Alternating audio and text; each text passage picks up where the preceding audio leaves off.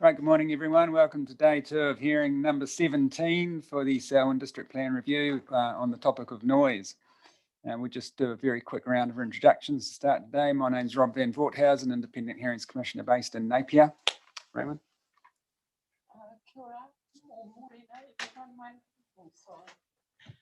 Morena everybody, my name's Raymond Solomon. I'm an Independent Commissioner.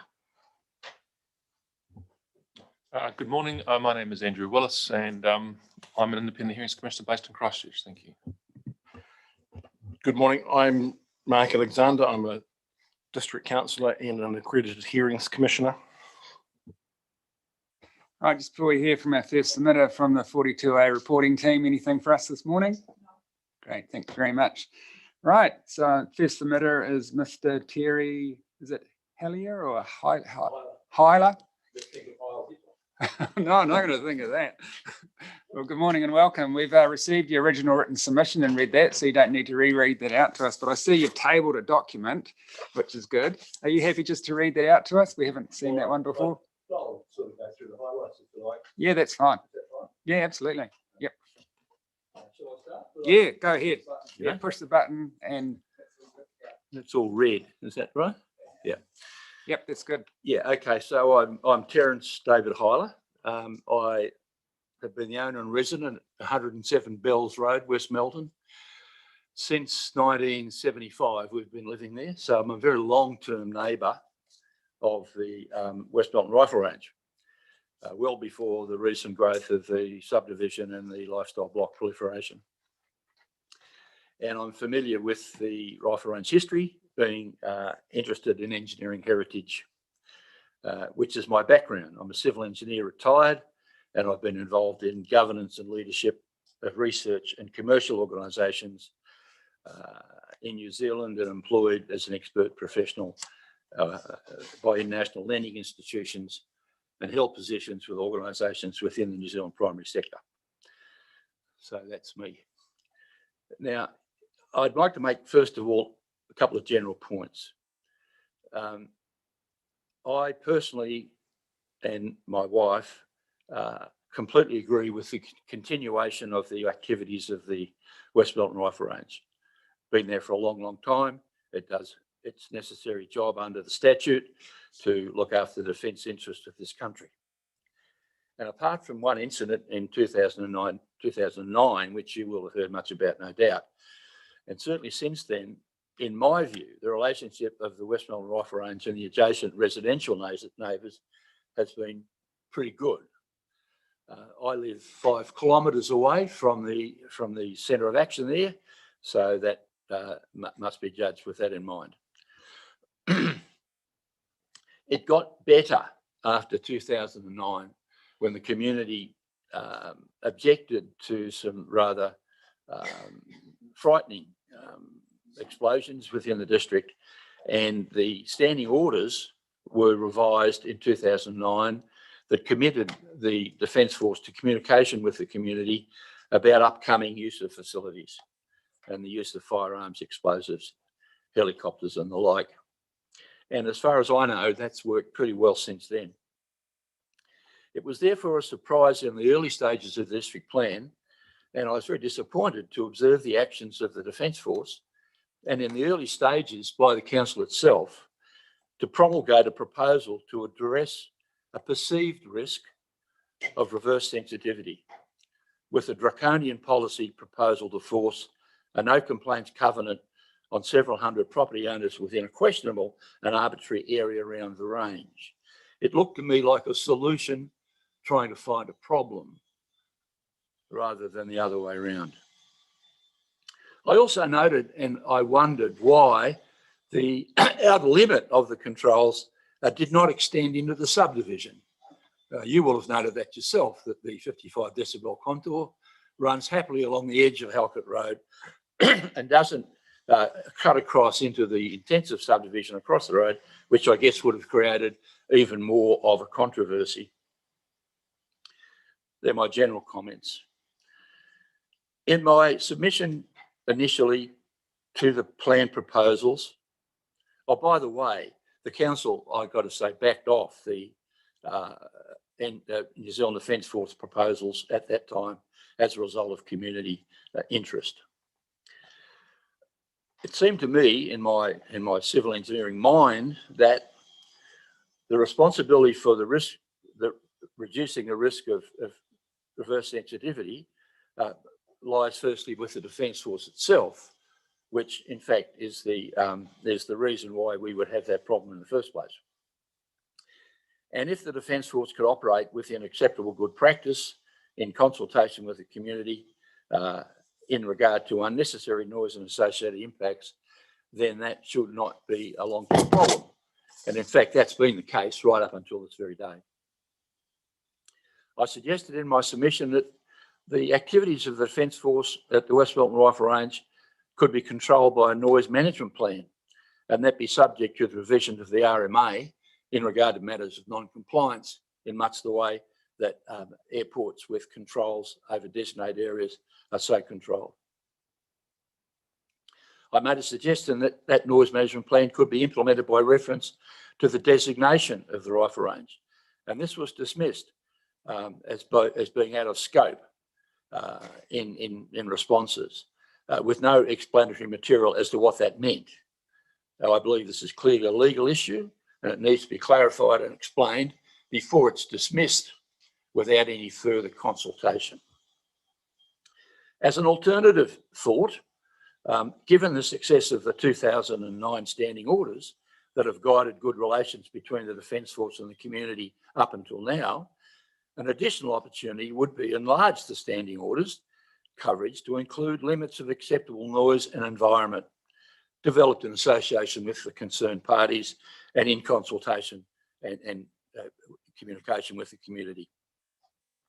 I note in regard to that suggestion that the Defence Force itself has proposed imposition of noise management controls under many district plans on its own activities in areas of temporary military training, where the location of the noise generation, of course, is unknown or not well known, and more flexible arrangements are needed.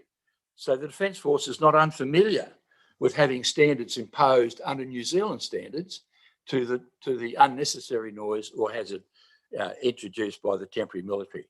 So it's not a new thing for the Defence Force. It's simply in regard to the designated area where they have come up with the proposal for a no covenant reverse sensitivity policy.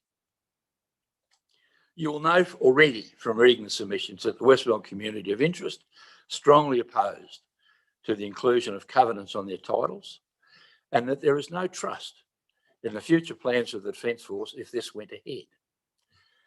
In reports written from the Defence Force regarding likely future use of the range, several points are worth noting, and I quote, "The West Wellington Rifle Range is designated for defence purposes, and currently the New Zealand Defence Force, currently, I emphasise currently, does not intend to increase or otherwise change the activities currently undertaken at the range, in brackets, although future changes are not precluded." That seemed to me to be a very weak assurance that there might not be, the horse might get out of the paddock. The Defence Force also wrote, and I quote, that development in the surrounding area should not result in the curtailing of activities at the range. Curtailing of activities at the range is again an interesting use of the word. These statements do not give any assurance that the Defence Force would not have unchecked authority to undertake whatever activities it decides upon, and that the no complaints covenant would leave title holders with no recourse.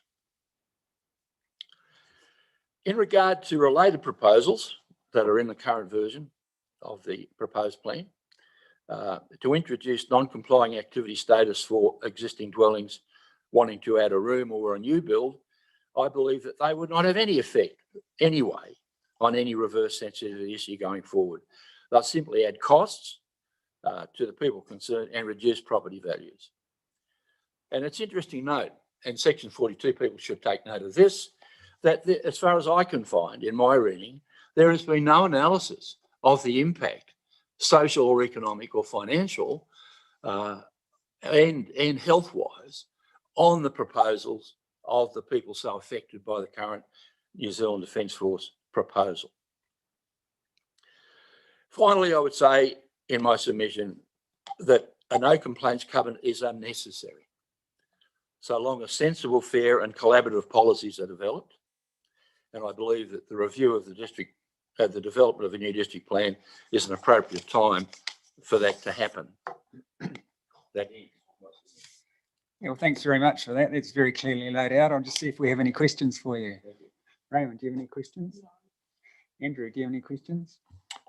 Yes, thank you, Mr. Chair. Thank you for your statement.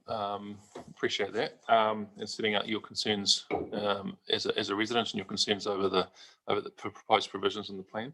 So just a couple of questions. So just for clarity, there's existing activities that you're aware of. There's the range standing orders, and you've said it's improved since then. So could you, could I assume then that you're comfortable with the current activities, but you might have a concern with future activities if they're unmanaged or unchecked, or their escalation on site? Clearly that's the main concern, that the no covenants policy as proposed would give carte blanche to the Defence Force to do whatever it likes, with no provision for any intervention whatsoever of people that are unhappy with that. And that to me is not fair, not democratic, and unnecessary. As I said to you before, this is a solution looking for a problem. So just on that, so as I understand it, the no covenants approach being proposed by the Defence Force would apply, and they're not asked. I think they're saying, firstly, they're saying that they're not requesting it to apply to extensions of buildings, just be new properties. So there might be a change there. So, and then the next thing is, my understanding is it's voluntarily entered into with the landowner, not a requirement. Is that your understanding of how the no complaints covenants works? I wasn't aware that it was a voluntary. Yes. So my understanding is that if you wish to subdivide or put in a whole new dwelling, then you can enter a no complaints covenant with the Defence Force.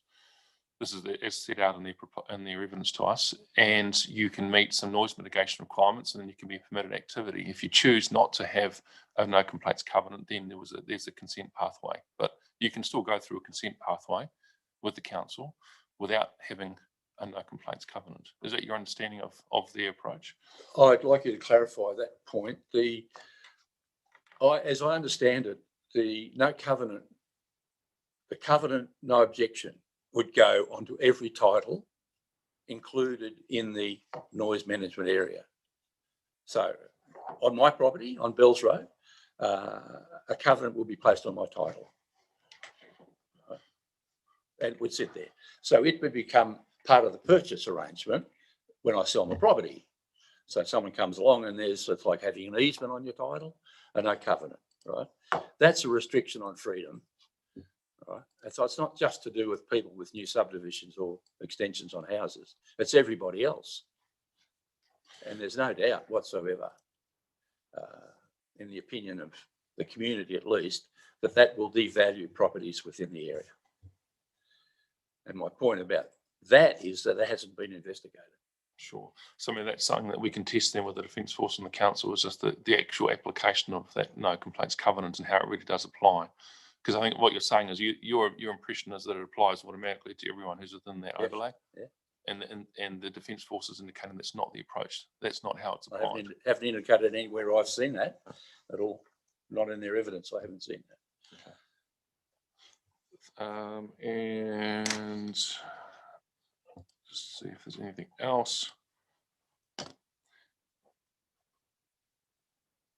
So just one final question. So have you noticed that, apart from the incident that you've raised in your statement, has there been any other change in activity on the site while you've been living there? It's like a significant ramping up or declining activity or change, or is it generally constant? We're 5 kilometres away from the centre of action.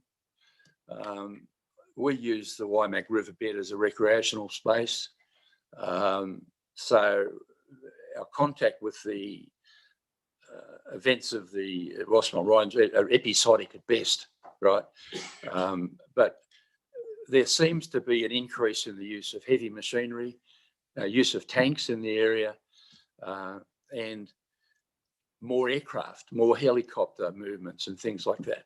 But from a personal point of view, at 5 k's away, that's not going to get me too upset about things, right? It's more someone wanting the freedom to do what they want without any controls, which is very much out of line with any other activity under the RMA, where there are controls and checks and balances. And I think if you think deeply on a solution looking for a problem, that might clarify it in your own mind. All right, thank you. No further questions. Mark, any questions? Yes, thank you. In your statement, your original evidence, you refer to the West Mountain Range standing orders. Have you actually seen a copy of those? I've been looking. So you haven't actually seen a copy? Or... I have only read reference to from people that have seen it. I could not find any way to find them. Thank you. At the current level of range activity, do you and your wife have any issue with the noise generated by the current level of activity? Is it something acceptable? Or? I think it's pretty clear from my submission that we don't. A continuation of the current arrangements, give or take a bit, right? There's always give or take a bit, Mark, as you know.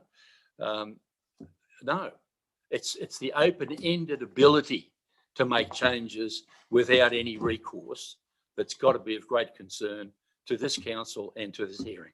Okay. The final question is, you and others have referred to tanks.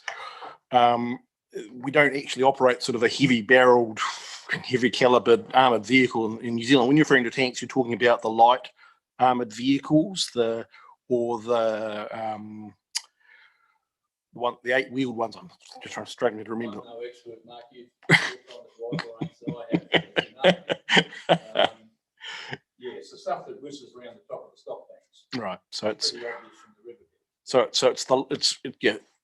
Just for accuracy, it's the light armoured vehicles, not tanks per se, but it's armoured. There are vehicles operating on the tops of the stop banks, which whatever's going on now is acceptable. Thank you. Well, thanks very much, Mr. Hyler. I've no further questions for you, but thank you for making your views known to us in a very clear manner. Thank you, and all the very best to you and your considerations, Mr. Chairman. Thank you.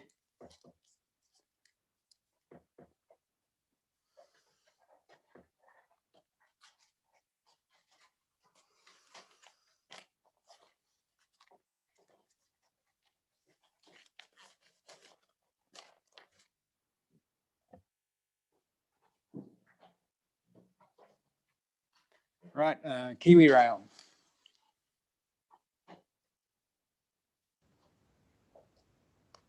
Good morning, sir. Can you see me? Can you hear me? Both, yep.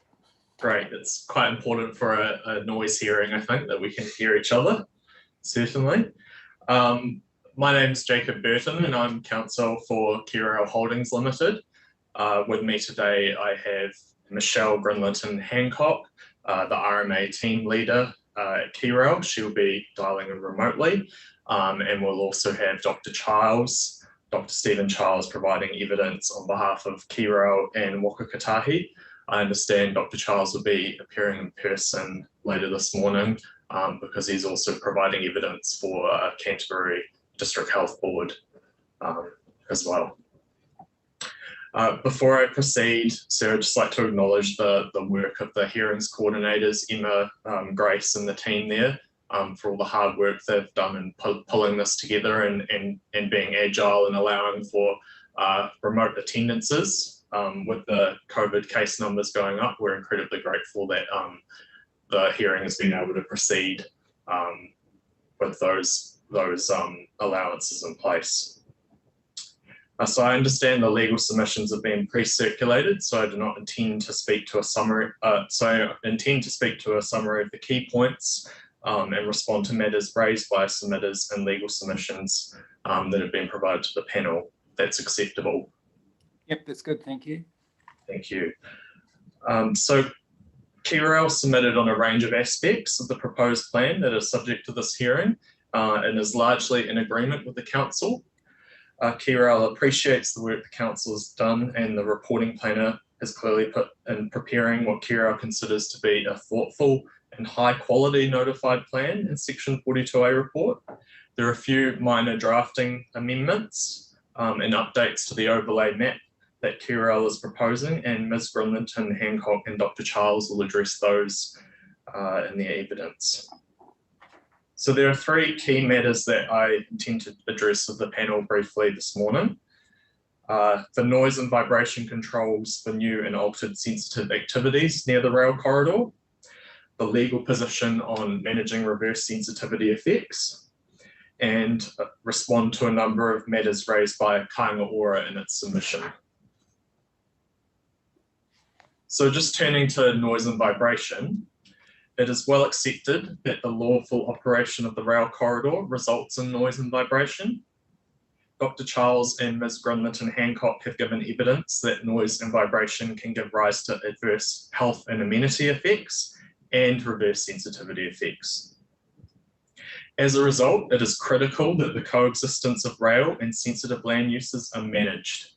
With growth in the use of the rail corridor anticipated and increasing pressures on urban intensification, it's more important than ever that we have these controls and that this interface is managed carefully.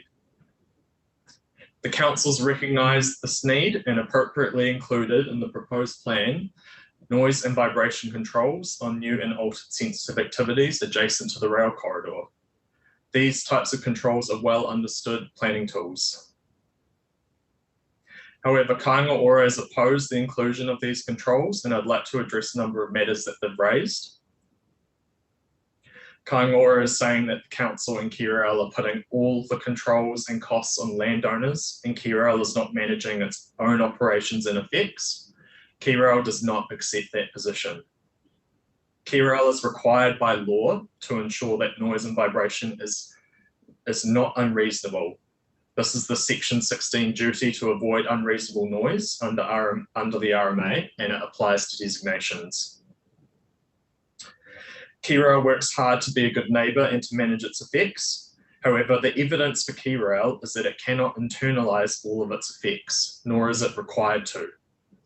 In light of that, it is common for planning documents to include controls that manage those effects on land adjoining the rail corridor. In our submission, this is an effective and efficient planning approach, and it is not novel. It is entirely appropriate that some of the costs associated with establishing noise-sensitive activities next to an existing lawfully operating rail corridor should be borne by developers. This is essential for incentivising efficient land use. It should not be viewed as an additional cost to landowners, when the real cost of not having these controls is unhealthy living environments for those locating next to the rail corridor. Turning to reverse sensitivity, Kāinga Ora's position is that no reverse sensitivity effects are in place that need to be managed. Mr. Allen submitted, although I believe hasn't provided any case law to support this point, that it must be demonstrated that there are complaints and that those complaints will result in constraints on the rail corridor. With respect, that is not the correct legal position. The very definition of reverse sensitivity has developed through case law, and it is the vulnerability of an activity to complaints from a new sensitive land use. The sensitivity is that if the new use is permitted, the existing lawful activity may be required to restrict its operations.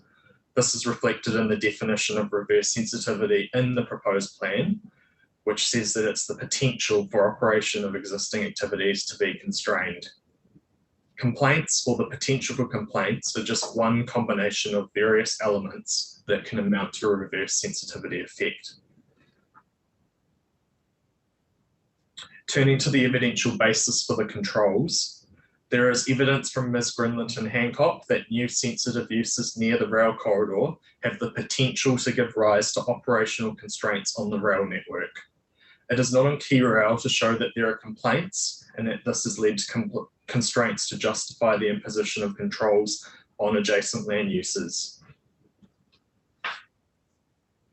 Mr. Stiles, in his evidence for Kāinga Ora, suggests that KiwiRail could reduce freight speeds and implement nighttime controls on train movements as an alternative to these controls. We fail to see how there can be no reverse sensitivity effect to manage when these kinds of suggestions are being proposed to accommodate noise-sensitive activities. These are exactly the kinds of constraints on operation of the rail network the planning controls are intended to avoid. In our submission, there is an evidential basis to impose these controls. It is prudent planning to include controls within the plan to manage those effects and the health and amenity effects now. If we wait for the point where the rail network is constrained because of complaints, then the plan has already failed and it is too late. This is about being proactive and organising land use in a way that stops complaints from happening in the first place. Turning to some of the alternative methods that Kāinga Ora has suggested, these are all unreasonable and unjustified. In particular, the suggestion that KiwiRail should be designating additional land as a buffer for the rail corridor places a greater blight on adjoining landowners. Obtaining Section 176 approvals is not analogous to seeking consent, as Kāinga Ora suggests. All activities, including those that are not sensitive, would need to seek KiwiRail's approval to use their land if that approach was adopted. And importantly, KiwiRail does not consider that it would be able to designate that land in the first place because it would not be reasonably necessary for railway purposes. In terms of Public Works Act compensation, compensation is not always guaranteed under the Public Works Act, and it certainly isn't available where a sensitive activity establishes itself next to an existing designation. It's intended for new projects, such as what is happening with City Rail Link. A mitigation package was also suggested, like what has been provided by Auckland Airport. To clarify, that package only applies to existing sensitive uses. It wouldn't be available for new sensitive activities. They have to treat their buildings at the developer's cost in the same way that the council's proposed here. This is an entirely normal approach and incentivises good behaviour and efficient land use. In terms of approaches elsewhere in the country, Kāinga Ora in its legal submissions has referred to approaches in Whangarei and Waikato. In our submission, it's unhelpful for the panel to be looking to other plans around the country, particularly where those plans are subject to Environment Court appeal processes. Of relevance to the panel is the Selwyn context and the evidence before it at this hearing. In our submission, the noise and vibration controls are appropriate, reasonable and justified, and we submit that the panel should recommend the provisions supported by KiwiRail are adopted in the proposed plan. Thank you, sir. That's everything from me. If there are any further questions from the panel, I'm happy to take those. Otherwise, I can call Ms. Grimlett and Hancock to provide evidence. Yeah, thank you, Mr. Burton. I just see you were reading from a script there in terms of that summary. I'm not sure if, I don't think we've been provided with that already. Would you be able to provide that? Yes, so I can circulate that. Yeah, that'd be very helpful. Thank you. That was a very nice, useful, concise summary of the issues. I'll just see if we have any questions for you. Mark, any questions? Yeah, 3.12 in your other evidence, you referred to further an updated shape files would be provided. I'm not sure whether the question is to you or to the staff as to whether they were provided and whether they're of interest to the panel, because we certainly they haven't been shown to us. Were they just technically correcting the limits of the overlay? Yeah, apologies, sir, that has not been provided. Our intention was certainly to provide that with evidence in advance of the hearing. KiwiRail's encountered a few technical issues this morning with getting that shapefile finalised. But what Ms. Grimlett and Hancock will do is speak to what those changes are. I understand they're relatively minor amendments to that map. And certainly a copy of that will be provided to the panel today. Thank you. No further questions. Thanks. Andrew, any questions? I did have questions regarding Kaingaroa's legal submissions, but you've responded to those already. Thank you. Raymond? Just one question from me on a minor issue that relates, and if you want to pass this question over to you or some other witness, that's fine. Just in relation to the issues that Kaingaroa raise regarding, and in particular, noise P2, what would KiwiRail's view be on amending the first part of that policy so that it's specifically referred to new noise sensitive activities, which I think was a KO point. Well, perhaps Ms. Grinlett and Hancock can speak to this in more detail than me, but I will say that the overlay is intended to apply to both new established noise sensitive activities and alterations to existing activities. So that's the case where you've got a house that's already there within the overlay. They obviously, if they're not doing anything, they don't need to undertake works to comply with that overlay retrospectively, but it's when they're doing alterations or additions to that building. The intention is that the overlay also applies in that circumstance. So in my view, in our submission, it wouldn't be appropriate for it to only refer to new activities there.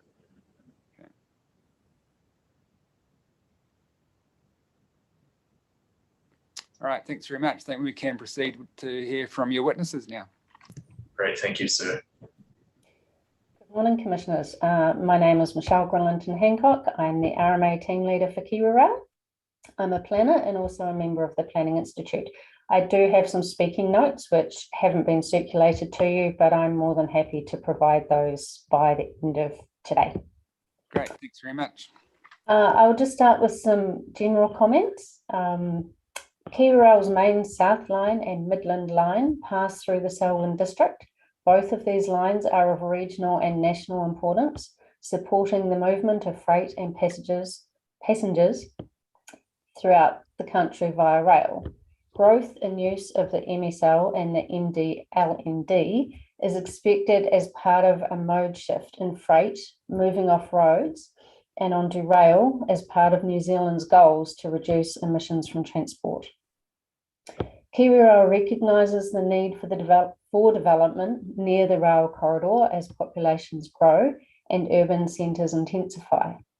But we need to protect the occupants from adverse noise and vibration effects and the associated health and amenity effects. It is widely accepted that trains create noise and vibration. Based on my knowledge of how KiwiRail operates, it's not possible for these effects to be internalised wholly within the KiwiRail corridor. In all cases, there has been some suggestion by developers, Kaingaroa in particular, that KiwiRail is not managing its effects from the rail corridor and putting the onus entirely upon its neighbours. KiwiRail is a responsible infrastructure operator. It has a program of upgrade and maintenance work to improve track condition, which helps to minimise noise and vibration. These measures include rail grinding and tamping, ballast cleaning and replacement of wooden sleepers with concrete, and monitoring of rolling stock and wheel condition. Even with these measures in place, there will still be adverse noise and vibration effects on adjacent landowners. And I'm more than happy to explain any of those technical terms of the things that we do. For that reason, it is important that plan provisions recognise, provide for, and appropriately address these issues through ensuring that noise-sensitive activities establishing near the rail corridor are managed in a way that protects occupants from the adverse noise and vibration effects, ensures new line-side neighbours are able to enjoy safe and high-quality urban environments, and also ensures the rail network can continue to operate safely and efficiently now into the future. In terms of the relief sought by KiwiRail, KiwiRail commends the Council on the as notified noise and vibration provisions. The noise and vibration provisions set out in the notified version of the plan acknowledge the importance of managing the interface between transport infrastructure and noise-sensitive activities. Kiwirau has sought minor amendments to the noise and vibration provisions to ensure there's clarity in their application, the key aspects that I will speak to. So with regard to rule noise R3, Kiwirau sought for the rule to be retained as notified. The reporting officer recommended a number of amendments to the provisions through the Section 42A report, including those proposed by Selwyn District Council to noise R3.1 and noise R3.3.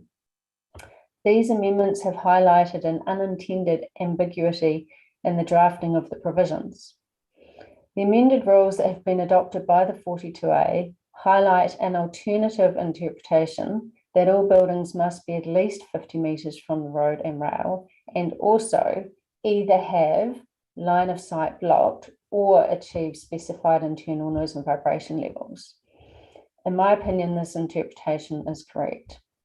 The intended interpretation was that providing the specified internal noise levels could be achieved, a building could be closer than 50 metres for noise or 60 for vibration as a permitted activity.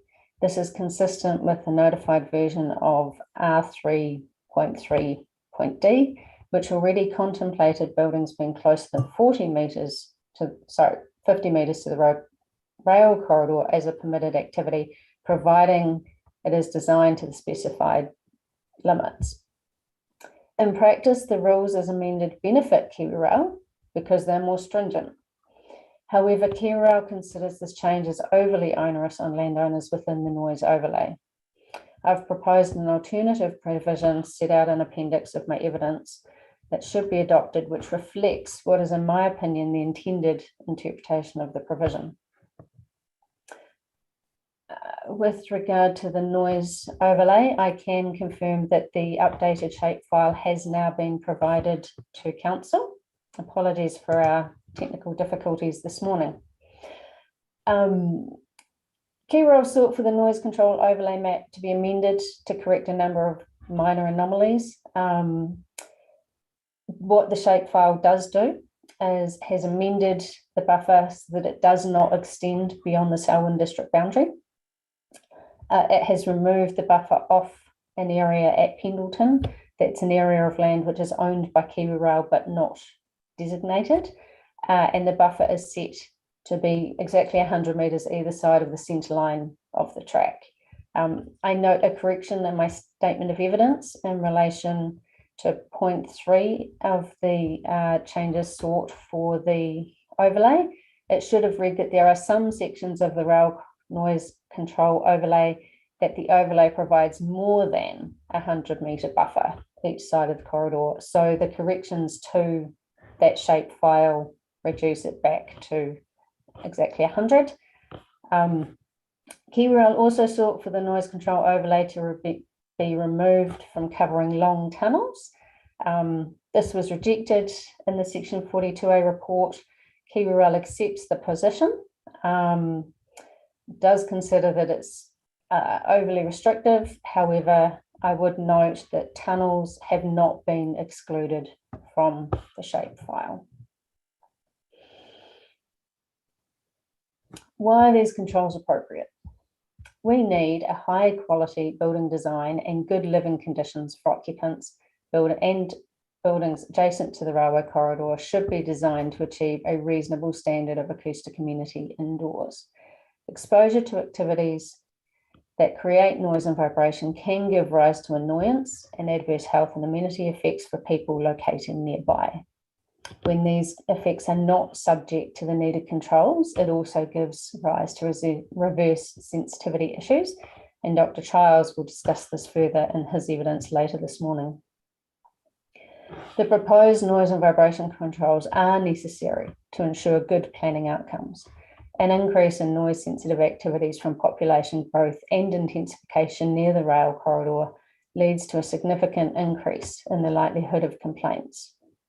Complaints place pressure on operations to limit activities, which is not in the best interest of the New Zealand economy or the environment.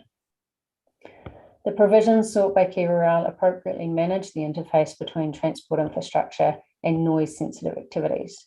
They will enable development within the overlay through a pathway that will ensure that developers properly consider effects at the interface of the rail corridor when designing buildings to ensure those effects are managed and appropriately mitigated. This benefits occupiers, tenants, and the National Rail Network. The provisions also satisfy the objectives and policies of the Regional Policy Statement for the Canterbury region, which recognise the potential for adverse effects on the railway network and provide clear support for the inclusion of measures in the proposed plan to appropriately manage the interface between regionally significant transport networks and urban form. Happy to take any questions. Thank you very much for that. See if we have any questions for you. Raywin, any questions? No, the legal submission answered. Great, thanks. Andrew? Thank you, Mr. Chair. Thank you for your statement of evidence. And also thank you for bringing to our attention that drafting error, as you put it in 3.3a in relation to that 50 metres. That's helpful to have that clarified from your perspective. I do have just one question. It relates to the matter of long tunnels, and it's the end of your paragraph 5.7. And I think you said here, Kiwi Rail maintains its position that it is not necessary to have the overlay over tunnels because it's overly restricted to landowners. I noticed that in the section footage way report, the officer said that its recommended submission point is rejected, but this can be considered further if Kiwi Rail can provide evidence justifying this approach, including where the overlay should start and stop. I didn't see that evidence in your statement to justify that. Do you have that available? Can you provide that to this panel now? Are you willing to do so? Not at this point, no. Okay. All right. Thank you. No further questions. No. No questions. And no further questions from me, but thanks very much for your evidence. It's nicely laid out and look forward to receiving your speaking notes in due course. Thank you, Commissioners. All right, Mr. Burton, we can hear from your last witness now. Thank you. I'm in your hands, Commissioner, so I've done a joint statement for Kiwi Rail and Waka Kotahi. If you want to hear from Waka Kotahi's planning witness before I speak to both, or I can go ahead of him. I think probably best if we just have the Kiwi Rail aspects now. Is that difficult to do, or is it easier for you to combine it? So it's a joint statement. Yeah. The rules the same and the issues are the same. Why don't you just run through the entire evidence then? That would... So I'll run through. So I've got separate Canterbury District Health Board come back to. Yes. So I'll talk through the Kiwi Rail and the Waka Kotahi issues. Yeah. I don't have speaking notes or a summary statement. Right. I would just like to highlight a very few points. Most of them have already been well canvassed. Thank you. So in my evidence, I set out that the evidence base for the health effects is robust. So we're fairly fortunate that internationally there's been a lot of research over a lot of years, which clearly shows the dose response, exposure response between the rail and road noise and the adverse health effects. And there's been studies in New Zealand for some aspects that show that the applicability of that data, if anything, the New Zealand population might be a bit more sensitive to annoyance. So the evidence base of the effect is robust. Within my evidence, I've set out various different ways that Kiwi Rail and Waka Kotahi manage their networks to manage noise emissions, but even with practicable, reasonable maintenance and management methods, the noise and vibration extends beyond the corridor, so the effect exists. The controls to manage the effects are common, and in this district we're blessed that there's been good planning for quite some years, and if we wander a very short distance up the road, we can see where suitable bunding's gone in to have houses quite close to the state highway network, and the two activities can have been developed in an integrated manner, and the rules in front of you are simply seeking a continuation of that practice. I won't return to in terms of so generally the rules, the notified rules are appropriate, and then in my evidence I've just talked about that same drafting issue that that you've just heard from the planning witness. I don't have anything else I'd like to highlight at this stage, but more than happy to answer any questions. All right, thanks very much for that nice and concise. Mark, any questions? No. Andrew? Yes, thank you, Mr. Chairman.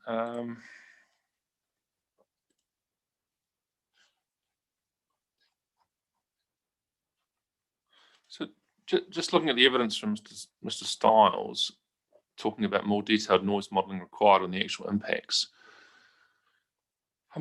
So has modelling been done by Kiwi Rail on the actual impacts of its activities in Selwyn? Is it available? So no, there is no noise modelling of the rail network in Selwyn. There is a research project that was commenced in 2019, which is currently underway. There will be a national road and rail noise model published probably later this year. That's research funded by the Ministry of Transport.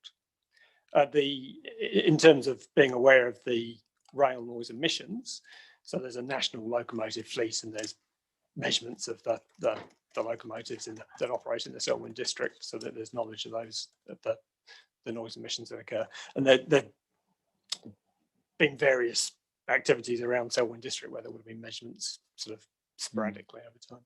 Do you think it's realistic and feasible and practical to undertake detailed noise modelling of Kiwi Rail's transport corridor as suggested by Mr. Stiles? Is that, in your opinion, is that expected, or is that actually achievable?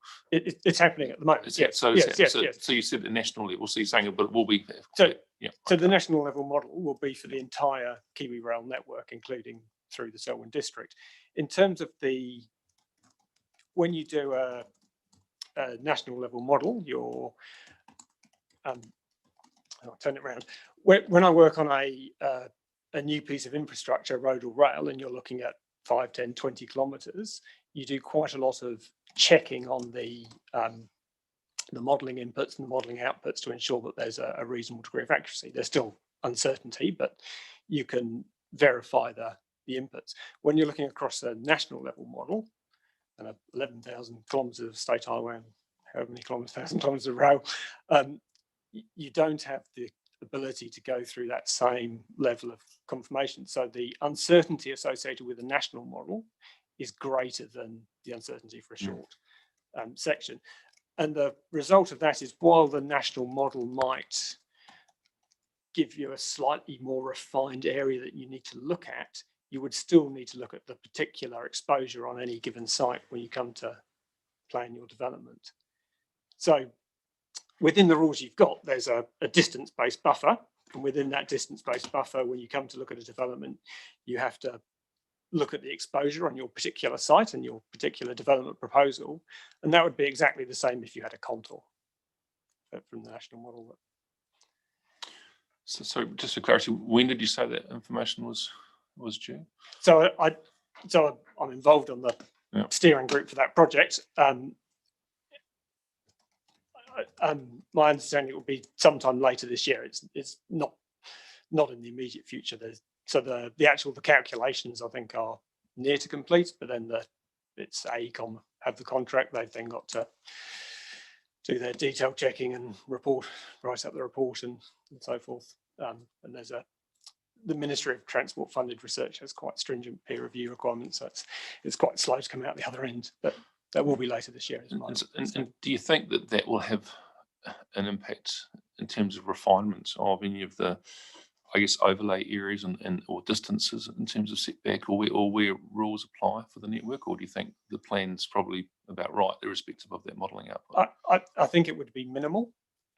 So for a very low volume rail line or a low volume highway, then you might see the distance come less than 100 metres in some places, and so you could spare people from the bother of going through that to check whether they meet the numbers. But within the Selwyn district, and we specifically for the roads, there was an older modelling exercise was published in 2019, but it was using source data from 2017. Mhm. And I think we actually provided the contours to the council staff when they did their assessment. We said, well, here's 100 metres and here's our best guess of the contour from and there was very little difference on the roads.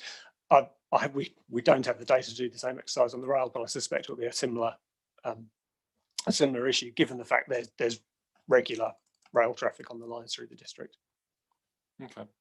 Well, thank you. No further questions. Raymond? And no further questions from me. Thank you very much. Fantastic. So I think, Mr. Burton, that's the end of Kiwi Rail's presentation, unless you want to say anything in terms of wrapping up. Nothing further from me. Thank you, sir. All right, well, to yourself and to your witnesses, thank you very much for coming in this morning and presenting to us. We appreciate that. Thank you. We'll get those summaries through to you. Yep, great. Thank you very much. So, Mr. Childs, are you happy just to bounce into the District Health Board? So you've got evidence to hear from Mr. Pearson on for Waka. We do too. Sorry, I've missed out for. So I'll sit here in case anything arises from his. But yeah. Yeah, no, that's a good point. Sorry, I skipped over that. So, Mr. Pearson was going to come in by Zoom. Hello. Yes, good morning and welcome. Good morning. Apologies for not being able to make it in person. That was my original plan, but I just been up in Auckland at a wedding and I developed a cough yesterday. So I think in everyone's interest not to come in. So I'll be attending, via Zoom. My evidence is relatively supportive of the Section 42A report and the amendments made. The only thing that was really raised was in relation to, which is similar to the Kiwi Rail, that there could have been an error in relation to Rule 3.3 or 3.1 and 3.3. And I discussed that in my evidence. And I'm hoping that the updated State Highway overlay was able to be accessed, as I provided that with the evidence at the time. I did receive a question from, I think it was Emma when I first sent it through, but hopefully that was able to be accessed in the end. But other than that, I'm here to answer any questions. Great, thanks very much for that. Raymond, questions? Andrew? Thank you, Mr. Chairman. Just wondering, do you have any comments on the evidence, on the statements raised in the evidence on behalf of Kaingoa in relation to, I guess, the need to plan for and manage for reverse sensitivity and environmental effects? So I haven't had a chance to read their evidence, so I don't have any comments at this stage. Okay, no, that is an answer. And that was principally my only question. Thank you. Mark, any questions? No questions, thank you. Just one minor question from me in relation to paragraph 6.8 of your pre-circulated evidence, where you're looking to have the vibration matter tacked onto the end of Little Romans 2 there. I was just wondering, what's the downside with just leaving rule, let me get the number right, R3, 3D as a standalone provision relating to vibration? So that was, when we discussed that, it was based on the State Highway being removed from Rule 3.3D. And it was just an alternative way to address that, vibration should be considered for any property that is within that 40 metres from the State Highway. But if it was, if consideration could be given to re-including the state vibration to be included as part of 3.3D for the State Highway, then that would be appropriate too. Okay, so just to make sure I'm clear on that in my mind, you'd be comfortable with retaining clause D as it was in the notified plan? Yes, yeah. Okay, no, that's helpful. All right, thanks very much. No further questions for you. Thanks for coming in over Zoom and hope your cough has cleared up. Thanks. And Ms. Charles, I don't think we'll have any further questions from you in relation to the Waka Kotahi issues, but I'll just quickly check. Roman, any other? Andrew and Mark? No, great, thanks very much. Now you can put on your District Health Board hat. Great. So I wrote it in my evidence, but just to be clear that I am not representing the Canterbury District Health Board. I'm here as an expert witness. Yep. As such, I apologise if I can only provide limited assistance. As you would have seen from my evidence, there's only very minor issues. It's mainly technical matters in the drafting of the rule. The only one that I'd like to highlight is the knowledge zone. Yeah. And just in terms of the process that I went through when I reviewed the notified plan, so read through all of the noise provisions, I got to the table of the noise limits for different zones. And just in terms of with a public health lens on whether those noise limits are appropriate, I went into what activities are permitted in each of the zones. And it seemed to me when I got to the knowledge zone that there was just a complete oddity there.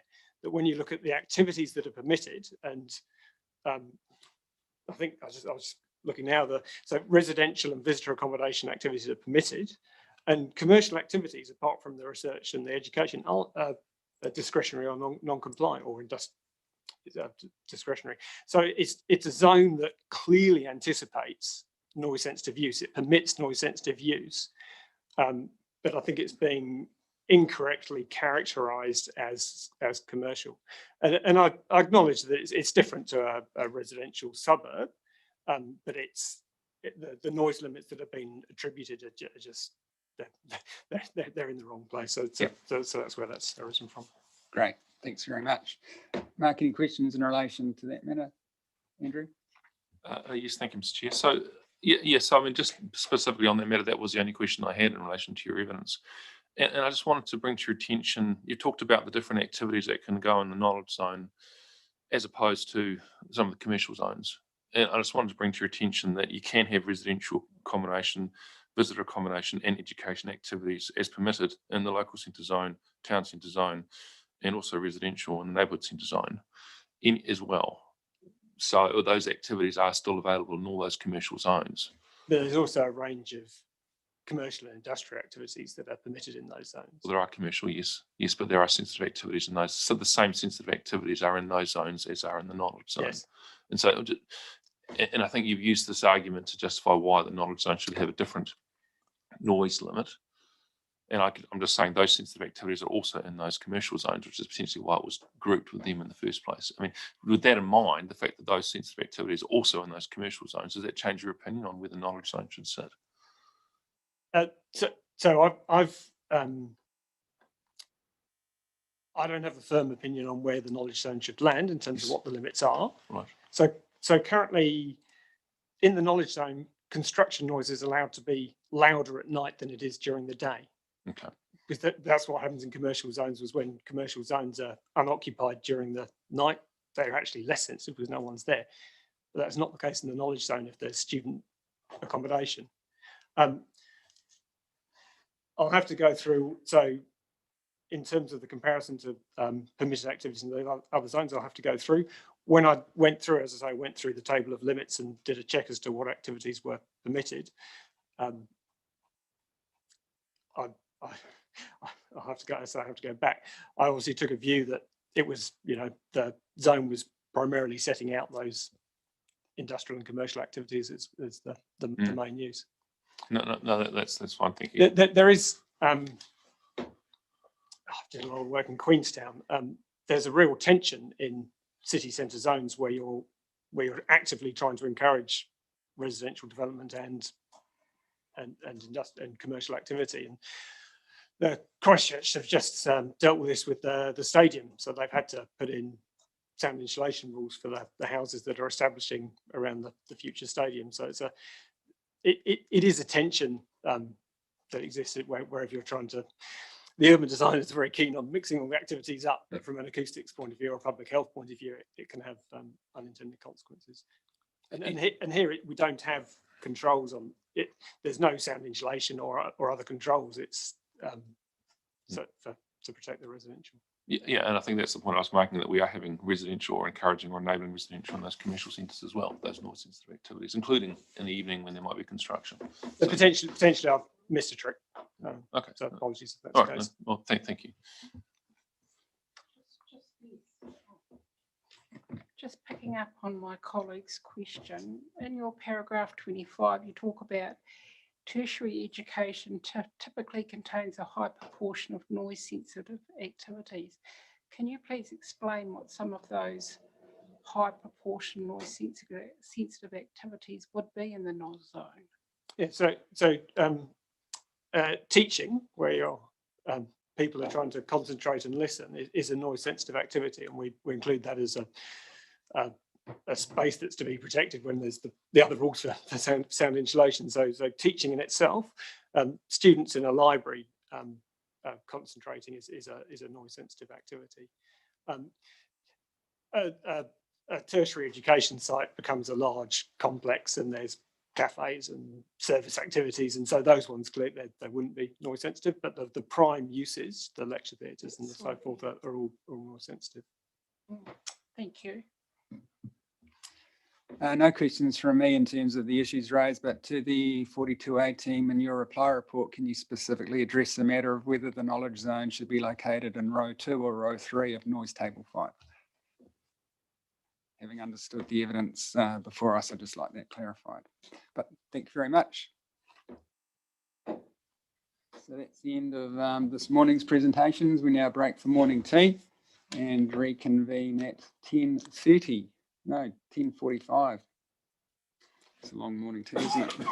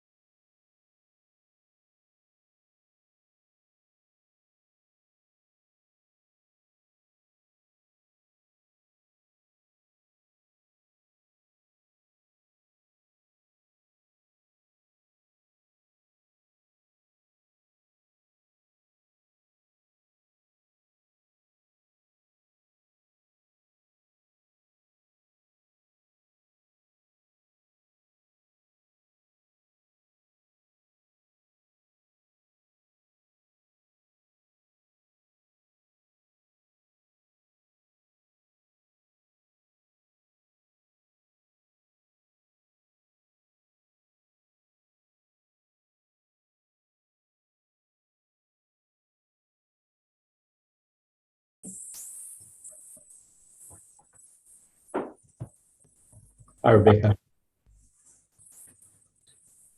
Oh, I'm not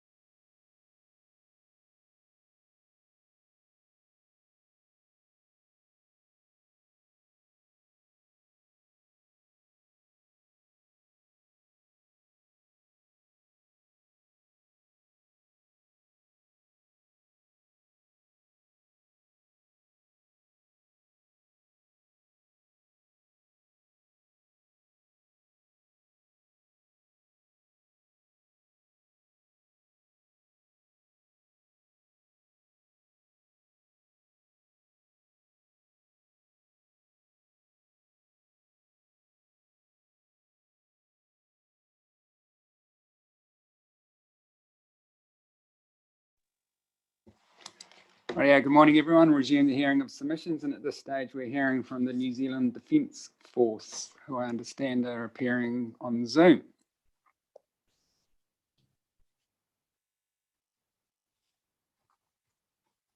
So who do we have online from NZDF at the moment?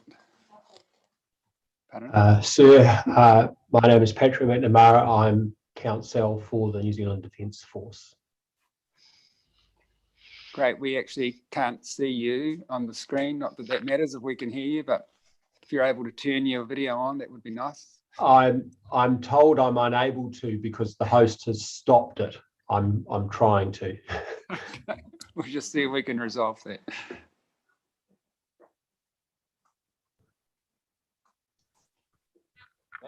I've now been allowed to. Excellent. Well, good morning and welcome. Not sure if you've been watching previous sessions on YouTube or not, but just to let you know, we've read all of the pre-circulated materials. Thank you very much for providing that.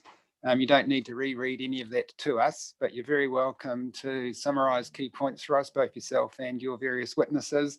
And of course, if they witnesses have speaking notes that they wish to speak to that we haven't seen before, then they're very welcome to read those out to us. We've had a number of witnesses do that throughout this and other hearings. But other than that, over to you to introduce your team to us and then run your case before us. Thank you.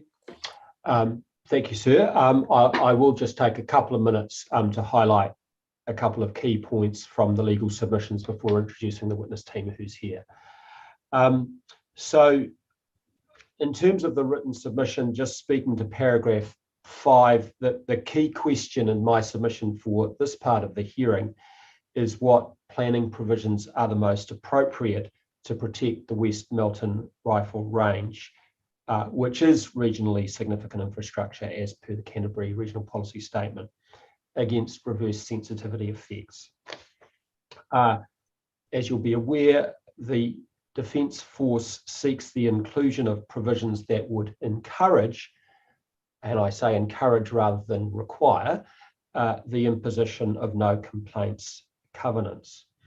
In the following paragraphs, I emphasise, as Ms. Baverstock does in her evidence, that the covenants do not apply to existing residents continuing with their existing uses. They are designed to put people coming to the nuisance, if I can use that old-fashioned planning term, on notice. The detailed relief that the NZDF seeks is set out in the attachment to Ms. Baverstock's evidence, and I've referred in paragraph 12 to a draft template covenant being available. That has been sent through just recently in lieu of being able to table it physically, as I would have had we not been in COVID. I'm happy to talk to that should you have any questions. It really was tabled to show that this is quite a simple, straightforward document that I'm sure planners at least will have seen documents of this type before. Before introducing my witnesses, I'd really just like to speak to one issue, which is the difference between the council position as per the Section 42A report and the NZDF in relation to no complaints covenants. The Section 42A report at paragraphs 36.16 onwards identifies that initially the council's view as per the preferred option report was in favour of no complaint covenants. It's apparent that it was stakeholder engagement and public submissions really that led to the change in position, with the recommended provisions now being confined to an approach of noise contours and acoustic attenuation, which serve to protect residents, but in my submission, not the range itself. And returning to my opening statement as to the key question for this hearing. The key question for this panel is what provisions are the most appropriate? And so in paragraph 16 of the written submission, I've briefly summarised why in our submission, the no complaints covenants provisions that are sought by NZDF are the most appropriate in terms of the standard Long Bay test that you are required to apply. In particular, they give effect to the superior planning document, being the Canterbury RPS, and implement provisions, the superior objectives and policies in the district plan itself, and better address potential reverse sensitivity effects than having no covenants in the district plan by putting developers and purchasers on notice of the range as a noise generating activity.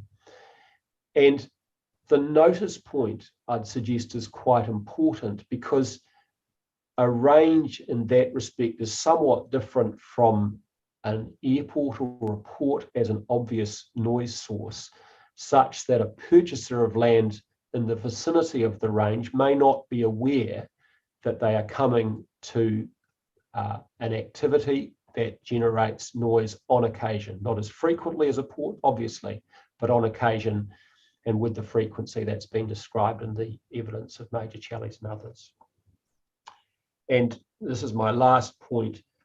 Whilst the acoustic insulation attenuation provisions favoured by the council obviously serve to protect amenity and enjoyment indoors, I think it's accepted by everyone that they do little to or nothing, in fact, to protect amenity of residents outdoors.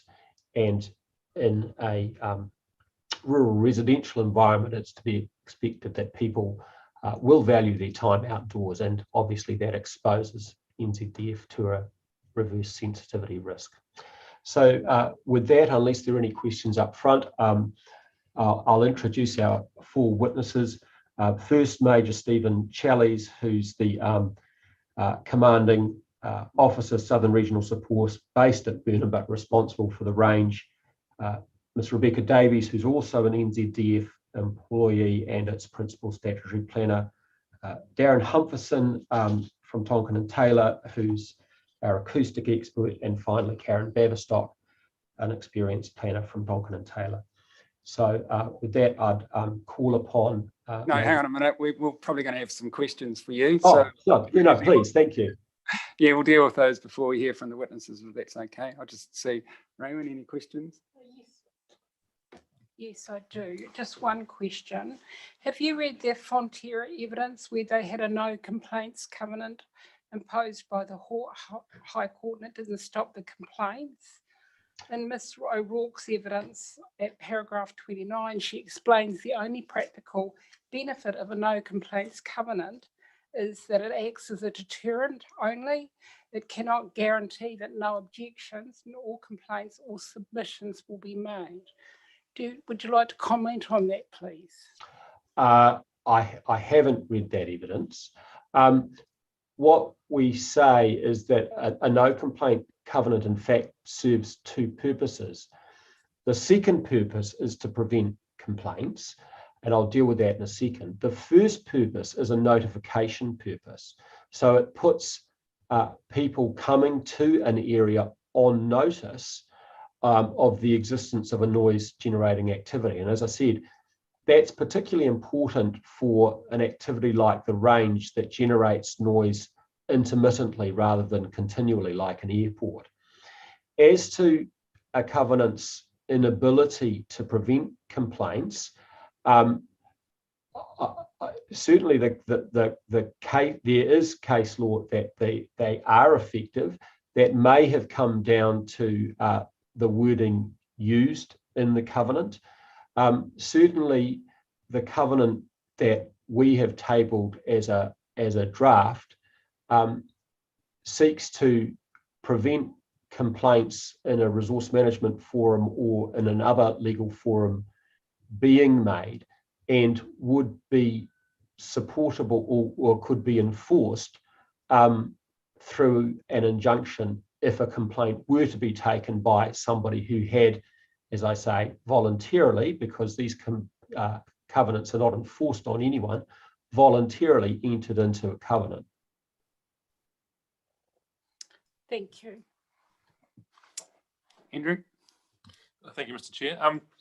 So paragraph 26 of your legal submission, you refer to section 16 and 17 of the RMA.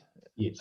Can you just explain to me, if you have a no complaints covenant applying, what is the trigger for, I guess, the council or the community to consider whether the Defence Force is in fact generating unreasonable noise if people aren't able to complain about it?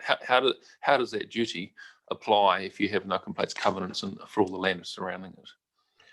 Well, as I mentioned, the no complaint covenant provisions that NZDF is seeking do not apply to existing residents.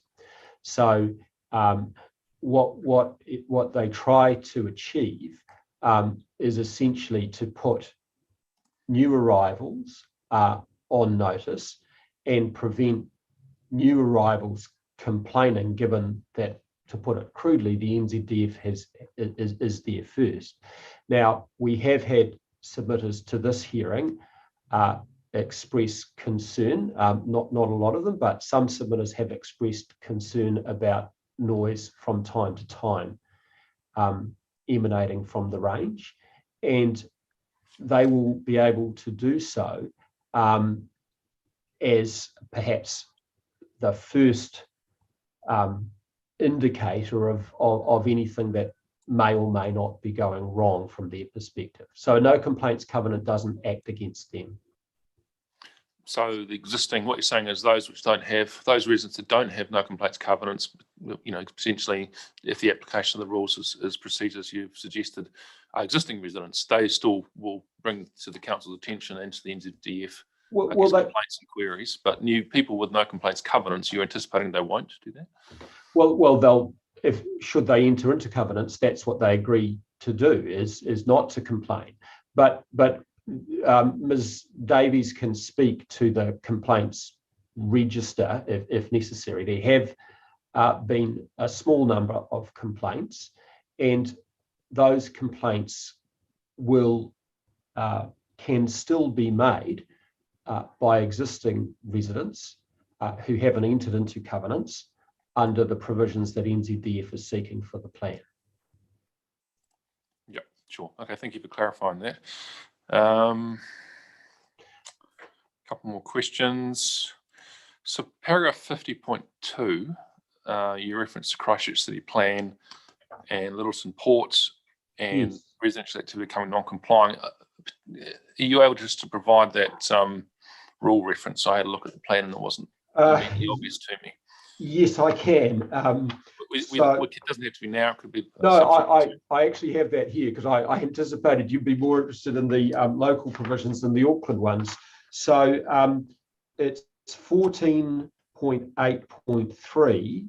The heading is Area Specific Rules for the Residential Banks Peninsula Zone. And there's an activity table there in 14.8.311.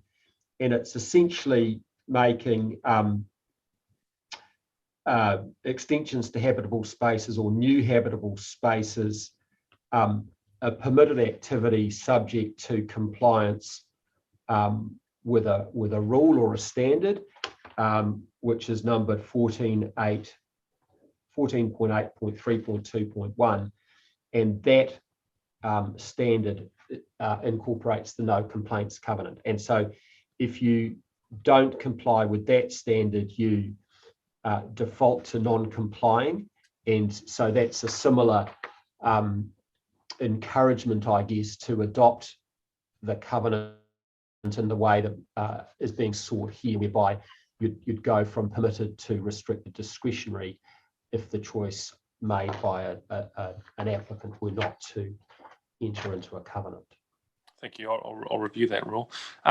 Paragraph 53.3, you refer to the MPSUD and the Enabling Housing Supply Act.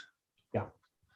just to clarify and draw the dots for me, that what's the relevance of those to the current situation where the NZDF site is surrounded by rural zone as opposed to a residential zone in terms of enabling intensification? Yeah, look, obviously the rural zone is not going to be the answer to meeting the need to provide housing supply. It's simply a recognition of the development pressure to which Selwyn is under, and I think in those circumstances it can be expected that you will get spillover residential development in this zone, of course subject to the limitations that we have under this zone as opposed to higher intensity zones. All right, thank you. And finally,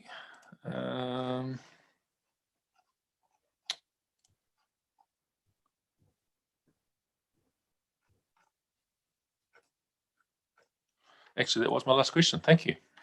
Thank you. Mark, any questions? Yes, thank you. Just a clarification, you speaking about the no complaints covenant earlier, you said it wouldn't apply to existing residents for existing uses. I'm seeking clarification as to if an existing resident wanted to extend their home or add an activity to their property, would you then expect the no complaints covenant to apply? Well, can we, it's probably best to go to attachment 1 to Ms. Baverstock's evidence, which is the track change version, the changes sought to the relevant rules. And so you can see there that there is application. Do you have that handy? It may be best to go through this with Ms. Baverstock herself. Yeah, I mean, I'm happy for it to be addressed later. I'm just foreshadowing that as a question that I'd like clarified. That's right. I'll let Ms. Baverstock go through it. The one circumstance in which it would apply to existing is where, and I'll get her to, the wording used is the change of use of a building to a new or different noise sensitive activity. So yes, that is an existing resident, but a person simply continuing with their existing occupation and use of a building will not be affected. So there are triggers that apply to existing, but I'll let Ms. Baverstock explain that. Thank you. Most of my questions may be better answered by other of the speakers, but I'll foreshadow them and the relevant person can ask me. In paragraph 53.1 of your evidence, you talk about management of noise by the internal operating procedures. I assume that's for West Melton as the range standing orders. Mr. Challies, Major Challies, in his evidence talks about the range standing orders. Is that a public document? Is it available either for the hearing or public? Other submitters have talked about the range standing orders, but being unable to find them. So I'm just wondering what the status of and the availability of the standing orders is. It may help us better understand how noise is managed on the West Melton Range. Yes, I'll let Major Challies answer that question. Thank you, sir. Another question that was asked this morning for your acoustic evidence witness is, why did the 55 contour stop at Halcook Road? Was there any particular reason that it didn't extend over the West Melton Township? So if that perhaps be addressed. And my final question is to why we're focused solely on the West Melton Range. There are firing activities that occur in association with Burnham Camp. I think there's a 25-yard range there that activities occur on, and yet we don't see any sort of comment about the noise generated in and around Burnham Camp and its fields. Lake Rudd, for example, is that deemed to be of no consequence to the neighbours? I'll have to put my hand up and say I'm actually one of those neighbours, and the noise doesn't. I don't find the noise effective, but it did contrast that we're focused on the effects from the West Melton Range, but it's not the only firing range that Defence operate in Selwyn. So I guess I'm foreshadowing those questions, and if somebody, the appropriate person, can answer those during this time, it would be very helpful. Thank you. Thank you, sir. I've just got about 7 or 8 issues I'd just like to take you through in terms of the legal submissions. The first one arises at your paragraph 7, where you say it's not required to enter into a covenant. I just want to query you about that and take you to your paragraph 44, wherein you say in the 3rd and 4th lines that if people essentially want to take advantage of more permissive planning provisions, they will need to accept registration of a no complaints covenant. And I think it's common ground that the High Court has established that no complaints covenants can only be imposed on a willing applicant. They can't be imposed in the absence of agreement from that applicant. So just wondering, I want to explore your submission that these things aren't required. Having the requirement for a no complaints covenant as a condition of a permitted activity, I don't really understand why that would be deemed not to be a requirement, or at least to be a form of coercion at best. Look, I think the language need to accept is slightly clumsy, but the point being, if we think about somebody who's either a developer or a landowner or somebody who's looking to subdivide, that application can of course still proceed without a covenant being offered. It's just that it's not a permitted activity, and with the issue of essentially reverse sensitivity effects being off the table if the covenant is entered into. If it's not entered into, then it defaults, if we're in the 55 dB contour, to restrict discretionary. So again, that's a choice. Now, it may be that at that point, the developer says, look, I'm prepared to have that extra resource consent that I need to obtain because I don't want to give up that right, but they're not being compelled to do anything. Does NZDF or yourself accept that in the absence of an applicant wanting to say add another bedroom to their house, that they're then, if they don't want to have a no complaints covenant, they have to go down a consenting pathway, that imposes additional costs on that applicant? Potentially, but I think that's where the standard form nature of the covenant comes in.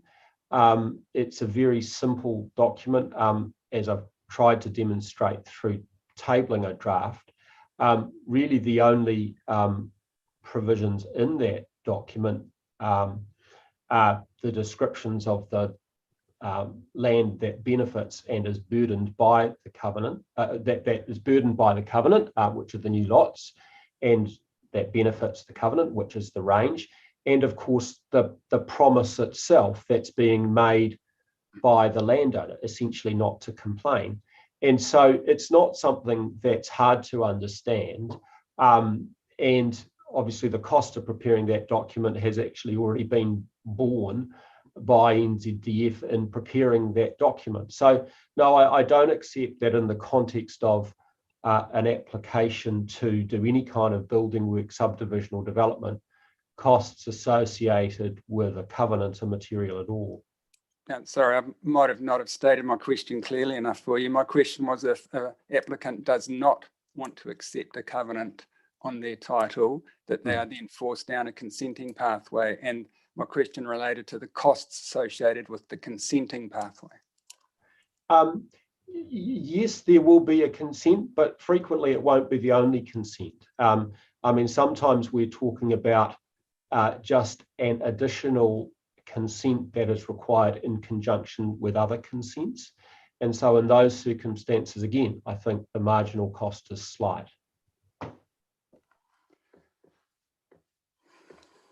Just an issue of paragraph 8. If we were to find against NZDS request regarding no complaints covenants, what's the position regarding the suggested non-notification clause in Ms. Baverstock's evidence? Would it be appropriate to apply that to say noise rule 7.2 regardless, the non-notification provision?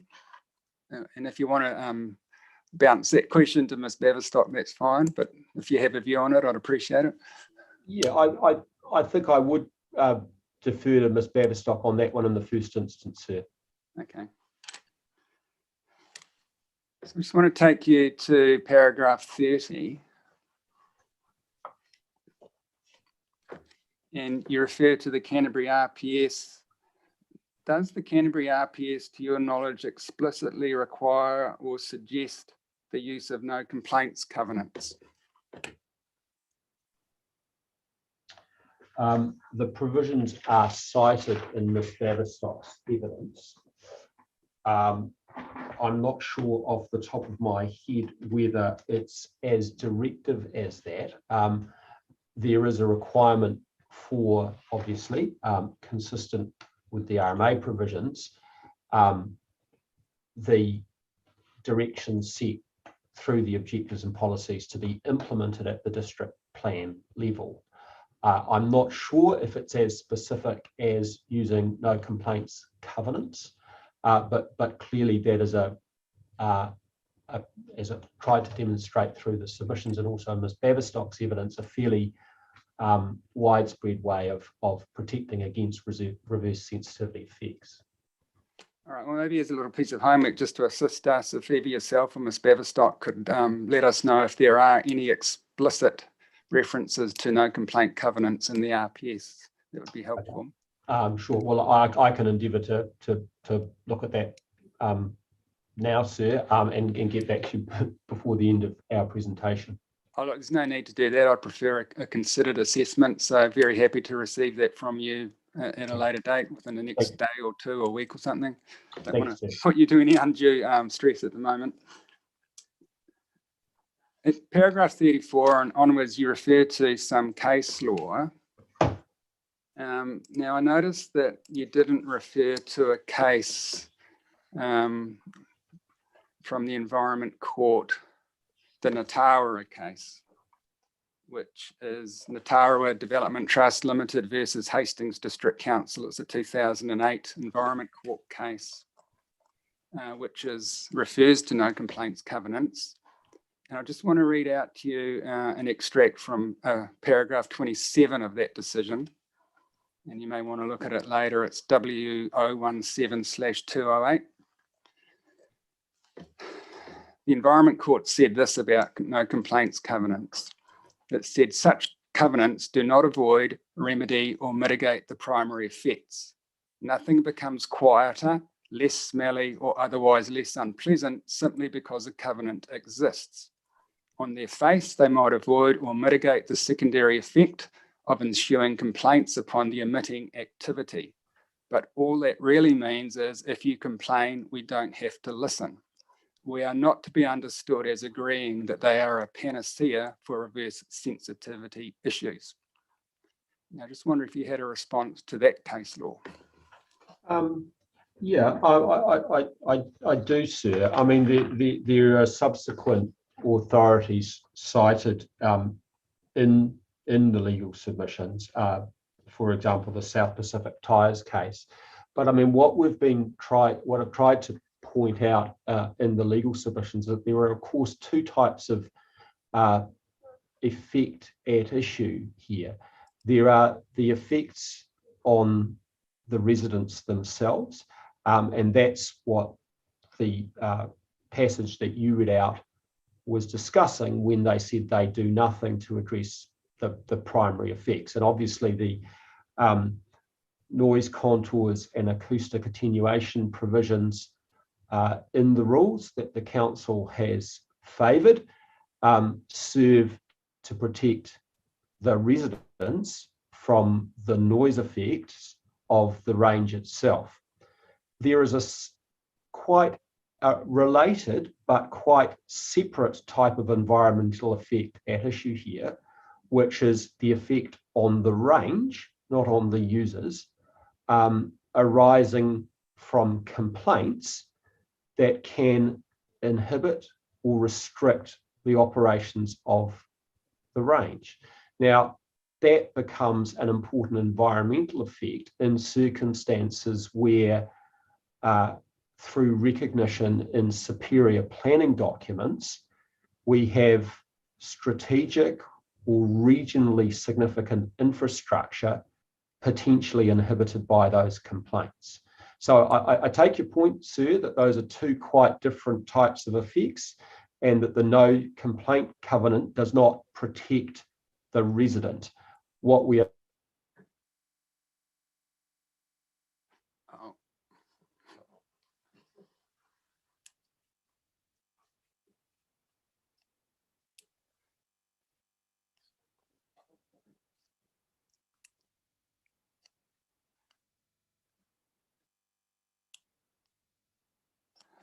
Mr. McNamara, I'm not sure if you can still hear us, but you're frozen on our screen and we can't hear you anymore.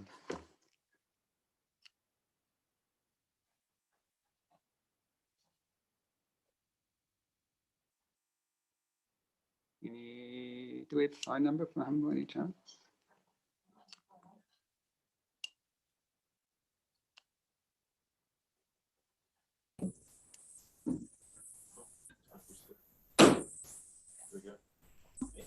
Excellent, Mr. McNamara, can you hear us now?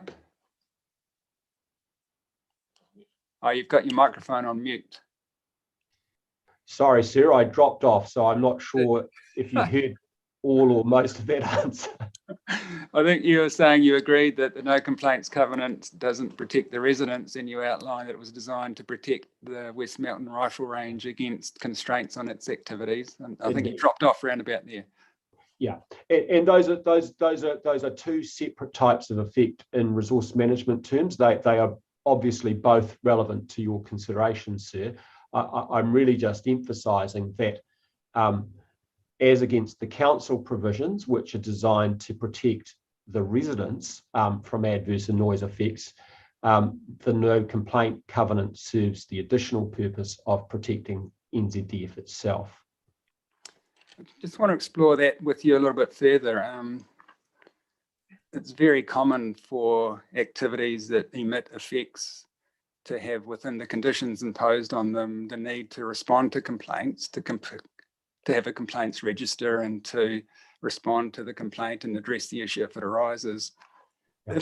If complaints were lodged against the NZDF in this matter, in the absence of a no complaints covenant, and if it was determined that there was an adverse effect occurring that was unreasonable and needed to be addressed, wouldn't that be a matter that NZDF itself would wish to have resolved? Indeed, sir, and I'll let Mr. Challies or Ms. Davies speak to the complaints that have on occasion been lodged and how they've been responded to. But yes, I mean, that is part of NZDF's social license, if I can put it that way, to operate in a neighbourhood and its desire to be a good neighbour. So yes, and yes, I'll let those witnesses speak to the way it does respond.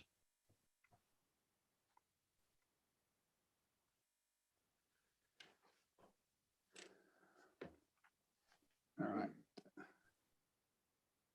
Just a couple of other questions. Now, Ms. Baverstock in her evidence has provided quite a significant suite of track change amendments that she's recommending to us. As far as I can ascertain, they weren't included in the original submission. So a question arises in my mind with regard to scope, whether or not we have scope to impose those amendments that weren't actually included in the original submission. So rather than responding to that now verbally on the hoof, I'd invite you to as part of your homework to outline to us why you think we might have scope to even consider adopting those detailed provisions in the plan when they weren't contained in the original submission. Thank you. I'll address that subsequently. Thank you. And in terms of some of your verbal answers to earlier questions, you said that one of the main benefits of the no complaints covenants provision would be to put people on notice that there's a potentially noisy environment surrounding the West Melton Rifle Range. And my question is, but don't the noise control boundaries in the district plan already do that? I think just to some degree, sir. Equally, though, I think we have to put ourselves in the shoes of the standard residential purchaser. And I'm not even sure if I read the district plan before I bought my first house, but I did get a title search. And so I think it does come down to what the most common ways of people being put on notice are. And title searches are, in my submission, by one of the most common ways. And so I think there's a yes, I take your point, sir, that district plan provisions for those that can understand them will serve a signalling effect, but the covenant does that also.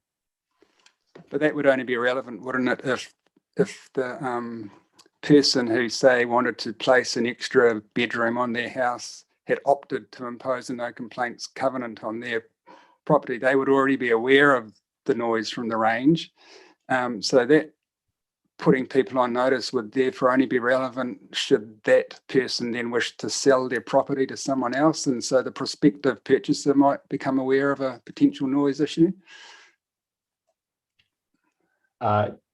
Yes, your answer relates to the circumstance in which the covenant is imposed, and it is for an existing, as we've explained, the existing neighbour of the range will not be entering into a covenant under what's anticipated. So yes, it will. Yeah, I don't disagree with you, sir. Okay. All right, well, that's the only questions I had for you. So now we can proceed with your witnesses. Thank you. Thank you. So I'll start with Major Challies, sir. Good morning, ladies and gentlemen. I'm Major Steve Challies. I'm the OC of the Southern Regional Support Centre here in Burnham Camp. My headquarters manages the range at West Melton. I've been in the Army for 40 years. I've been in this position for about 6 months, and over that 40 years I've had considerable exposure to the range, West Melton, and ranges across New Zealand in particular. Just for a bit of background, there's 1,100 regular force people here in Burnham Camp. In the South Island, about 200, I say again, reservists, 200 recruits up in Woodburn that use the range, and about 200 cadet forces that use the range. It's the only gallery range that is a 300-metre range that we have in the South Island, in which we can conduct our annual weapons qualification that allows us to be operationally ready and to be able to be deployed. It is also essential for our continuation training.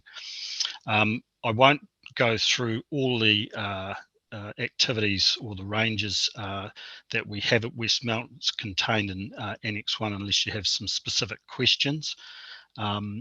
However, I want to highlight the point that it has additional usage from the police STG who use the range to conduct their training. It's been used for emergency response, for accommodation and staging. It's accommodated the police in response to the mosque shooting and provided additional accommodation for the earthquakes and prepared soldiers for operations since the 1990s, or since the range has been in existence, but more lately since the 1990s for deployment overseas to Bosnia, East Timor and Afghanistan. We need the West Melton range in its current format to meet our obligations under the Defence Act to provide trained soldiers at short notice to respond to the Government of New Zealand domestic and overseas contingencies. We need to maintain our trained state or the soldiers trained state in weapon proficiency and training. I'll talk now to the noise management, and I'll answer your question in regards to the range standing orders. The range standing orders are an internal document that outline, amongst other things, safety aspects, how to treat first aid incidents, etc. But they also state when the range can be used and when it cannot be used, and when notification has to be made to the local population. For high explosive natures, and that is the grenades and the 40mm rifle grenades and EOD, or explosive ordnance device demolitions, they have to be notified, and we notify the public through advertisements in the Selwyn Times, in the press, in the Army notification homepage, and in the West Melton community page. And we have an email address group of 17 people who we will email notifications to. Within the range standing orders, as I said, we aim to mitigate the effects of noise. In particular, you'd note my details on inversion. We have a very experienced range warden in West Melton who's been there 15 years. He understands the conditions, and if those conditions are present, he will notify the users of the range and wait until a time is suitable to fire. So in summary, because I think I will probably answer in more detail any questions you have, we don't have any plans to increase the range infrastructure in the immediate future. The point was made about inhibiting and restricting our use. Any restrictions that are placed on us will impact our ability to be able to react quickly to evolving situations as we've had in the past. We need to protect the range for our operational use now and the future. Having said that, we consider ourselves a good neighbour, and we do engage and answer complaints. West Melton is critical NZDF and NZDF operational enabler. It supports key national emergency responses and prepares soldiers for deployment. In regards, or to answer your question, in regards to the complaints, my headquarters holds the complaints register. So when complaints are made through the range occupants or the users of the range, or from the range warden or to ourselves, they're registered in the complaints register and acted upon by a response to the individual, or by passing questions of technical nature through to the technical experts here in Burnham Camp. But we do respond to those. So I will take any I'll take any questions from you if you have any. Thank you very much for that. I'll just see if we do have any further questions for you. Mark, start at your end of the table. Thank you. So just for clarification on the range standing orders, as you state, they're an internal document not available to the public and not likely to be made available to the public who have interest in the management of the range? Across New Zealand, the range or internal documents generally aren't made available to outside sources or to public source. There is public information that can be made available. I'd have to sort of refer to Defence Public Affairs about what extracts, if any, we can release so that, we, I guess, protect our ability to maintain the standing orders current and not have information out there of a sensitive nature in regards to our internal practices. Thank you. I guess a comment that's outside of the scope of the hearing would be that perhaps as being a good neighbour, it might behove to make available that information that you can so the neighbours can better understand your activities. Throughout the submissions, there has been a statement about not increasing the level of activity at the West Mountain Range. And yet it's been publicly stated that the basic training is shifting from Waiouru to Burnham. Does that not imply an increased use of the West Mountain Range for that basic training that currently is undertaken at Waiouru?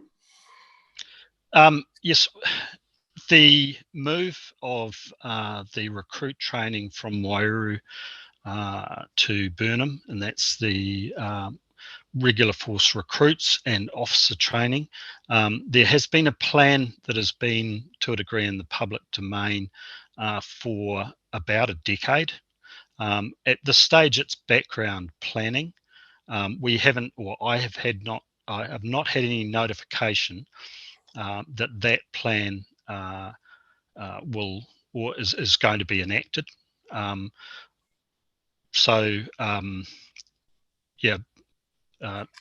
It may come to pass, but I have no, as I said, I've had no notification that plan will be enacted. There is background planning that occurs in all organisations from time to time, and you may have heard about sort of other plans for defence establishments moving.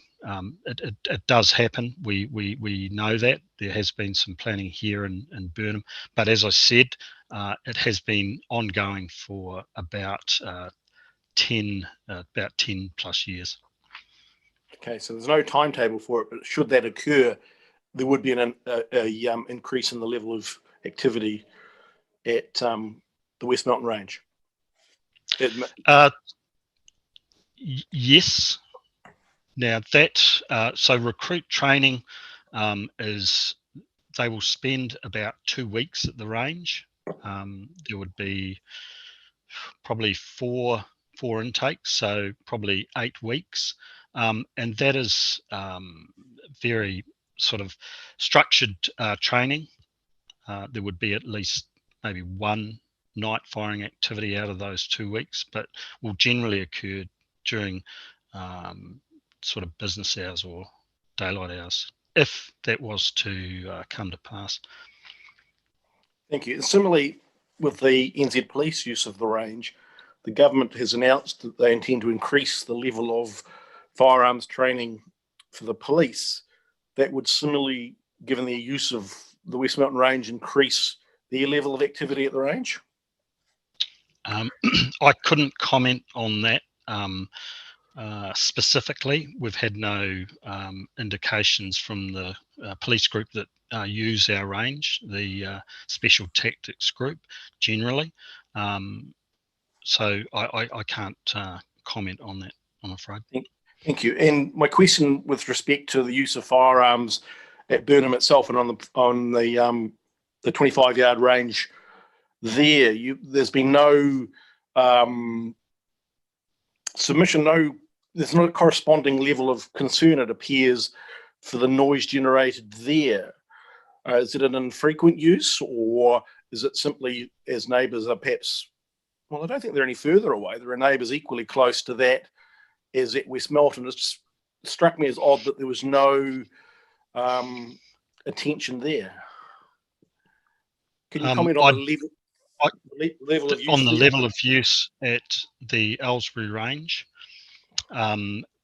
that use hasn't increased significantly. It is our 25-metre range, which is right opposite camp, and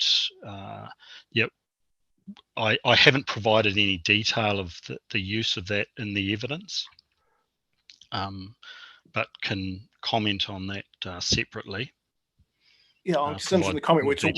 We focus a lot on the noise generated at West Melton, but it's not the only firing range in Selwyn. It just struck me as an anomaly that we're focusing on one range and not another? Have you comment on the level of activity and or the level of noise generated from the 25-metre range at Ellsbury? As I said, that might be better answered in terms of the scope of the submission by the other people giving evidence, but the specific levels of firing at the Ellsbury range, I haven't provided any evidence on that. I'm sorry. I can if required, but as far as I'm aware, that it's the normal use of the Ellsbury range. Thank you. The no complaints or the complaints register, were you going to comment on that, or Ms. Davies going to comment on that? Yeah, look, I can. So as I mentioned, we maintain a complaints register. Going back to 2015, we've had 16 complaints made. The majority of those are made by 2 individuals, and the complaints generally have been of the same nature, of the noise generally of the range, as opposed to any specific. Those individuals responded to, and I've got a list of the responses by email, by phone call, or, as I said, forwarding those complaints to the specialists or the technical details. Generally, if an activity, if someone has made a complaint about noise that is generated that is outside of our range standing orders, for example, someone, a user group has fired an HE or grenade nature on a Sunday, or outside of the hours of 10 a.m. till 4 p.m. During weekdays and on Saturdays, then we would go back to the group who or was using the range, understand why it wasn't notified, why they went against or why they contravened the standing orders, and then go back to the individual and say, that was on us, that is, we apologise for that, that shouldn't have happened. If the activity has been duly notified through, as I said, the Selwyn Times, the press, the Facebook page, the Army notifications, then again, we will refer the individuals back to the notification of those activities. Thank you. A question was raised yesterday by submitters about vehicle use of the new secondary stop bank, using it as an access road to various parts of the range. Is that controlled by the range standing orders, or is that something that's has yet to be caught up with, that it was generating more noise because these vehicles on top of the secondary stop bank are higher off the ground and there's no noise attenuation for that use? I'd have to look at the specifics of that complaint when it actually occurred, and then I'd have to make reference to the range standing orders about that. But there's no firing allowed on the stop banks, the flood stop banks that were put in 2018. And if that had occurred, it may have been as part of an exercise that was occurring using blank rounds, but it is certainly not an activity that you can't fire live rounds or from the stop banks. In terms of vehicle movement, I'd have to have specifics on that. Well, I mean, it would be perhaps something for you to take back to your staff as to whether that's an activity that has been permitted and will be permitted, because it did produce, it does project noise much further into the surrounding environment than previous activities, and that's why I was interested to see whether, when we talk about the future use of the range, your vehicles operating on top of a stop bank projects noise much further into the surrounding environment than it would have been in the past. So I'm just wondering, just trying to ascertain if this is something that can be expected to continue, or was it a one-off? It doesn't, it just gives us a better understanding of the environment in which you're operating, and we're considering. Yeah, again, without the specifics of the actual event where we could look at what actually occurred, I can say that we wouldn't go out of our way to, to do activities such as that, driving along a mound, that a stop bank, in a way that would increase the noise when you can drive either side of it. Again, I'd have to have a look at the specifics, because that wouldn't meet the being a good neighbour. And I don't think the stop banks, if my memory serves me, I think there's probably just a single track along the top of them. Again, I'd have to look at the detail of that. So that if people observe that, then possibly they'd need to make a complaint about that activity. Thank you. Yes, absolutely. Yeah. Yeah, thank you. I think that ends my questions. Andrew. Thank you for your statement, Major Challies, covering some of the ranger's history and the management practices. My first question, Commissioner Alexander already asked, and my second question I think he's covered in part. I think he's referred to a statement of evidence presented yesterday by Mr. Nicol, which talked about, I think, examples of activities recently, including the tank activity on the top of a stop bank. And I guess just related to that, my question was to you, the statement was that over the last 4 years, we've experienced a significant escalation activity on the range. And I just want to know, do you agree that there has been a significant escalation over the last 4 years? And then secondly, have all those activities been undertaken consistent with the range standing orders? I can say for a fact that within the last 2 years, since the first lockdown in 2020, the range activity has in fact decreased for certain periods. The soldiers here in camp have been engaged in op protect.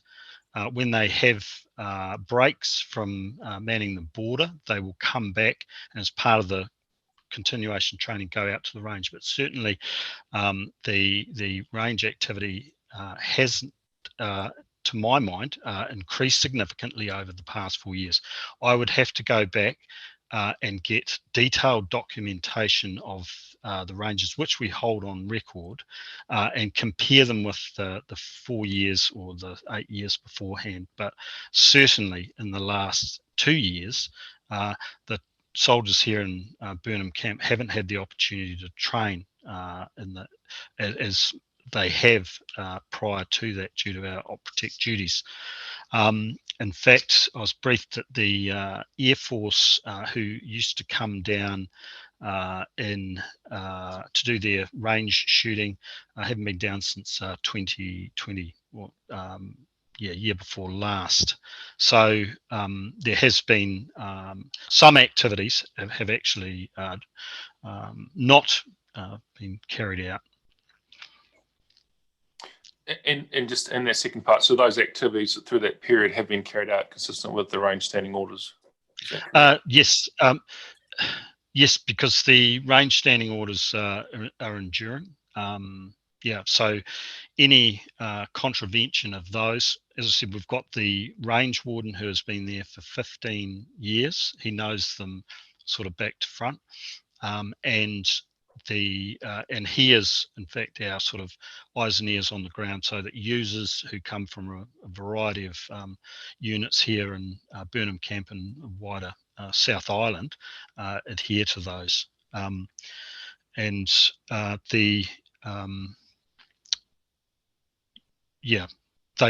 I'm confident that they would be conducted in accordance with the range standing orders. Thank you. No further questions. Raymond? Yes, I do have a couple of questions. We've heard from a number of submitters that recent communication from the New Zealand Defence Force to the West Belton residents has been lacking lately. And they've said that this has engendered distrust. What would do you have any comments about that?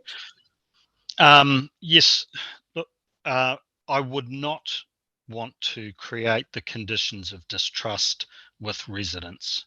That is certainly not the intention. Internally, with the lockdowns and the change of focus of the NZDF over the past 2 years, our focus has been on Op Protect. Notwithstanding that, we have a duty of care to communicate with our residents. So we can review that and update our email list and ensure that the communications are going out, and engage with Defence Public Affairs about what additional platforms we can use to reach those individuals. But I would certainly personally follow that up, because that is not the situation we want to be in. We would never like to be in a situation where the public of New Zealand don't trust the Army. We are quite open about communicating with them about sort of operational matters within the confines of our security. We asked submitters yesterday about communications with New Zealand Defence Force, and they said that the communications they have is they get advertisements in the newspapers, which is great, but what the advertisements don't do is describe the nature of the noise. For instance, low-flying helicopters is a different noise from rifle fire, it's a different noise from grenades. So the effects will be different. So that's perhaps something maybe for your range standing orders to incorporate, you think? Certainly. And look, if there's tweaking or if there's additional information that can be put into the notifications, yeah, we would certainly look at that and improving that level of information that it's going out to the residents. They also, one also talked about rifle firing within proximity to children playing. Do you have any comments about that? I would have to look at the specifics of that submission, where and when that would have occurred, because I couldn't conceive of a time when there would be children playing within the range area while there is shooting taking place. So again, I could comment on the specifics of that if I have more details on it, but it is certainly not something we would. I don't have the name of the submitter off my head, but I can certainly provide it to you later. Yeah, thank you. And then one other thing, another submitter yesterday talked about attitudinal effects. Apparently, a study was done overseas in Canada or Finland, somewhere like that. If the public are kept informed, there is less likely for the complaints to be made according to the study. So have you thought about that? Like, I'm talking about communications, good communications, you're likely to get less complaints. Absolutely. And as I said, look, if there is a perceived or real communication breakdown that can be addressed by providing more information in the notifications we make, by adding additional people to our email distribution list, yeah, we will pursue that. Again, so long, I think, as the individuals are informed and that activities are taking place, and that we have good communication with them, yeah, I think we should be able to mitigate a number of the complaints. However, I accept there will be individuals who, notwithstanding the information we give them, will still probably not be satisfied with the amount of noise that is generated while we conduct our operational readiness activities. Okay, thank you. So Major Chellies, no further questions from me, but thank you very much for your evidence. But I just want to make a comment that although a number of our questions have been quite wide-ranging in responses to issues raised by submitters and probably in terms of general interest, you shouldn't take that as an indication that the panel don't appreciate and acknowledge the importance of the New Zealand Defence Force to the nation and indeed the importance of the West Melton Rifle Range. Our considerations are solely related to what are the most appropriate provisions to have in the district plan regarding that. So I just wanted to set your mind at ease in case you were wondering what we were on about in some situations. But other than that, no further questions from me. Thank you. Thank you. Thank you. So I'd now call Rebecca Davies. Hello, my video hasn't been turned on. Sorry, I haven't been hiding away. I just had the same issue. Yes, and I think Karen might have the same issue as well. So just to preempt that. Okay. Morena panel, I think I've just made it in time to say Morena instead of later on. My name is Rebecca Davies and I'm a Principal Statutory Planner for the New Zealand Defence Force. My statement of evidence provides context to reverse sensitivity issues in respect of the range, and I'll just go through a brief summary of what is contained in my statement and hit some key points that I wish to emphasise. So firstly, I do wish to emphasise the importance of adequately addressing reverse sensitivity in the proposed Selwyn District Plan. NZDF has operated the range for over 80 years and will continue to operate into the foreseeable future. With the pressure for rural residential subdivision and development increasing in the district, the potential for reverse sensitivity effects on the operation and functioning of the range is a very real risk. My statement provides examples of reverse sensitivity issues that can arise, and this includes the nature of complaints that have been received by the NZDF regarding the range. Such complaints include repeat complainants and recorded intentions to actually stop use of the range.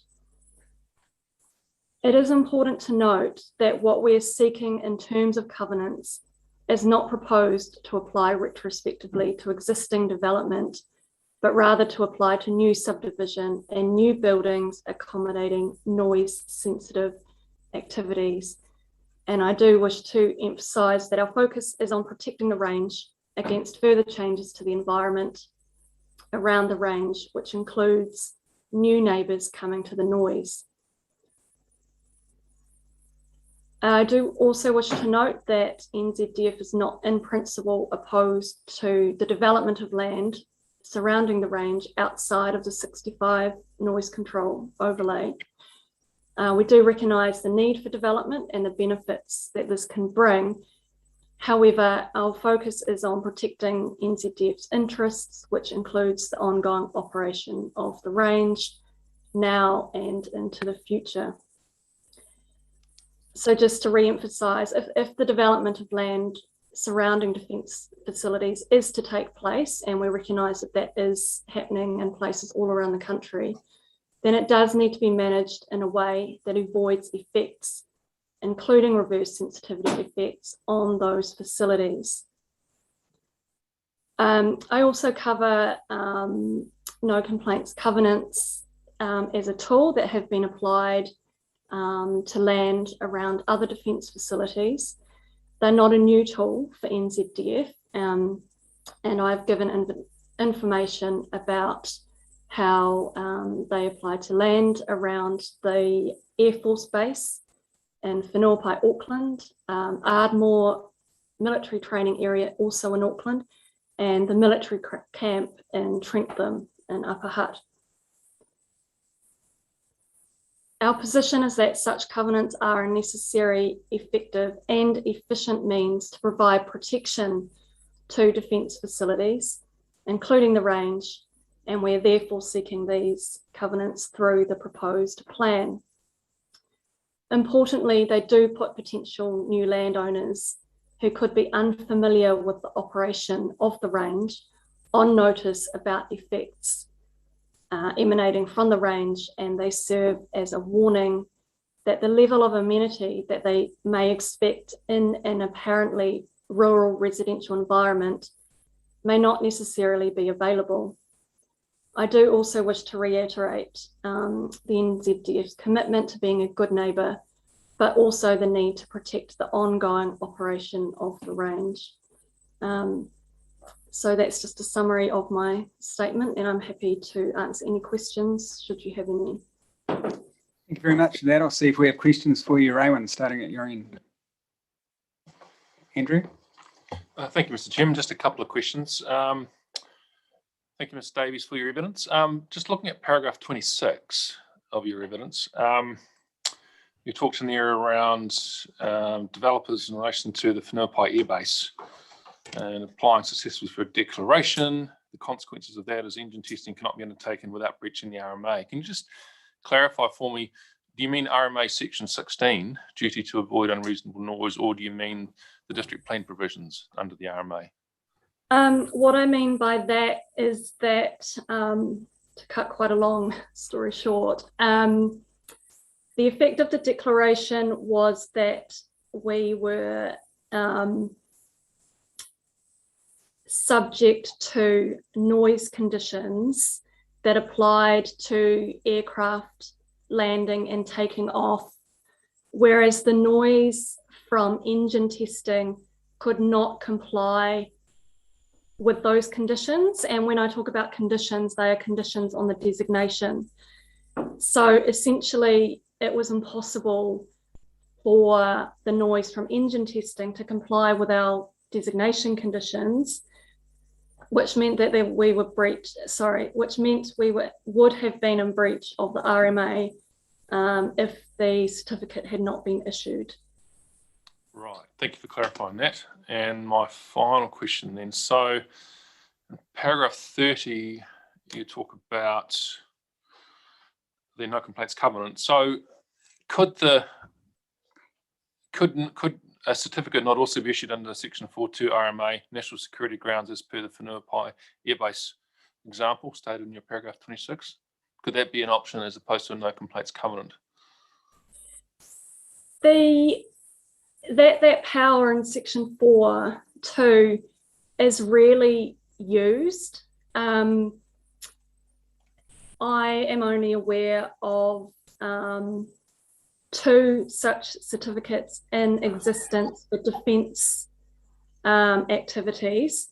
There may be others. It is not only available to defence, but only the Minister of Defence can certify an activity as exempt from the RMA on the grounds of national security. So other agencies may have them in force, I'm not sure.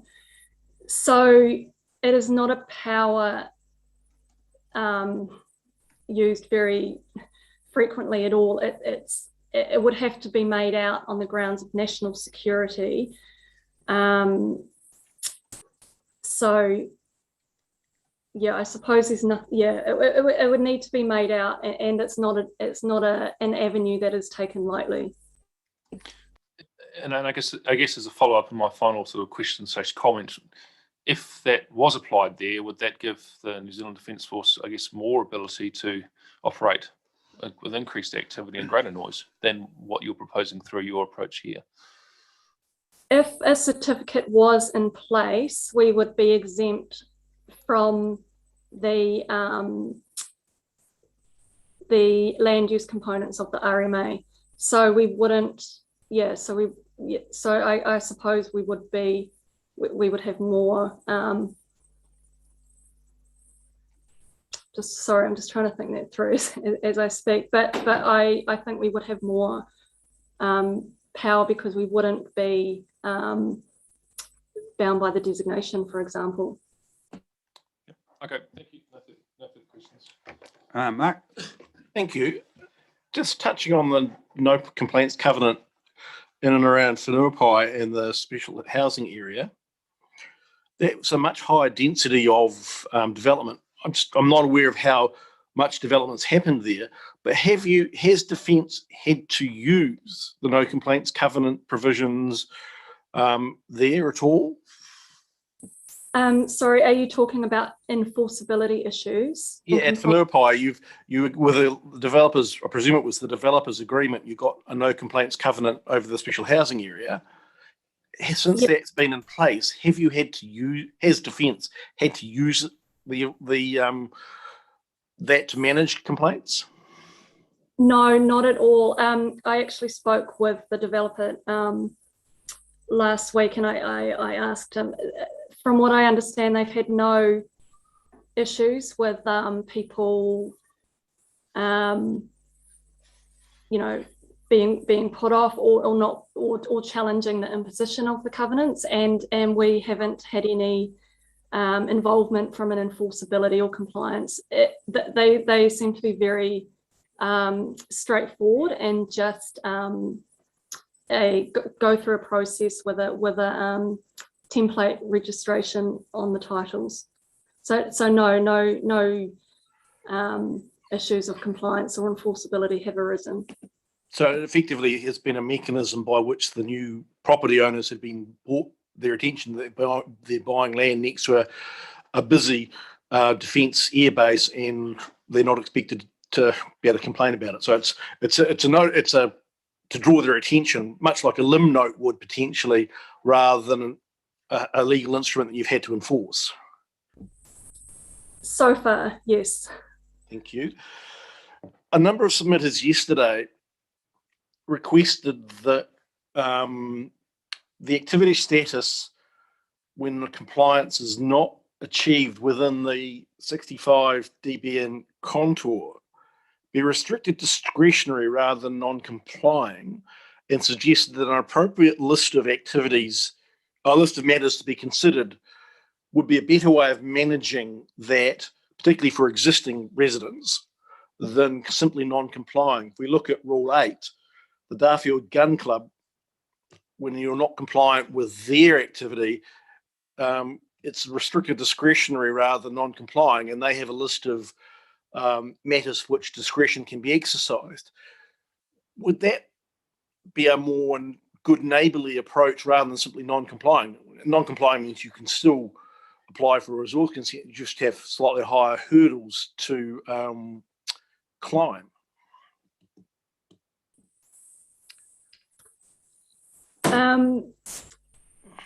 Ms. Baverstock might have more to add on that.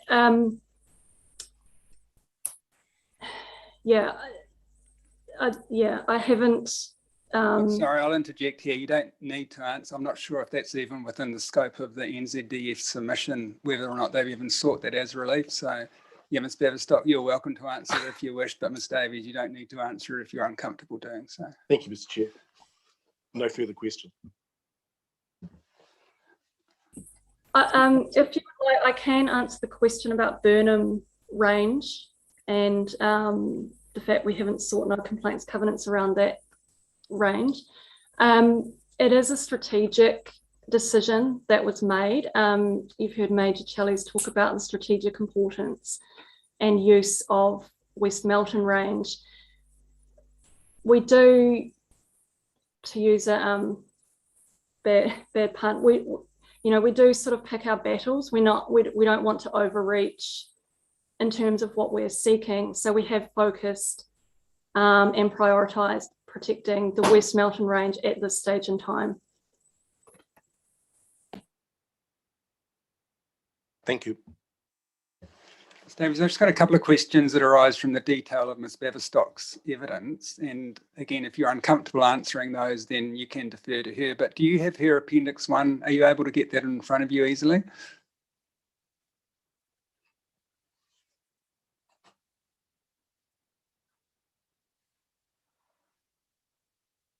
Sorry, yes, I can.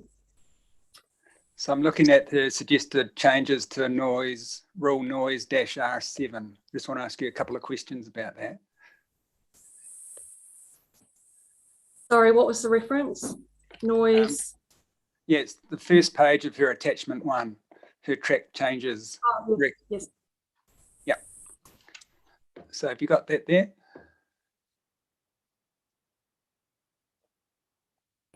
Yes. Okay, so you see that in terms of clause 1 suggested striking out of the references to additions and alterations to an existing building, etc. Is it NZDF's request that regardless of where we come to a landing on covenants, that those words be struck out, or is that contingent on us agreeing with the covenant approach?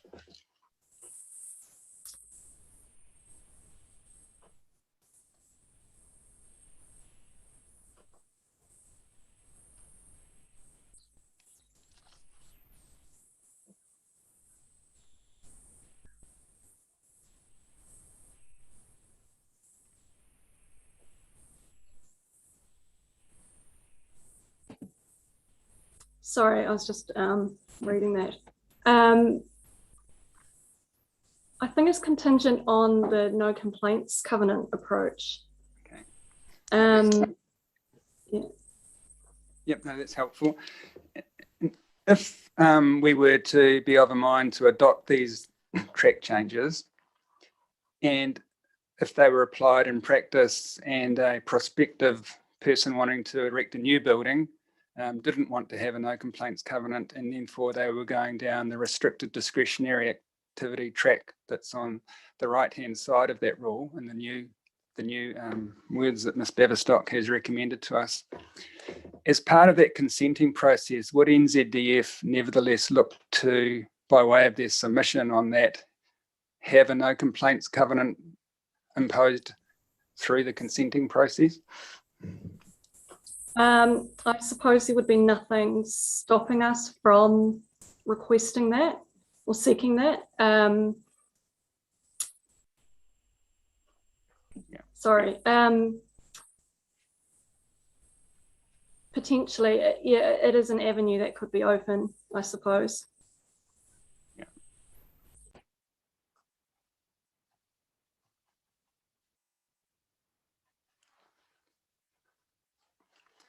No, they were the only questions I had for you. So thanks very much for your evidence. So now I think we can move to the next witness. Thank you. So that's Mr. Humphreys, sir. Thank you, panel. My name is Darren Humphrey. I'm a technical director of acoustics at Tonkin and Taylor in Christchurch, and I've got my summary written within my statement in my evidence, and if you like, I will talk to that, starting at paragraph 11. Just before I do that, just talking about my qualifications and experience, I do have significant experience of military aircraft noise and also military weapon noise, having spent 11 years with the UK Ministry of Defence. So just starting at paragraph 11, I prepared the noise contours for the West Melton rifle range, and I'm the author of the Tonkin and Taylor noise assessment report, which detailed how the contours had been produced. I subsequently prepared a response to a technical peer review, which was undertaken by Council's noise expert, and I understand the Council's noise expert accepts the technical basis for the production of the contours. And yesterday I listened in to Dr. Javavan for Council talking about that to the chair. Paragraph 12, 2 noise contours have been produced, which reflect the extent of noise produced by the range based on the LDN noise metric. The LDN is a day-night average sound level with a 10 decibel weighting for any noise that occurs during the nighttime period of 10 PM till 7 AM. The LDN contours are derived from the sound level of specific noise events and the number of events over a typical year. The year in question was 2019, which was prior to a reduction in training activity due to COVID, as we heard from Major Challis and Ms. Davies. Computer modelling has been used to generate the contours, as well as a validation exercise using field measurements to calibrate the sound level data assumptions. The LDN contours represent an average 24-hour period of training activity. This long-term average noise is adopted by other forms of environmental noise, such as the noise generated by airports. The 55 dB noise contour overlay contour has been established within which any new noise-sensitive development should include appropriate sound insulation to achieve a desirable internal living and resting environment. Consistent with other forms of environmental noise, such as road traffic and aircraft, the desirable internal sound level is 40 decibels inside noise-sensitive rooms, expressed as an LDN. The 65 dB LDN noise contour overlay represents a level of noise above which it would be undesirable to allow new noise-sensitive land uses to be established. Therefore, development within the 65 dB noise contour control overlay should be prohibited. Sound insulation of new noise-sensitive development only provides for a level of indoor noise immunity, which is deemed acceptable. Sound insulation does not manage noise effects when experienced outdoors, as we've talked to this morning. NZDF does not provide NZDF does provide prior notice to the community when exercises take place, and this prior warning helps to manage potential adverse effects as people are forewarned when noise is likely to occur. However, potential reverse sensitivity effects on the range may still occur. There is the potential for people to complain, and without a no complaints covenant, reverse sensitivity effects are likely, especially if there's an increase in the density of housing surrounding the range, which could constrain range operations in the future. I therefore support the inclusion of the two noise contours in the proposed district plan and the associated noise provisions recommended in the evidence of Ms. Bavestock. I also support the need to include a no complaints covenant, as I have experience of noise generating activities having their operations curtailed due to the encroachment of new residents moving into a local area and complaining. That concludes my summary. Thank you very much for that. I'll see if we have any questions for you, Roman. No, Andrew? Yes, thank you. Just a couple of questions. Thank you for your helpful explanations on the technical matters of noise measurement. And I'm not an expert on noise matters.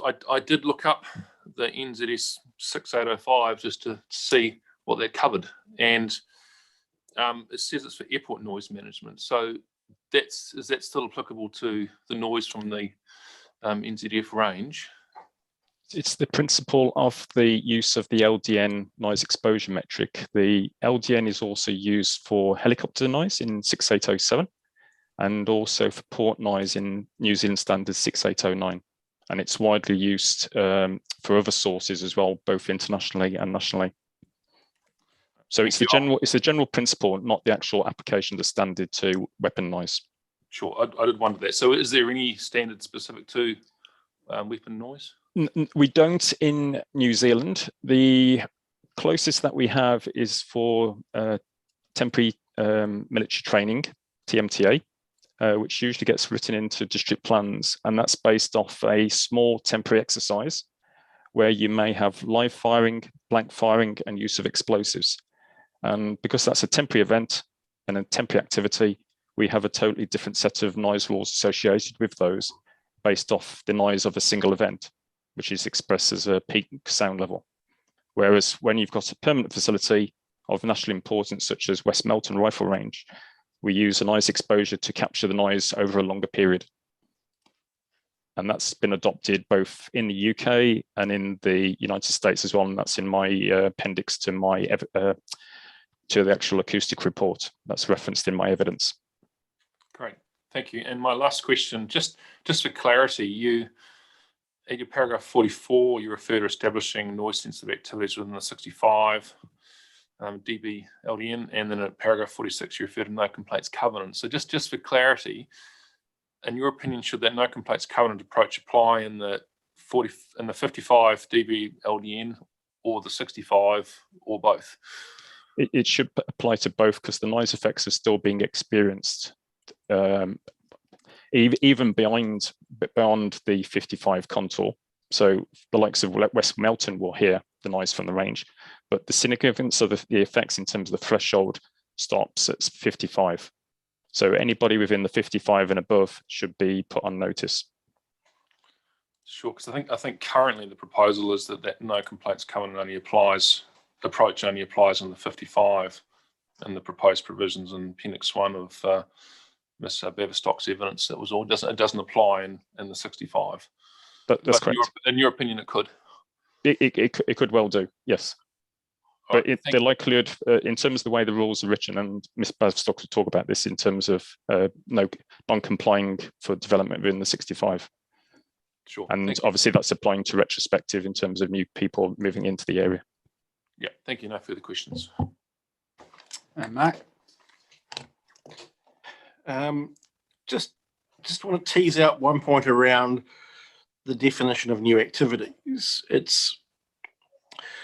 I can understand it applying to a new landowner wanting to build a new house or undertake a completely new activity, but it extends to the extension of an existing property. And I guess this may not be yours to answer, but is the acoustic effect of adding a adding a room to an existing home in either noise contour significant? If the existing user is there, if they're already living there in that environment, adding a room, does that add significantly to the issue?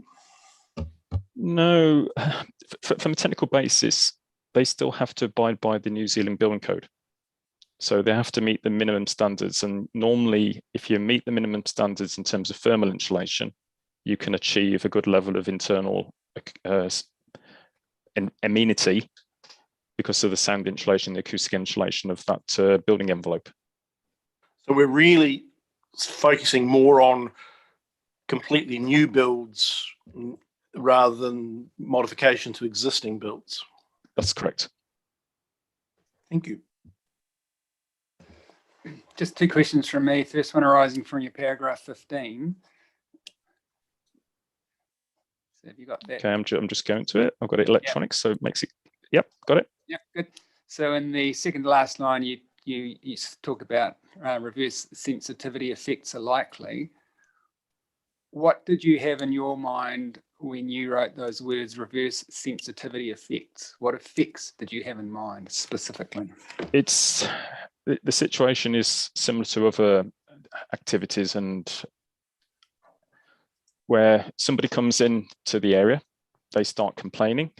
That then has a potential for constraining or prohibiting, well, not prohibiting, but actually enforcement action from the council in terms of Section 16.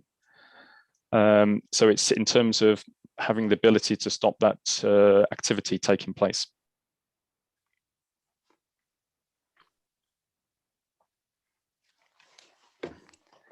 You mentioned there Section 16, which relates to unreasonable noise. If a complaint is verified as being reasonable and genuine by the regulatory authority, to an extent that unreasonable noise is occurring, notwithstanding whatever's in the district plan, would it not, however, be appropriate to enable it to be addressed and resolved? Absolutely, sir. I totally agree with you. There is a statutory process to go through for that Section 16. Yeah. The second question arises at paragraph 43. I'll just let you turn to that one.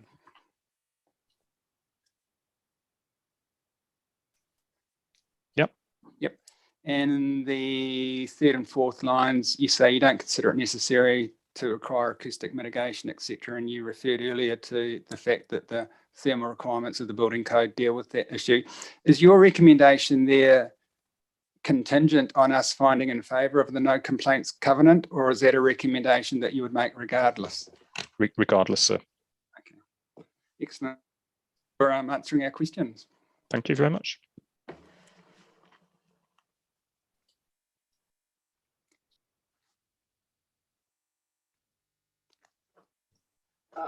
Now call Ms. Baverstock.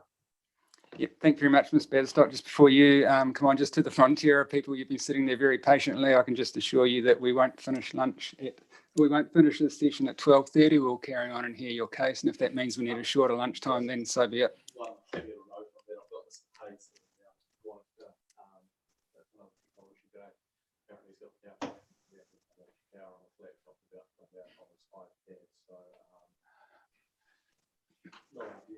I'm assuming, given the brevity of his evidence, there might be a lot of questions from the panel. If we could come back after lunch and insert something, if we had to, that might be sensible to do. Otherwise, read his evidence at lunch might not be. Yeah, we've read all the evidence. So if we have any questions for Mr. Hay, we can either deal with him when he has his power back on, or we can put them in writing. Yeah, just wanted to assure you that we wouldn't cut you off. We'll just take a short lunchtime. All right. So sorry about that. Ms. Baverstock, back to you. Sure. Good afternoon, Commissioners. I've prepared a short summary statement, which I'll read out. My name is Karen Baverstock. I'm a planner with over 22 years of experience and hold the position of Technical Director Planning at Tonkin & Taylor Limited. My qualifications and experience are as set out in my evidence in chief. As Major Challies and Ms Davies have stated, the West Melton Rifle Range is regionally and nationally significant training facility for the NZDF.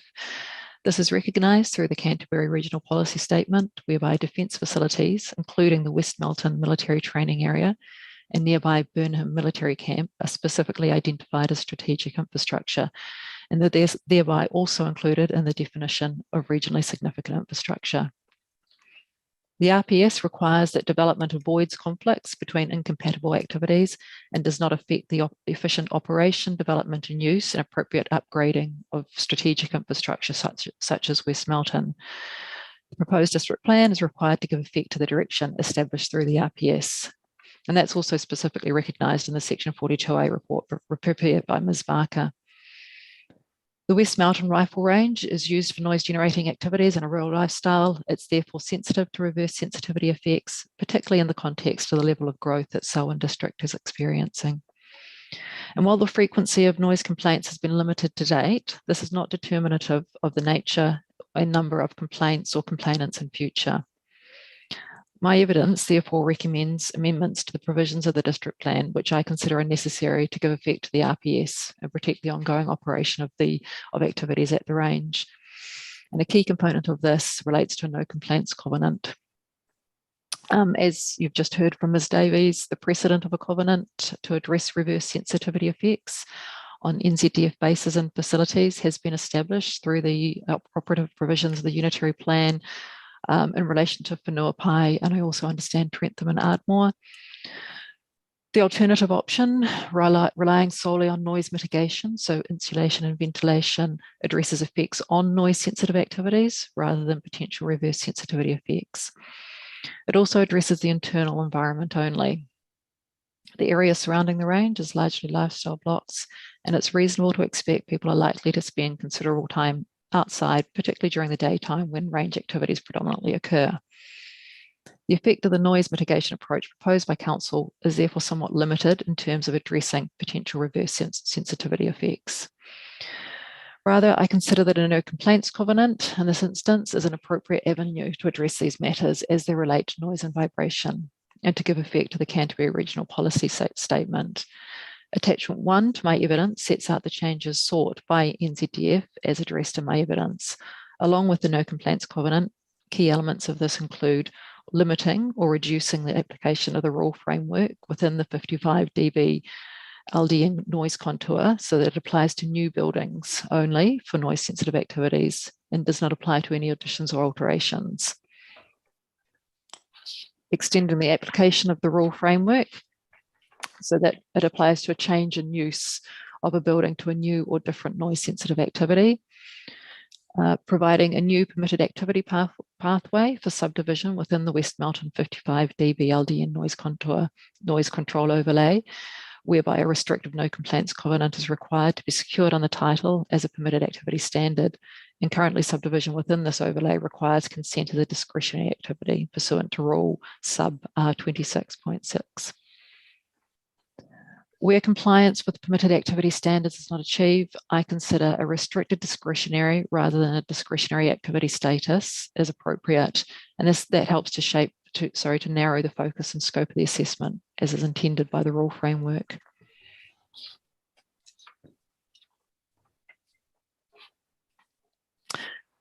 I've also identified some minor changes in terms of creating more of a link between the subdivision and noise chapters. There's currently no relevant objectives or policies in the subdivision chapter, which rule sub 26 implements. I think this can be readily resolved through marked up changes I've suggested in my evidence. And NZDF also sought an amendment to noise R 9.7, and that applies to temporary military training activities. They've sought that the noise measurement requirement apply at the notional boundary of a building and that should apply consistently across all zones. This is accepted in the Section 42A report and in the marked up amendments in Appendix 2 but for consistency, it also needs to be tracked through into rule noise R9.1a, and that's also shown in attachment 1.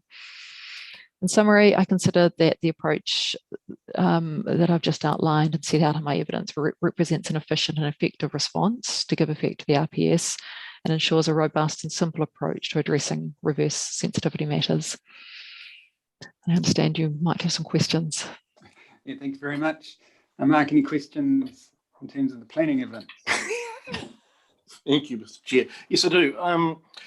Just let me find the place for a moment. In your marked up changes, you talk about limiting the applications under 7.3 to be a limited notification consent and notification being limited to defence only. Could you just expand on that? I'm just not sure why that is intended, why that's requested. Sure. Currently, as set out in the proposed district plan, it's a discretionary activity. I've suggested that that can be narrowed to a restricted discretionary activity and identify the matters of discretion, so the specific matters that need to be addressed through that resource consent process. I also think that in the scenario where a resource consent is required, it's required because of the potential reverse sensitivity effects. And on that basis, I think the notification provisions can also be limited such that broader public notification is precluded, but rather specific limited notification to NZDF is specifically provided for through that rule framework.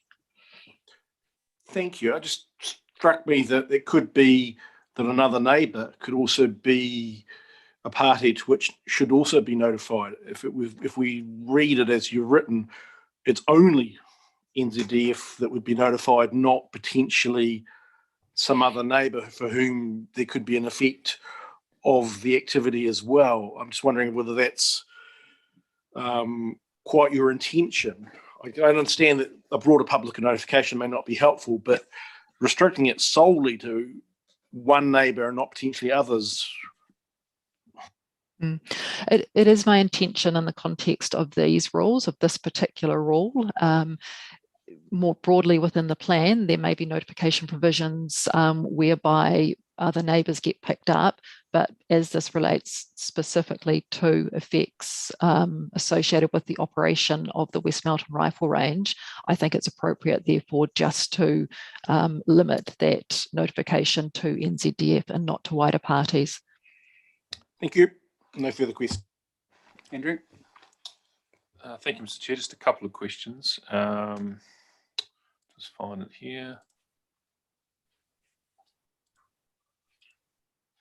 So just on Appendix 1 of your evidence, Attachment 1 of your evidence, just wanted to clarify whether there's a little drafting error there, just for clarity. So it's the changes in the right-hand column. So when compliance with any of the noise R7.1A to B or noise R7.1B is not achieved, and you've added an extra clause in there, so wouldn't it be 7.1A to C? Is that correct? Because you've added in a clause C, a restricted no complaints covenant. You're correct. Yes, that should be A to C.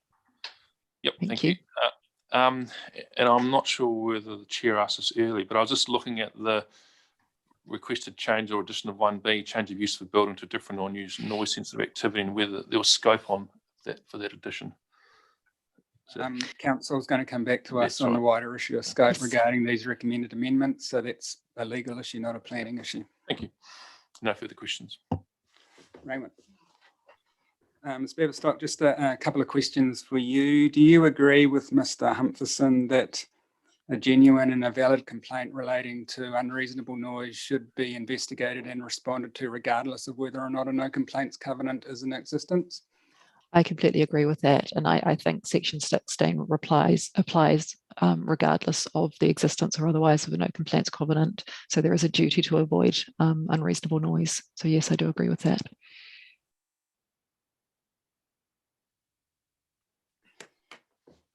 Is your recommendation regarding the restricted discretionary activity status as opposed to discretionary for noise R7.2. Is that contingent on a no complaints covenant finding favour with us, or is that an independent of that?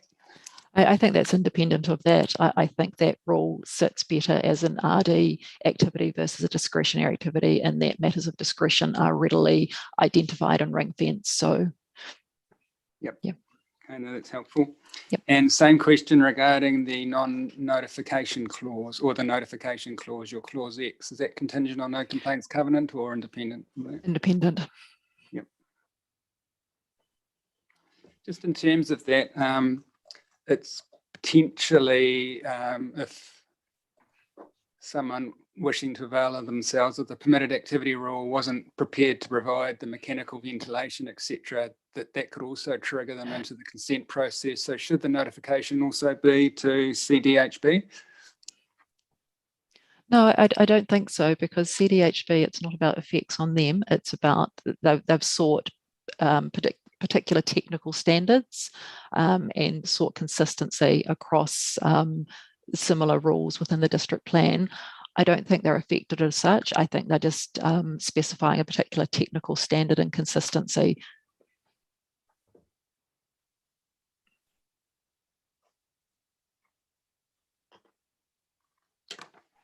All right, thanks very much. No further questions from me.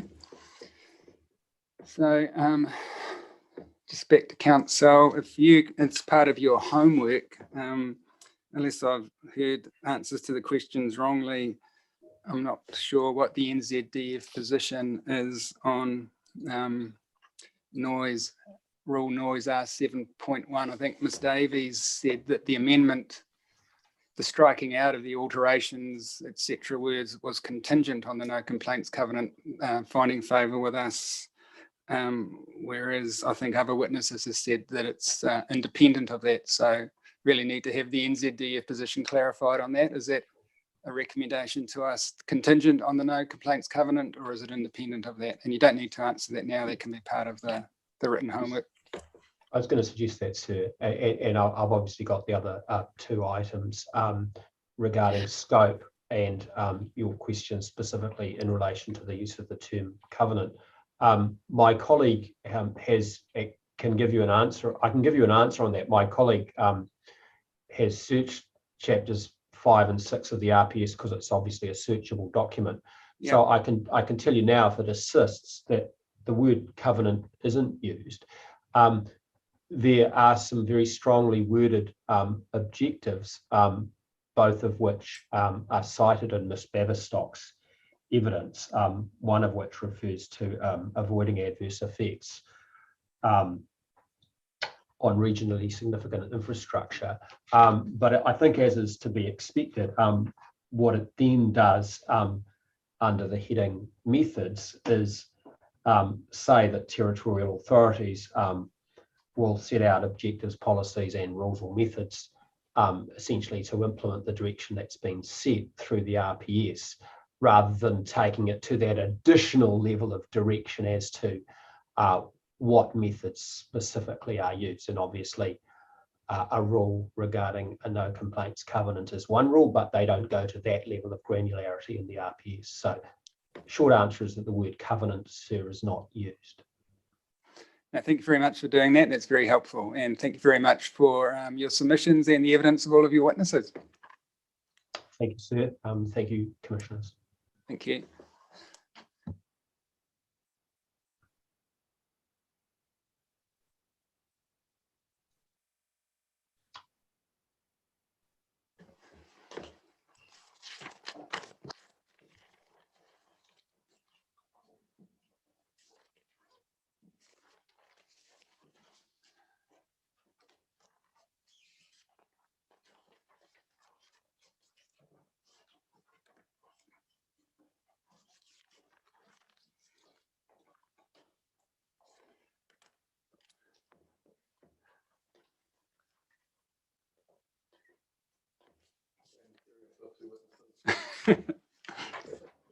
Hopefully at least one. They are there. Yeah. Excellent. So, Mr. Williams, and to you and your team, good afternoon and welcome. You've appeared before us before, so you know the drill. We've read everything. We're very diligent. You don't need to reread anything out that's been pre-circulated to us, but you're very welcome yourself and your witnesses to highlight key points, and then we'll see if we have questions for you. Thank you very much.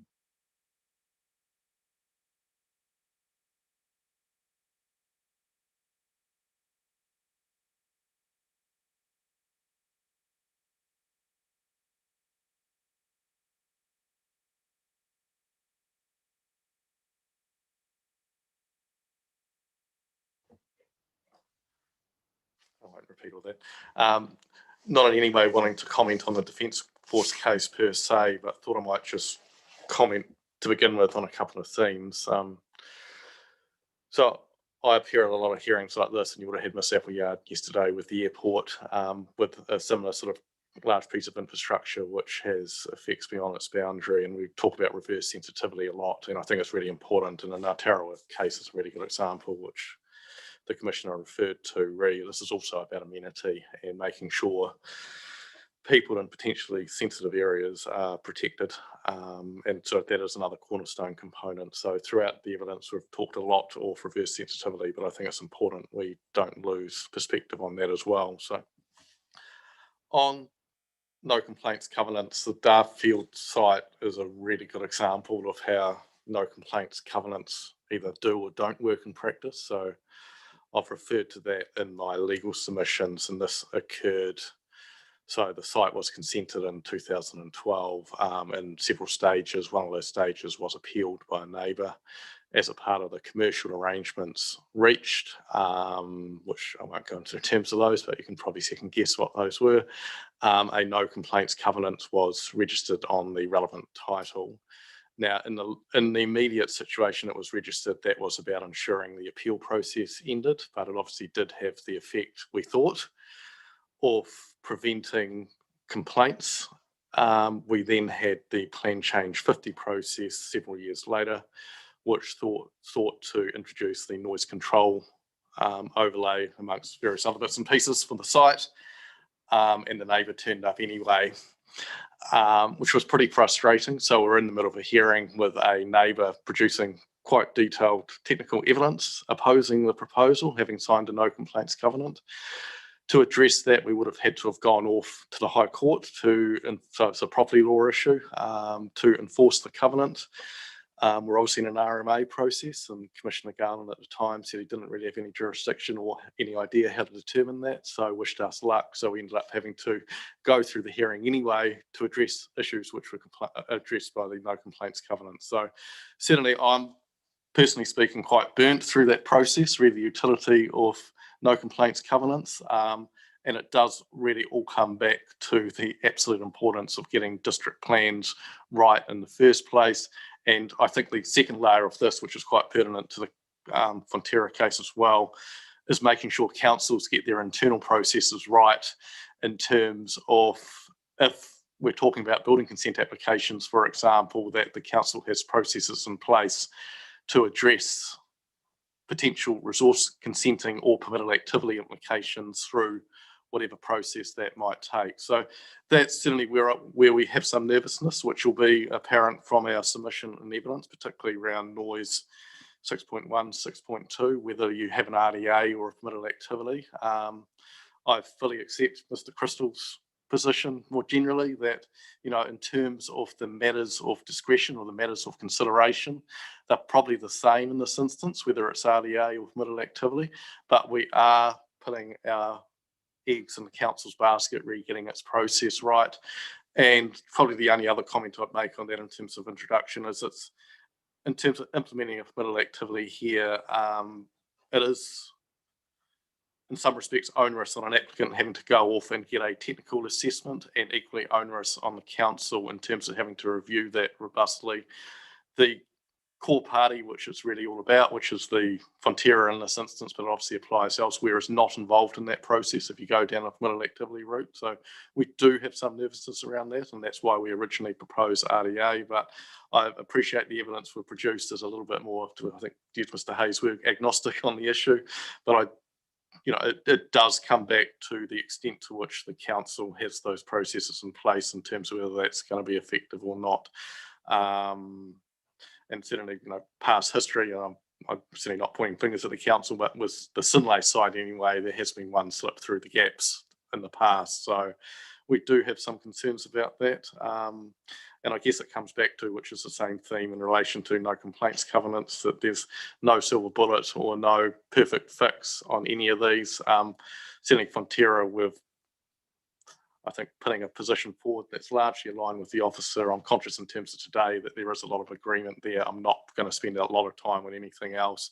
We'll obviously turn to Mr. Hay quite quickly for purely utilitarian reasons, but that was probably all I had in terms of an introductory set of comments. I'm happy to take any questions subject to the same comment re getting Mr. Hay on as soon as possible. So, just in terms of that, should we hear from Mr. Hay now? If the panel's happy to do that. Yeah, let's do that so his battery doesn't run out. So go ahead. So I should have introduced the team. So I've got Suzanne O'Rourke also in theory online, and Mr. Crystal. So yep. So is Rob there? Rob didn't do a summary, and his evidence is pretty brief in and of itself. So I'm quite happy, from my perspective anyway, for him to jump straight to questions. So. Excellent. So just make sure he's there.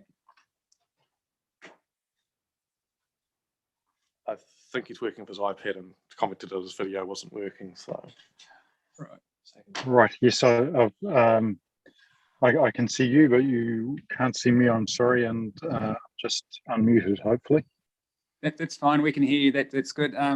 Mr. Williams has just said that from his perspective, he's happy if we just go straight to questions for you. Are you happy with that, or are there any key points you'd like to summarise for us from your evidence? No, I'm absolutely happy to go straight to questions. All right, we'll just start. Mark, any questions for Mr. Hay? No. Andrew? No. Raymond? No. And Mr. Hay, I don't have any questions either for you. Your evidence was very short and very clearly set out, so thank you for that. Okay, wonderful. Yeah. So, Mr. Williams, we'll just bounce back to you now. We'll see if we have any questions for you. I think that's the... Any questions for Mr. Williams? Forgive me if I ask a question that might have an obvious answer, but does a no complaints covenant mean that a signee to the covenant should not submit in opposition to a plan and actively participate in it? So no complaints covenant is registered on certificate of title. So if that title is transferred to someone else, that will come through to the new person, so to speak. So it binds the owner as recorded on that certificate of title. It doesn't bind, if you're dealing with private individuals, their family. It doesn't bind tenants. It doesn't bind anyone else who isn't recorded on that certificate of title. So to answer your question in short, yes, it does apply to assignees, but that needs to be seen in a context. So during the PC50 hearings, did Fonterra actually seek a High Court? No, we didn't. So the reality is, sitting in the middle of a hearing, everyone's busy focusing on what's in front of them. We could have run off to the High Court and got an application for specific performance to enforce the covenant terms. You might have got an urgent fixture in the High Court. You might have not. It would have cost an awful lot of money and caused an awful lot of grief. Practical real-world reality in most circumstances, which certainly did occur here, a stroppy lawyer's letter would soon sort it out. But if you have to go to the next step to actually enforce a covenant, it's not an easy path, particularly if time is not on your side. So why did Fonterra enter down that pathway in the first place? So as I said, it was entered into off the back of an appeal, and it was effectively in that context a bulletproof mechanism of ensuring there was power to avoid any continuation of that appeal. I'm certainly not saying that no complaints covenants have no utility whatsoever, but they just need to be seen for what they are, which is a properly law remedy to issues. And here we're dealing with an RMA process, so there's not necessarily a lot of overlap between the two. Okay, thank you. Just in terms of Commissioner Solomon's question, the covenant, the NZDF covenant that's been provided to us has a clause that says it shall be binding on all transferees, tenants, to the extent permitted by law, lessees, mortgagees, charge holders, and their respective successors in title and assigns of any interest in the servient tenement. So I think it probably goes broader than what you might have indicated in your answer in terms of the one that's before us specifically. Yeah, no, that's right. So just the covenant is obviously subject to its own terms as well, but it's sort of registered on certificate of title, and to the extent it says certain things, within all those things will follow through. So it's just as I commented on, the enforceability aspect in terms of how it actually works in practice. It is really targeted at the name that's listed on the certificate of title. Yep. Right, Andrew, any questions arising from the legal submission? No questions from me, thank you. Very clear. Matt? No questions, but thank you for the comments about no complaints governance. No, thank you. I thought you might enjoy those. And Mr. Williams, no questions for me, but to the 42A reporting officers, in your reply report, if you weren't already intending to do so, could you specifically come back to this matter of Rule 6.2 and whether or not non-complying activity status would be appropriate? Right, we can have your next. So I now hear from Ms. O'Rourke. Now, there were pre-circulated short summaries sent around yesterday. I'm not sure if you've read those. I'm personally relatively ambivalent whether you want, Mr. Crystal's got one as well, and Ms. O'Rourke to read those. If you've read them already, I'm equally as happy to jump to questions as well. Did the panel members receive any summary statements from Frontier? I have got printed ones, which I'm not sure I'm allowed to hand up in this COVID world, but or maybe if are they very long? No. Well, why don't we just have the witnesses read them out, Yep. and then they can be provided to us electronically later. Or you can leave the hard copies behind as well. That'd be helpful too. So no, I don't think we've got them. So maybe if those witnesses read them out, and then we'll see if we have questions arising from those or the circulated evidence. Thank you. So I don't know if Suzanne's there.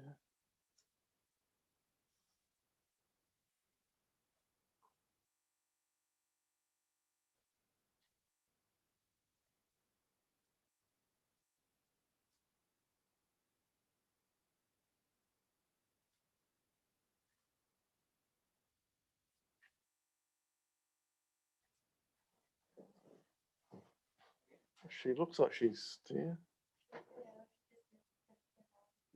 Can you hear us?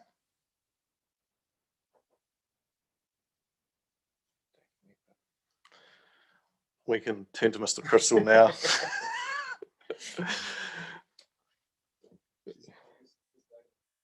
Wait a second.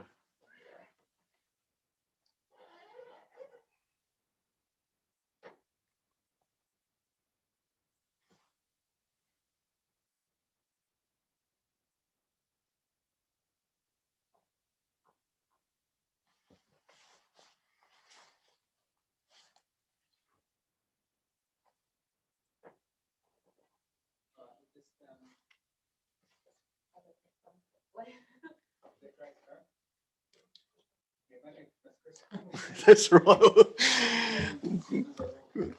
Throw my witness order into chaos, but I haven't got any witnesses, fortunately. So I think Mr. Crystal's well known to all of you, so I don't need to introduce him. So he, as I said, he's got a short summary which we'll read, and I'll leave those behind afterwards. So. Thanks, Mr. Crystal, and I did recognise you on the airplane yesterday, but I thought it was better if I didn't say hello, given you're appearing before me today. Oh, sorry, sir, I didn't spot you on the. I was sitting across the aisle from you. But anyway, thank you. Yeah, so you want to read out your summary to us? That'd be great. So I'd been farming up at 2 tiers. I'm just going to, I'll skip over my name there. I think you already know that. So mechanisms to address reverse sensitivity. Most district plans now include a planning framework that specifically addresses reverse sensitivity. Specific rules used can take a variety of forms to suit circumstances. In my view, noise control boundaries, or noise control areas as they're sometimes known, approach with associated provisions is a common and appropriate mechanism to address noise associated with significant physical resources such as the Darfield manufacturing site. The technique requires a noise sensitive activity locating inside the NCA or NCB to meet design installation standards, and in a quid pro quo situation requires a noise creator to meet the noise standards set at the NCA or NCB boundary. Fonterra has been using this approach at its sites across the country for a number of years. The use of NCB or NCA provides a greater degree of certainty for both the activity itself and the general public with respect to the extent of noise permitted from the site. Assessing compliance is also typically more straightforward, and in my opinion, it is an effective way to provide best practice management of noise and avoid potential reverse sensitivity effects. This turning to the Fonterra submission points. My evidence from the 27th of January outlines my full assessment of Fonterra submission points and Ms. Barker's recommendations with respect to noise chapter. I generally support the position taken by Ms. Barker on the Fonterra submission points, except in relation to the noise rule R6. I agree that a permitted activity status and noise R6 where insulation compliance can be demonstrated as appropriate within the DPZ noise control overlay. However, this is reliant on the council having robust processes in place to ensure and assess insulation compliance. It's important that this critical step does not slip through the cracks at the building consent phase.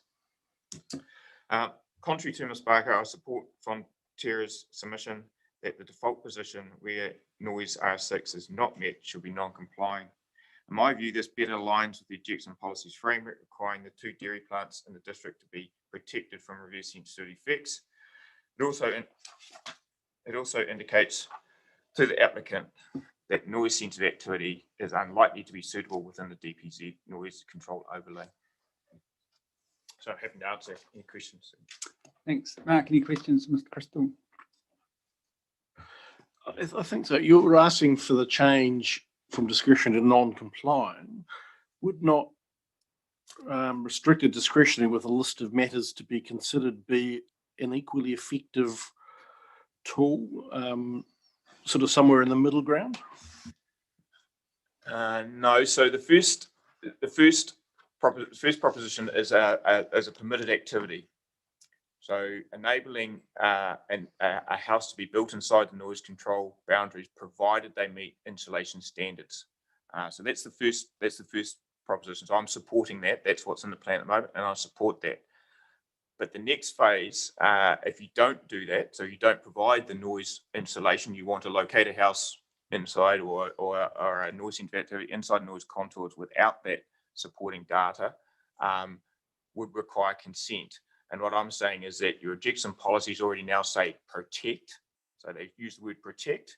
And what I'm saying is that that should be at a non-complying status. There will be a very unique situation, in my view, where you would allow that to occur uninsulated. And it's got to be at a high level.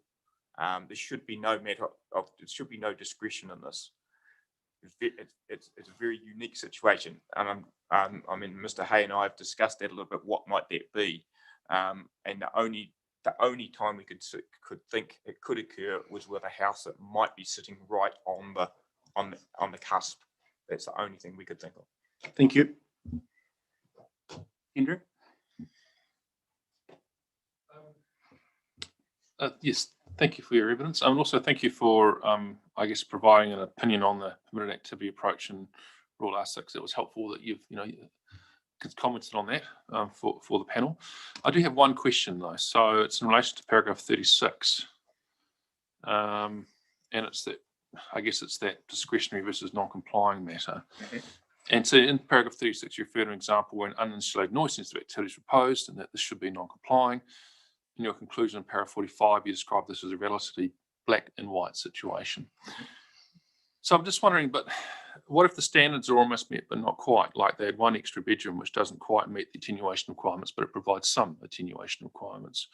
Or if the additional bedroom is noise attenuated, but doesn't have the required ventilation.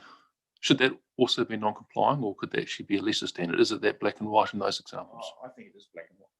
I think it is black and white. If you're going to allow it to be a permitted activity in this situation, and there's a whole lot of standards. I mean, whether Mr. Hayes stood on there, but he might be able to talk you through how that works. But and you're going to have those standards of insulation, then that is the standard to be met. You can't have you can't deviate from that just because you don't want to put in noise insulation, or you don't want to put in a heat pump system or whatever it is to address that. I think it is pretty black in this situation. I think it is pretty black and white. I don't think, otherwise there'll be all sorts of little matters of discretion that you might say, oh, well, why don't we allow this then? Why don't we allow that? Why don't we allow, and where would it end? My view, it's pretty black and white. You either meet the standard that has been set and at a permitted status, so you're not requiring consent, but you're permitted, but you meet a standard, or you don't. And if you don't want to do that, you've got to go through a pretty tough test. I'm not suggesting any changes to the objects and policies, and they're already sitting at protect. I understand that, but so the extension to the building was at the back of the house, and it was shielded by the existing building bulk of the rest of the house away from the noise producer. You still think that automatically goes to black and white, to non-compliant, just because they haven't got noise ventilation? Yeah, my view, it does. You may want to ask Mr. Hay about any shielding that you may or may not get, but in my view, you haven't insulated to the standards that have been set. So therefore, okay. No, well, you've answered that. Thank you. Raymond? No further questions from me, but certainly in terms of non-complying activity status, I think I understand what you're saying is that there is case law that says a non-complying activity denotes an activity is generally not to be condoned, and so the plan should give a clear signal in that regard. And what you're saying to us is that the district council should not condone someone not complying with these insulation standards as a starting point. Okay.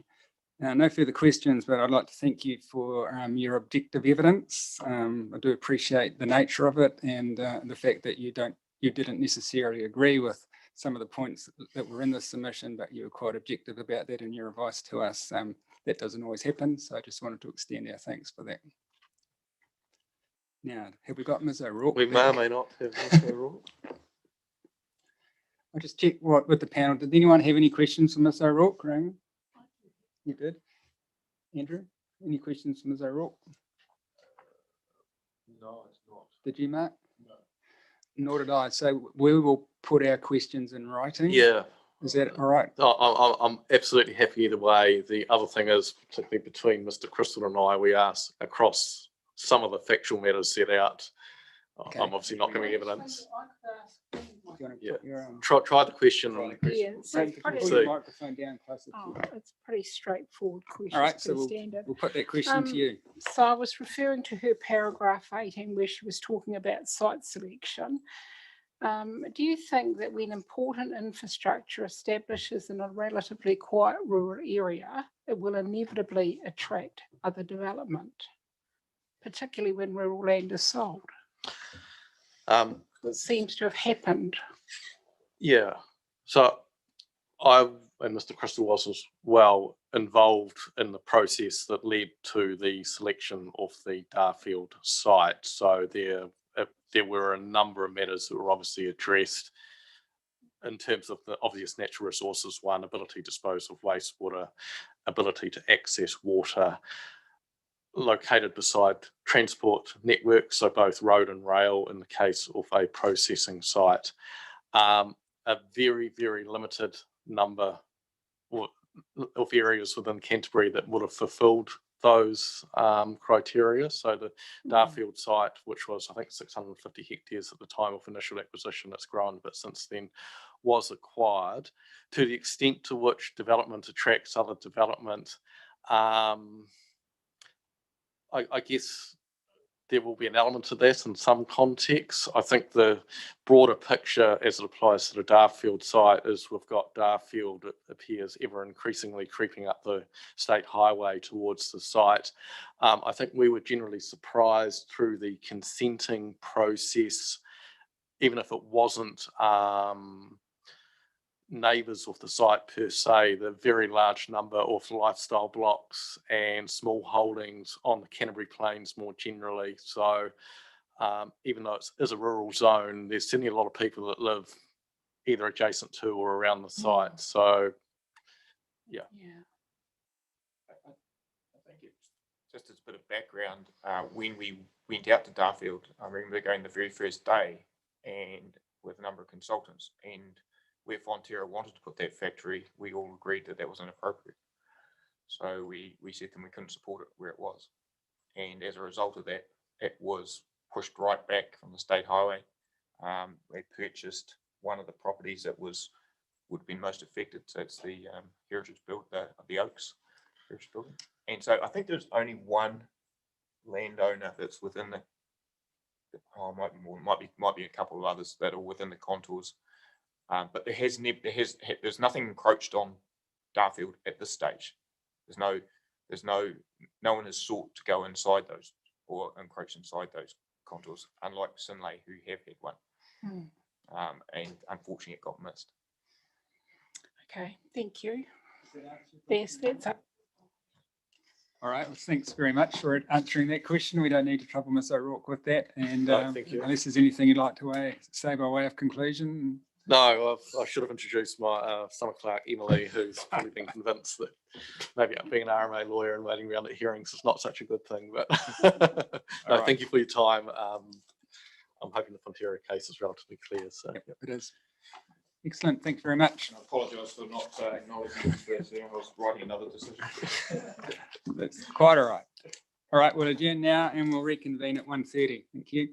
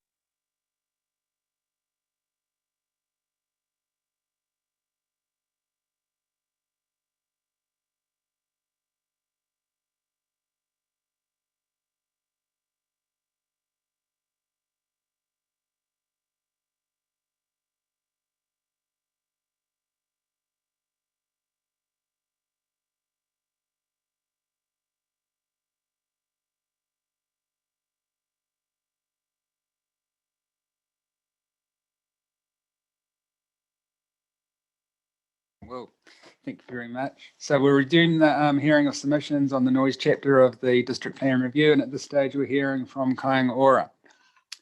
So can Mr. Allen, good afternoon, welcome. Can you hear us? I can indeed. Can you hear me? Excellent. Yeah, we can hear you and see you, so that's Excellent. a good start. You can probably see me in slightly better detail than I can see you. I imagine that's true.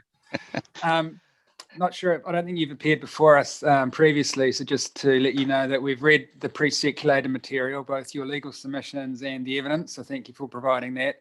That needn't be read out to us again because we've already read it, but obviously you're very welcome to highlight key points for us, after which we'll see if we have questions, and if any of your witnesses have prepared summary statements, and if they haven't, that's not a problem, but if they have and it's new information, then they can read that out to us as well.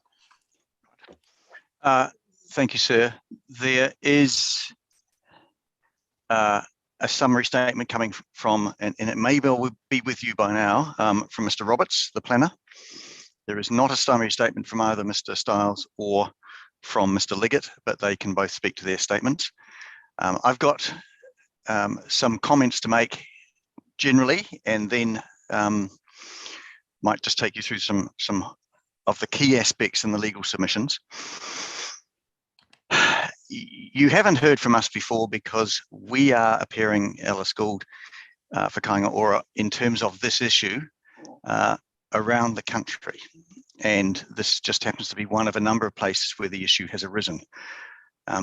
Obviously, ideally, this is the sort of issue that might have a national solution to it. At this stage, it doesn't. And we are left dealing with slightly different circumstances in different councils throughout the country. And at the tail end of the submissions, pardon me, you'll see that I've referred to 3 situations where the issues are currently live. Whangarei, where the matter is currently being mediated on appeal. Waikato, where the appeal period is not yet expired. And the Auckland Unitary Plan, where there was very limited ability to appeal. In each of those cases, the outcome thus far, or in full, was at the very least querying the way in which this issue is being addressed. Now, I think the important thing to recognise is that in terms of health and amenity effects, Kāinga Ora and its witnesses accept that if you're too close to a major road, you can experience those adverse effects. And there is a need to recognise that issue, but the way of resolving it isn't necessarily the one that we have in the plan. And there is a need also to recognise that the entities that run the infrastructure on which this noise is generated have obligations. And you've heard this morning from Kiwi Rail's lawyer saying, yes, there's a Section 16 issue, Section 16 duty, and Kiwi Rail says it complies with it. Whether it does or doesn't is really is an issue that's, if you like, specific to particular areas. Particular locations will have different circumstances. Some places, houses will be closer to rail or road than others. Some locations, topography deals with the issue. In some locations, speed and the form of the road, or the surface of the road, or the surface of the rail will have an impact on whether this is problematic or not. The most obvious way, of course, of dealing with noise from these kinds of infrastructure is to put in place bunds or fences, acoustic fences. And you'll see that obviously with roads, it can be very difficult to do that in a way that still maintains a connection between public and the road and divisibility. With rail, we are less concerned about the need to have intervisibility between a dwelling and the rail. The rail tends to be very much a private corridor, and you've heard again evidence about how Kiwi Rail doesn't want people going on its corridor. Ironically, Kiwi Rail doesn't build acoustic fences, to my knowledge, alongside its railways. So Selwyn's one example, and you've got relatively small residential areas in the national context where there aren't a lot of, where there are no fences along them that I've seen. But you go to Auckland, same issue. The fencing alongside the rail line through Auckland is not done by Kiwi Rail, typically. It's done by the people who own those properties. and it is extremely variable, and it's not typically designed as acoustic fencing. So there's a debate about whether we are there in terms of BPO or not. The second point I think that's really important to recognise is, and I'll come to later, the fact that we say there is a health and amenity issue, there is not a reverse sensitivity issue. The second point, though, is this is an issue that's been around for a long time. It just hasn't been recognised as such to the same extent as it is being now.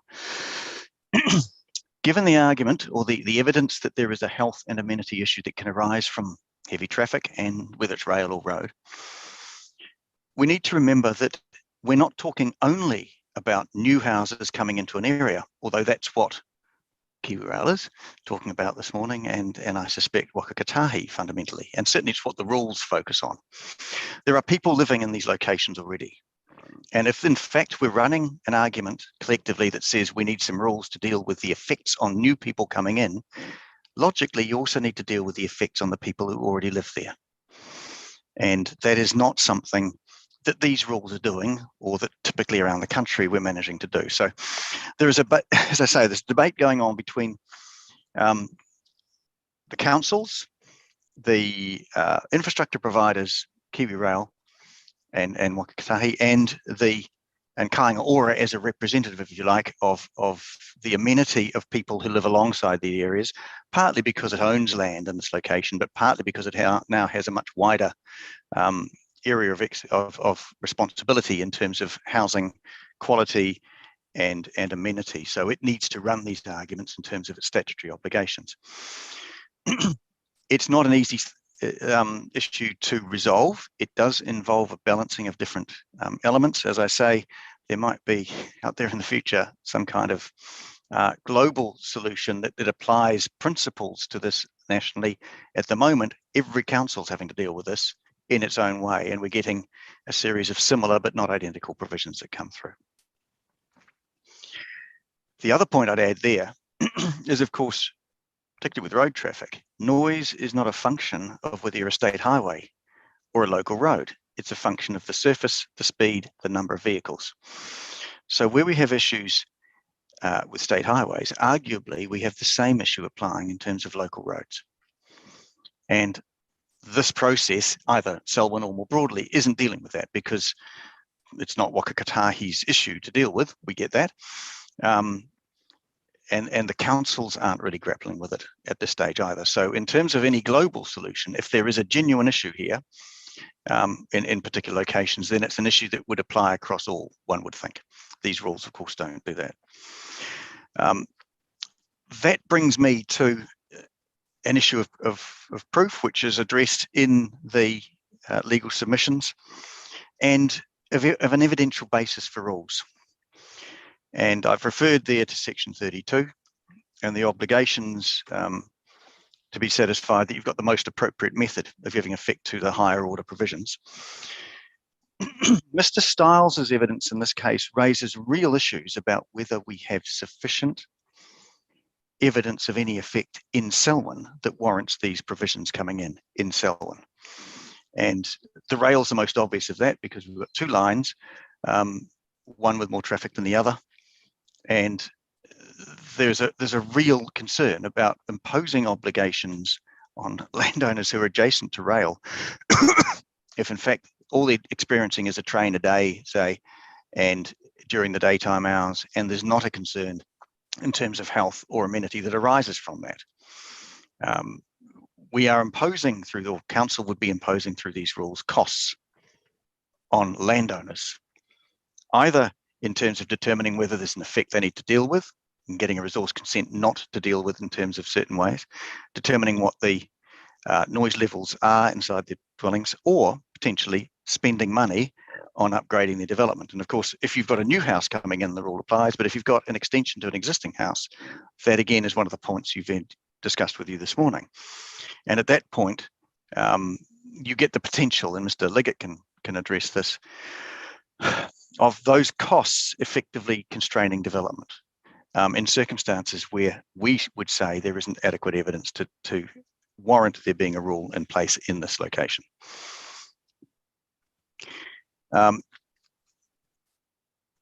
The submissions this morning from Kiwi Rail addressed a number of points that I want to just quickly come back to you on. And the first one I'll deal with is the reverse sensitivity question. The submission said we gave you assertions about what reverse sensitivity is, and we didn't give you a case to base that on, and then gave you a summary of what Kiwi Rail says the reverse sensitivity is, and didn't give you any cases to base that on. What they told you was that reverse sensitivity is about vulnerability to complaints. Well, and you don't need to show that you've actually had to change your behaviour or to change the way that you're operating or those kinds of things. It was almost a theoretical issue. Now, if we go, and I'm going to go right back to 2004, Windstone Aggregates, Matamata Piako, where there was the discussion initially about the concept of reverse sensitivity, reference made, and this is paragraph 2, and I can send this case to you, sir, if you'd like it. Reference made to the definition of that concept in the article by Bruce Tardy and Janine Kerr called Reverse Sensitivity, the Common Law Giveth and the RMA Taketh Away. And it said, reverse sensitivity is the legal vulnerability of an established activity to complaint from a new land use. So far, so good. That's the language that you heard this morning. It arises when an established use is causing adverse environmental impact to nearby land and a new benign activity is proposed for the land. The sensitivity is this: if the new use is permitted, the established use may be required to restrict its operations or mitigate its effects so as to not to adversely affect the new activity. So there's a consequence of that proximity. It's not just that of the proximity itself. It is, you might be required to restrict your operations or mitigate your effects. Now, if we go back up that paragraph, we see the way that the court described it here. It says, reactions to those effects, how all these industries, describing a range of industries in resource management terms, coexist with other activities is a common thread through these references. Appeals these days. Sustainable coexistence is important because inevitably industries of these kinds and scales may produce effects on their surrounding environments, or at least people believe they do. In turn, reactions to those effects or perceived effects by way of complaints or actions and nuisance can give rise to pressures on the industries that can stifle their growth or in an extreme case drive them elsewhere. That's the critical element in my submission. It can't just be that people complain about you. It can't just be that you're worried one day something might happen. You need to have another step to get a genuine reverse sensitivity effect. Now, if it's a new activity coming into an area, you might legitimately say, I don't know what the response will be to my existing factory. But this is not a circumstance that applies where you've got, say, a single factory sitting in a paddock in an area that's rural. We have roading and rail authorities who have thousands of kilometres of their infrastructure in the country.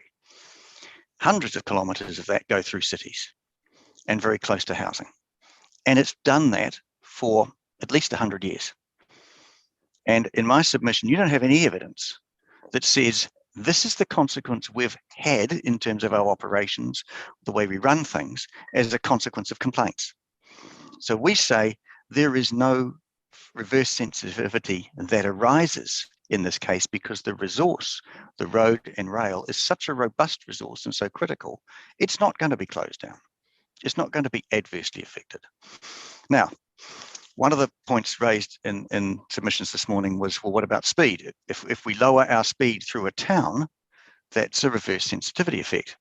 Maybe it's just the right thing to do to give effect to the BPO, best practical option, in that town. Maybe in addition to that, you might want to build some acoustic fencing. Those are steps, they're mitigation measures that ought to be in place and can be in place, but they are not, in my submission, reverse sensitivity. They're just appropriate maintenance of an operation of this very important resource. The second point I wanted to raise, sir, there was a discussion in the submissions this morning about in a statement that the alternatives or the other methods that were mentioned by Kāinga Ora through its presentation weren't justified, and there was a particular discussion about designations. Now, what the designation ability does is you can designate land both for your activity, but also to constrain activities on other land that you don't then purchase, you don't need to take possession of. And remember that this is a circumstance where we do have existing dwellings alongside these routes, roads and rail. It's very analogous to the position of the airport in Auckland. And what happened there was an extension of the airport, operational structures, I guess you would say, and also the operation of it itself being dealt with through the plan process. There are provisions there that say that for existing dwellings, as noise levels went up, there would be contributions made, compensation made to be able to assist people to be able to manage that noise. Now, I don't think we're in a position where you're being told in evidence that there are no effects today, but there will be effects because traffic will increase. I think you're being told there are effects now. Having said that, Kāinga Ora's case is we don't think there's evidence that in fact you get there in Selwyn. But in my submission, part of that mix of solutions that is available at the higher level, and it's not available to you today because nobody's proposed it through the plan, is a designation mechanism. It is undertaking more physical works around, for example, most obviously rail, in terms of acoustic fencing. It is a range of different things that could become part of the BPO. Once you've got that in place, it's then a matter of how you balance the interests of the various parties. But we would say, sir, that the evidence you got in terms of Selwyn doesn't get you to the point where the rules are yet justified.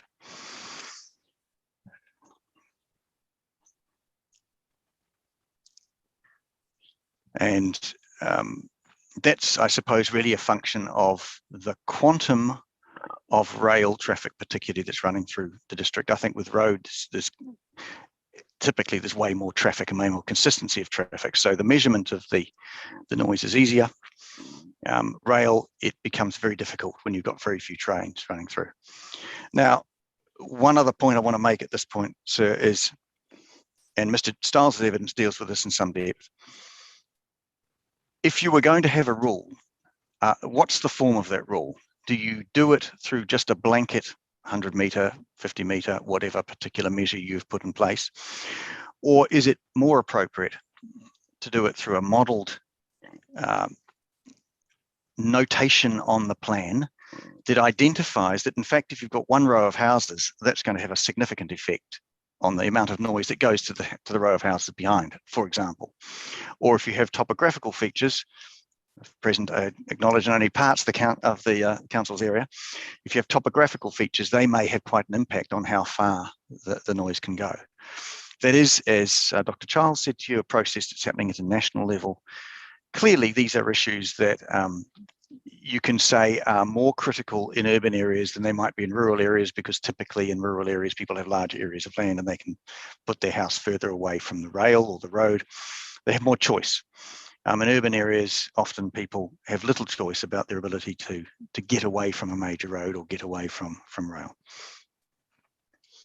So we would say very strongly that if you're going to have a rule, which we don't think you need, then the modelled approach is the preferable one to use. Now, sir, those are the extra comments I had to make. I'm just check through, see if there's anything here particularly that I should bring to your attention as I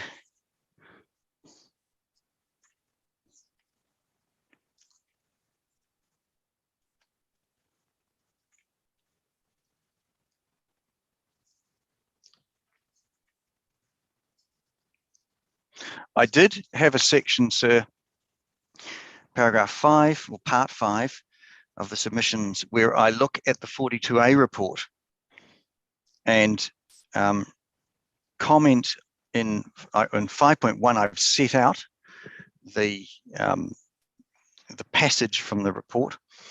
And then in 5.2, I speak to that. I do have a problem with the way that the 42A report has addressed the issue, particularly in terms of cost and benefit, and effectively said in that last sentence in 5.1, where it states, until any evidence is presented as to what is a more balanced and less onerous approach may include, it's recommended the submission point be rejected. So effectively, the report is saying we're just going to impose the obligation to prove anything falls on the receiver, if you like, Kāinga Ora representing those receivers. In my submission, in order to put a rule in a plan, you need to ensure and be satisfied that it's the most appropriate approach to take. And unless you have evidence that supports that, you're going to really struggle to do it. And we would say that, particularly in Selwyn, you just don't have the evidence to tell you that there is genuinely a problem in terms of health or amenity that warrants these rules. We accept that theoretically and in practice in many places around the world, there is a genuine problem that arises, but there has to be a threshold of activity and of impact beyond which, or below which you don't act and beyond which you want to act. And we say that you haven't reached that point in terms of the evidence before you. So I think that's probably summarizes the essence of the submissions. As you say, you've read them, so I don't need to say any more about it unless you have any particular issues you want me to expand on. Yeah, we probably will have some questions for you. I'll just check with the rest of the panel. Raymond? Andrew? Mark? Just one. Is it Kāinga Ora's national response to focus on noise contours from Kiwi Rail and Waka Kotahi? Because we have other submitters who have supported their noise control boundaries within Selwyn, which particularly could restrict urban growth, that you haven't focused on. Is it? I'm sort of wondered why that was. Is it just you have a national approach and the others just sort of slip under your radar? I'm going to defer that to Mr. Liggett, who is the person who is responsible for the, or at least involved in the decisions as to where Kāinga Ora becomes involved and where it doesn't. He's much better placed than I am to answer that, and he will be speaking very shortly. So I hope he's heard that. Mr. I just had a couple of questions for you, and you may wish to defer them to Mr. Liggett as well. The first one was, within the Selwyn district, is Kāinga Ora currently planning any housing developments that fall within either the state highway or the Kiwi Rail noise control boundaries? I will defer that to Mr. Liggett. He has much greater knowledge of these matters than I do. I don't know. And in terms of Kāinga Ora submissions to us, are there any townships within Selwyn that are of particular concern? Again, I'll ask Mr. Liggett to speak to that. Okay, now in your verbal presentation, you used phrases like the Kāinga Ora is representative of the people living next to the state highway and the Kiwi Rail network. And you talked about the provisions in the plan as notified imposing costs on them, and that Kiwi Rail in particular had raised a theoretical issue. I just wanted to put it to you that maybe Kāinga Ora is similarly raising only a theoretical issue. As far as I can see, in terms of submissions on the plan, the relevant provisions are Policy 2 and Rule 3. And my understanding is that we've had 0 submissions from affected landowners within those existing noise control boundaries asking for them to be removed or amended. Also, could it be that you mentioned that in your view, there are no reverse sensitivity issues that have arisen here because there haven't been any requirements for additional mitigation, etc., in response to complaints. But could that simply be the case because the preceding plan had these noise control boundaries in them, and so the problems were simply avoided? So that's a question in 2 parts. I think it is. Question in 2 parts. KO is a representative of the landowners, but none of the actual landowners seem to be concerned. And secondly, could that be because the noise control boundaries have existed here previously? Right. So the first thing, I'm not saying that it's representing those landowners. If I did say that, it was wrongly phrased. It has obligations under its legislation to deal with issues relating to amenity and housing. And again, Mr. Leggett can speak to that in more detail, but it's here because it feels it has a duty to deal with these issues nationally. This is not the busiest of the councils with which it is engaging in terms of this issue. The second one, no submission, well, second aspect of that point about question that no submitters have made submissions or no landowners have. This, in my experience, a lot of people don't make submissions on district plans. They are increasingly complex and the processes are increasingly complex typically.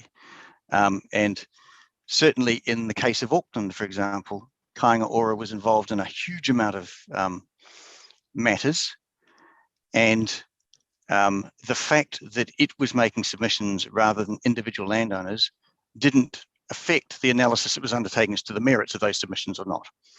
So this is an issue, for example, that Kāinga Ora was involved in Auckland. Not all landowners knew about the rules and were able to engage with them. Kāinga Ora's obligations to get involved in those matters. The reverse sensitivity issue. We are not aware of any evidence in the country that there is a reverse sensitivity issue that arises here, because we're not aware of any location where in the country complaints about roads noise or rail noise has led to a change in the operation of the road or the rail, or worse still, led to them being closed down or somehow significantly constrained. It's not going to happen in my submission because roads and rail are such fundamental parts of the infrastructure of the country. We need them. We're not going to remove them from residential areas. The issue in terms of road, particularly, as I say, applies both to, at a theoretical level, applies to both state highways and local roads. And any solution really should take place to take account of both those aspects or both those ownership aspects. But no, there's no particular issue or focus on Selwyn in this regard. I just think our understanding is that across the country, this is not an issue which is genuinely is a reverse sensitivity issue. It is in fact a health and amenity issue. All right, and then just my final question. The Kāinga Ora submission was relatively straightforward in that it only sought the simple deletion of a range of provisions. It sought deletion of Objective 02, Policy P2, Rule R3, the road and railway overlays and associated provisions in Rule Sub R26. It didn't seek or ask for any replacement provisions. No.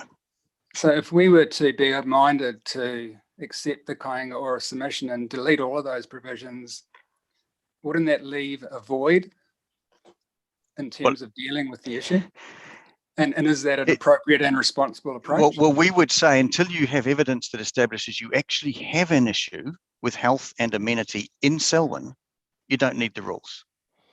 And we don't think you've got the evidence that gets you there. And some areas that's more obvious than others. So train vibration or train noise, we would say, and certainly on the secondary line is more obviously lacking evidence. But even in the case of the road issue, do you have evidence that establishes that you need a rule? The second point I would say is that, and we don't have wording for you because this is an area where there are really matters of principle that need to be determined, I think, and parameters. And then once you've got the parameters, you can then go refine the rules in a way. But of course, the relief that you have available to you is everything between those rules that are proposed, whatever others have sought in terms of amendments to it, and the deletion of the rules. So there's an envelope of relief there available in terms of these submissions. Now, I accept that in the context of a first instance hearing, your ability to refine material is constrained by the mechanics of having to deal with an entire plan. And there's a lot of refining you might have to end up doing. So that's probably going to be a practical constraint in your ability or wish to get into these matters. But if you did so, you certainly have some breadth of jurisdiction available to you. So is it essentially the Kainga Ora case that it seeks deletion of all of those provisions I outlined, and then the district council should then await for sensitive activities to locate close to that infrastructure, for complaints to arise, to have a problem demonstrated, and then seek to reimpose some sort of overlays or noise control boundaries once complaints have been established. Is that it's not what quite Kainga that Ora is blunt. asking us to do? It's not quite that blunt. You know, because I think the evidence is before you, that from Dr. Charles, that there is an assessment going on in terms of where those modelled boundaries would be in terms of noise. And leave aside whether it makes much difference or not in terms of his comments, we might think it does make quite a bit of difference, particularly in urban areas. So the first thing is, once that work is done, and if it's being done, I don't know what the time frame is for that, that gives a lot more information about the level of noise, because that number will reflect both topography and buildings and the amount of noise that's being generated. At that point, you might find that, in fact, you don't need 100 metres, you need 20, or it's within the road reserve, or it just goes into the first row of houses or whatever, if there is an issue. So I think there's work that's being done that will inform a judgment call. Secondly, we have a particular interest in those existing dwellings and the people who are currently, apparently, or potentially affected by noise. These rules don't assist them, and they don't recognise them really. The second issue, where these rules kick in, is with new development. And one aspect of that clearly is when you're zoning new land to become urban and to become residential. And I think at that stage, there is a distinction between existing and incoming development. And if somebody's going to rezone new land, it may well be the case that in order to get that zoning, they need to address this issue comprehensively. You might end up with bunds, as I think somebody referred to this morning. You might end up with acoustic fences or a mix of the two. And that is certainly not unheard of around the country. I'm aware of it happening in various places. So in that category of case, there is an exercise that's undertaken in terms of the rezoning issues. It hasn't happened in terms of intensification issues, of course, because we're getting that from government policy. But I'm not. The incidence of that will depend upon how the council deals with its obligations, such as it has, and the various councils have differing obligations under the recent NPS and of course the new Act. So I think there's more nuance to it than you'd put it, sir. All right, well, that's the end of my questions. Maybe is it Mr. Liggett next? It is Mr. Liggett next, so hopefully he can click in. And I will mute and turn off my screen.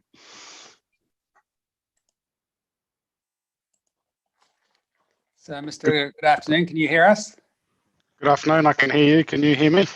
Sure can. So thank you for your evidence. We've read that. You don't need to read it out loud to us, but if you have any summary points or points you'd like to highlight at this stage, you're welcome to, and then we'll see if we have questions for you. Yep. Okay. We'll quickly run through the evidence and see if I can capture all of those questions that were diverted my way. And then if there's further questions, happy to take those as well. I guess fundamentally, you've heard from Mr. Allen our wider view and our wider concerns with respect to these provisions. I guess they have been couched, or our read and understanding of them is that they've been couched as management of reverse sensitivity in circumstances where we haven't seen any evidence of reverse sensitivity actually being an issue in this geography. In other geographies and other work we are doing, both in plan review processes, but also with Whakaitahi and QRail directly. We acknowledge there may be potential in certain circumstances for health and safety effects to arise with respect to the interface between land transport activity and those sensitive land uses that are located in proximity of that. But again, in this instance, we don't have any evidence from those organisations that suggest in full that there is actually that issue prevalent today, or to the degree that that issue is prevalent. It is in circumstances where the provisions as they're crafted are shifting significant obligations over the interface boundary to the receiving environment. Again, in circumstances where we're not 100% certain as to whether all of the best practicable options to reduce the effects at source have been undertaken, which in our view is critically important if we're dealing with a health and safety issue, as opposed to simply a reverse sensitivity issue. If there is a health and safety issue bleeding across from one activity to another, then it, in our view, is more important that the best practicable option for at-source mitigation is fully exhausted before we start imposing limitations on receivers to mitigate effects of others. And that's in circumstances where information published by Waka Kotahi directly is that we're adding in the order of anywhere between $15,000 to $29,000 per dwelling in terms of a cost just to mitigate that effect.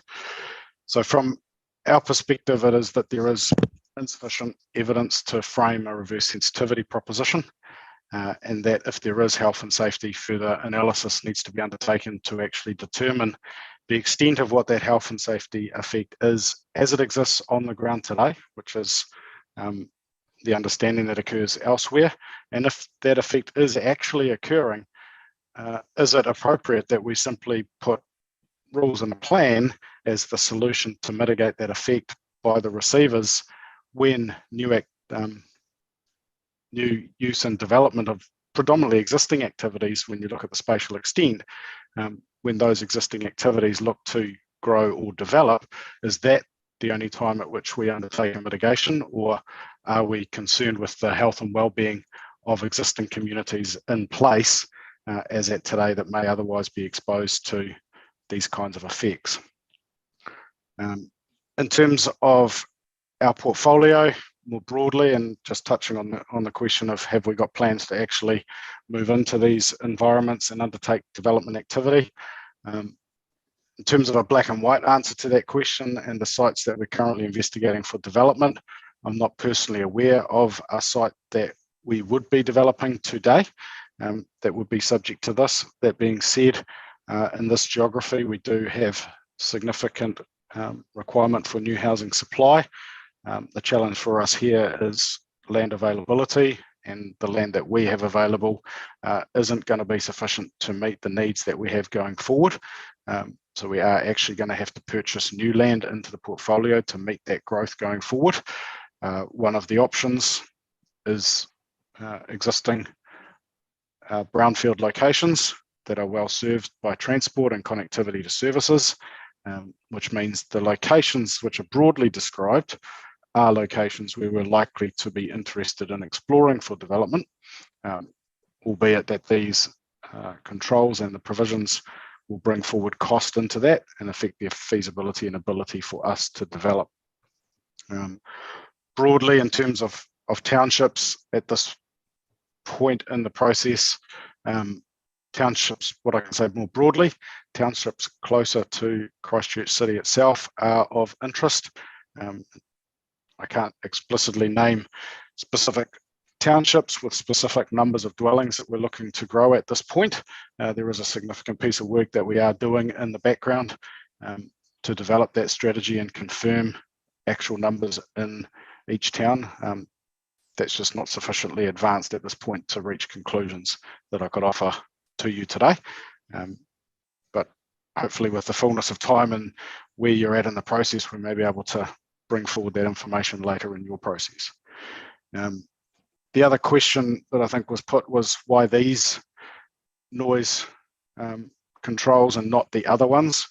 And as I understand it from the market economics report, these equate to 84% of the reverse sensitivity controls spatially in terms of noise controls. And just quickly scanning across the spatial extent of how that other controls apply, and my understanding of it, looking at your plan directly online now as notified, the other ones would be things like the inland port, the airport and Fonterra. and the provisions that relate to those. Just eyeballing that against the plan, it would appear that all of those controls fall over existing rural environment or industrial land use and industrial zoned land. So the ability for sensitive receivers to locate there is somewhat limited, unlikely in the industrial zone. And in the rural environments, as Mr. Allen had highlighted, generally you're dealing with much larger lots and they generally have a production purpose. So the ability to accommodate another location remote from these restrictions is a possibility. The only other one I could see on the map where it does start to move into the urban environment is the Darfield Gun Club, noting that it's typically the 50 dB control, and that applies generally to the large lot residential, again, lifestyle type environments, not generally the urban residential outcomes that we would be seeing with the other two controls. And in terms of the low density residential, it appeared to only apply to 2 lots. So why is our interest in this particular suite of provisions? Is that it is, in some instances, carving right through the middle of town, affecting a number of existing urban residential and town centre lots where there are existing communities in place and where we are wanting to see further growth and development of activity. I hope that captures the evidence summary and picks up on some of your questions asked to date. If there are others, more than happy to respond to those. Yeah, thank you. You did an excellent job of noting those questions and answering them. I'll see if there's any other questions for you. Mark, any questions? No, thank you. Andrew? Yes, thank you, Mr. Chairman. Just a couple. Look, I'm interested in your statements on who should pay, and looking at your para 4.11. And my first question is in relation to paragraph A, 411A. So I think if I understand it correctly, what you're saying is that if the land use changes from, say, rural to residential, then the landowner / developer should be responsible for that noise mitigation costs. And is that because of the significant change or increase in noise sensitive activities occurring in that location? Well, it's looking at the issue in totality. One, in terms of thinking about it from the land transport side of things, you've got existing rural environments. You have particular characteristics of roading condition in the rural environment that may differ from the urban environment. So if that land is being urbanised and you are going through a substantial change in use from rural to urban, there are a number of land development activities being undertaken at that point in time. Considering the constraint of the existing condition of a state highway or a train track running in proximity of that site, balance of looking at that, we think it's appropriate for the development community as part of that change in land use from rural to urban is then address that existing condition. Whereas we were dealing with existing urban environments, there is an in our view, there should be an obligation on the transport authorities to look at mitigating the effect of that before it comes across the boundary. So just following on from that, so what about the scenario where the current zone is sort of suburban density residential, and then it's upzoned to effectively triple the density, well beyond what was expected or anticipated at the time the infrastructure was put in, and also how it was designed. So is that, in your view, is that then also, that then is, from what you're telling me in the paragraphs here, that's, you think the infrastructure provider has a duty then to respond, even though the intensity is tripled adjacent to its infrastructure through changes in the district plan? What we're saying there, and this is I guess the difference between the argument about reverse sensitivity versus the argument about health and well-being. If there is on that existing land use today a health effect, if that is proven through a proper investigation of the evidence to confirm there is a health effect, then we say that the infrastructure provider has an obligation to address the health and well-being of the communities which they pass through already today. And if they undertake that today, the fact that the existing residential environment or the existing urban environment intensifies, the issue would already be solved by dealing with the existing community that's in place today. So I would imagine if I was I imagine infrastructure providers would be very cautious and very careful, and I'd imagine be not supportive of significant changes in density of activity along their corridors. If there are consequential costs now going to be apportioned to them, should there be a confirmed health issue? I guess that is one potential response. I guess from our side, what we're looking at is two sets of land uses that are growing and developing over time. If we look at when housing was established in these locations and roading was established at the time, if we benchmark it back at that point, would we have had a health effect back then? Traffic volumes, traffic speeds, road conditions, other things. Is there a health effect arising then? In terms of some of the geographies where we're working with the transport agencies, it's the growth and development of the roading environment that incrementally over time is now manifesting itself as generating such effects that there are, or such noise levels that there are health effects spilling beyond the roading corridor into existing urban communities. So the issue is, if there is a health effect, if that is resolved to the degree practicable at source, then there may well be some other effects to address. But one, we don't know if there is actually the levels resulting in health effects, to what degree. Two, what is the best practicable option to solve that at source first? We can offer suggestions, but I would respectfully say that the roading authorities and KiwiRail are the best place to advise on the best practicable options rather than ourselves.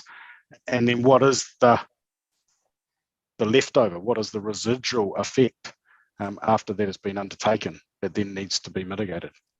So there's quite a process that we say needs to be followed before we can actually start producing rules in the plan that require receiving environments to mitigate the effects of another activity. Yes, but I would imagine when the road was designed, there was an expectation around adjacent land uses. There was an expectation around the carrying capacity of the road, transport modelling effects, etc., all undertaken. And with intensification adjacent, it may well bring houses closer to the road corridor as part of that. And then what Kaiangora is saying, that there's an expectation that the road manager, the infrastructure provider, will take steps to respond to that, which may include slowing down of the road as to reduce noise, which then has consequential network effects beyond simply that road. So that I guess it's quite complex, this entire approach. Yes, it is. Don't deny that. And some would argue it's better to plan in advance and try and protect that strategic corridor in the first instance, rather than have that. And I guess this is the crux of one of the arguments, rather than have that subject to future and ongoing changes and reductions in service, basically. If you're prioritising level of service over health and well-being of existing communities, then yes.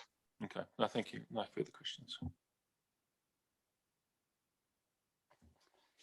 And no further questions from me, thank you. Thank you, sir. The next witness is Mr. Stiles. Good afternoon and welcome. Can you hear us? Yes, indeed. Can you hear me all right? Sure can, and we can see you too, which is good. So as with the previous witnesses, we've read the evidence. Thank you for that. You're very welcome to highlight key points, or if you have a summary, you can read that out to us if we haven't seen it before. Otherwise, we'll just go to questions. Sure. I'd like to just go through my executive summary and my evidence in chief and just make a few points on that, if that's all right. So, excuse me, I'm just reading off two screens, so I'll look away and then look back again. Paragraph 1.2,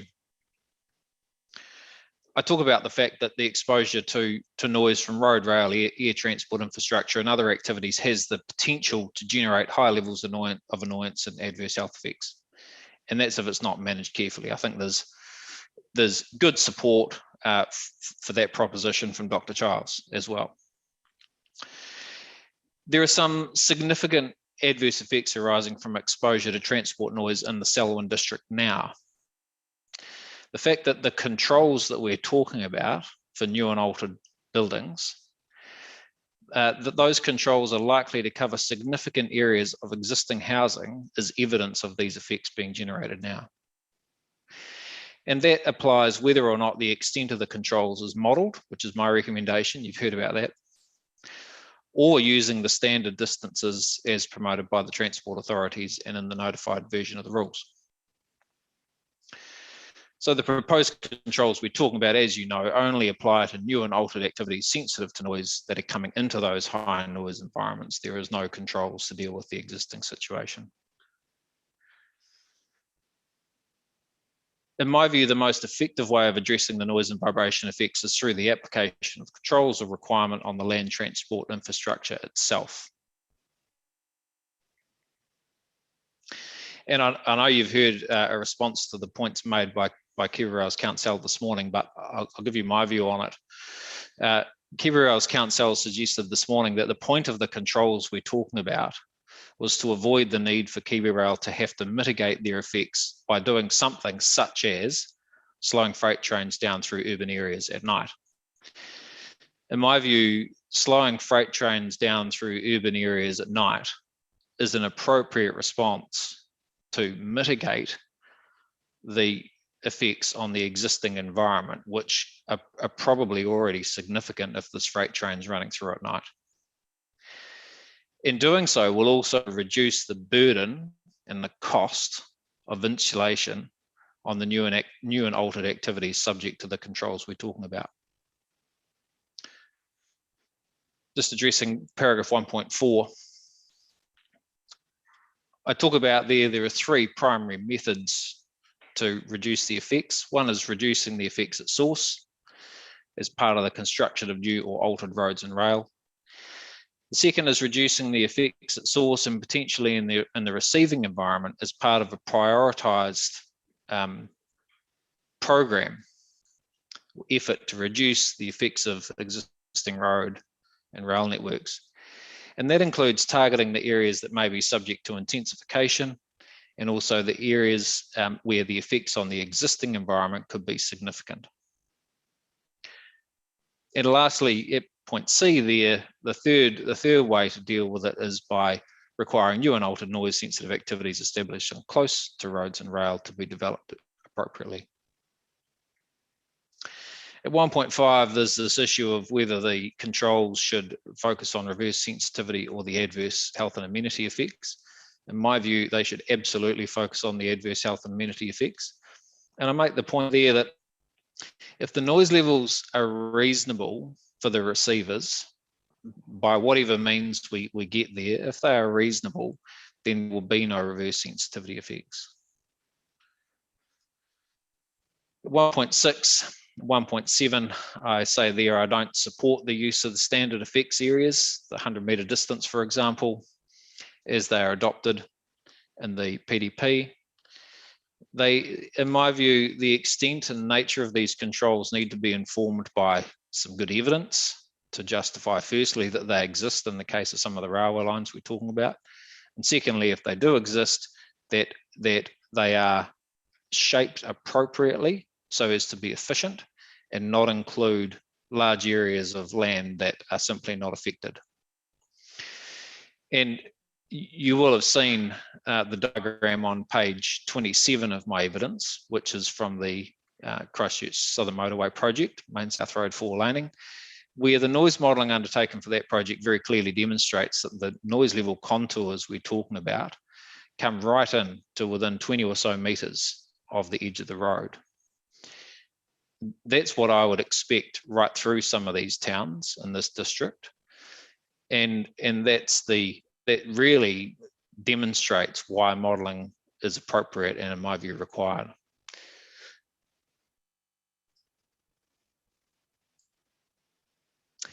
At 1.9, I talk about the fact that I don't think controls are necessary in respect of road vibration. There's been no evidence in this process to justify that a problem exists or will exist in the future. My experience is that the majority of road vibration issues should and can be resolved by minor maintenance efforts in the road corridor. And it's my experience for measuring many road vibration, or sorry, undertaking many assessments of road vibration under rules of this kind, that in fact there is no issue. And if there is, they are very rare. And those are the ones that are difficult to solve by maintenance. But as I say, they are very rare. 1.10, I understand that some parts of the railway network in the Selwyn district may carry so few trains that the noise and vibration effects would not be great enough to justify any controls. And I've suggested there that Kiwi Rail needs to demonstrate that there is enough trains to justify controls. I've not seen any response to this from Kiwi Rail, and I've not seen any technical data to justify the nature and extent of the controls generally. In my experience, there's only around 30 to 90 seconds of noise effect as a train passes by, and the length of time depends on the speed of the train and the length of the train. If there are only, say, 4 or 6 movements a day on the Midland line, then there is only a few minutes of noise effects in total. And if that's during the day, I don't see that the effect arising from that is anywhere near enough to justify the controls we're talking about. I understand that on that line at the moment, there is only the Transalpine as a regular service. And in my view, if that's running during the day, that doesn't generate enough effect to warrant these controls for noise or vibration. And I appreciate that it comes down to the number of trains that might be on the line for the life of the plan, potentially beyond. But if that is still a small number, then I don't think that these controls need to be applied to that line. 1.12, I talk about the need to go and to demonstrate that for a start, that there is enough trains, and or there will be in the future. And if there is, to provide some empirical evidence about how far the vibration effects will extend. So the measurements that would be required under these rules would require, essentially in the first instance, a developer to go out and measure to see if there is a vibration effect to mitigate, and if there is, what the nature of that mitigation might be. And the process required under these rules requires measurements of vibration. You need to measure, under the standard that is referred to by the rules, you need to measure 15 freight train pass-bys. That's quite a lot.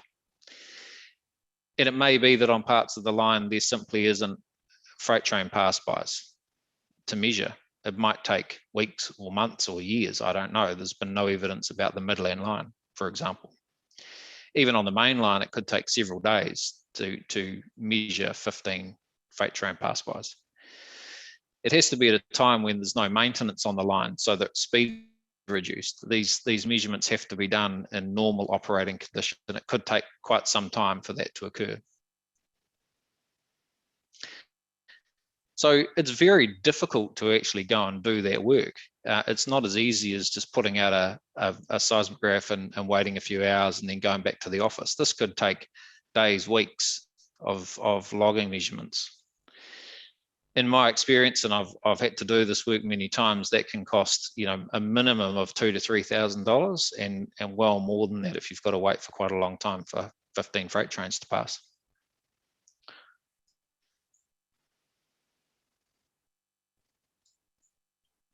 So just down to 1.14 there, and very much in summary. I think that the ideal set of controls would include a policy framework that recognises that managing noise and vibration effects is a shared responsibility,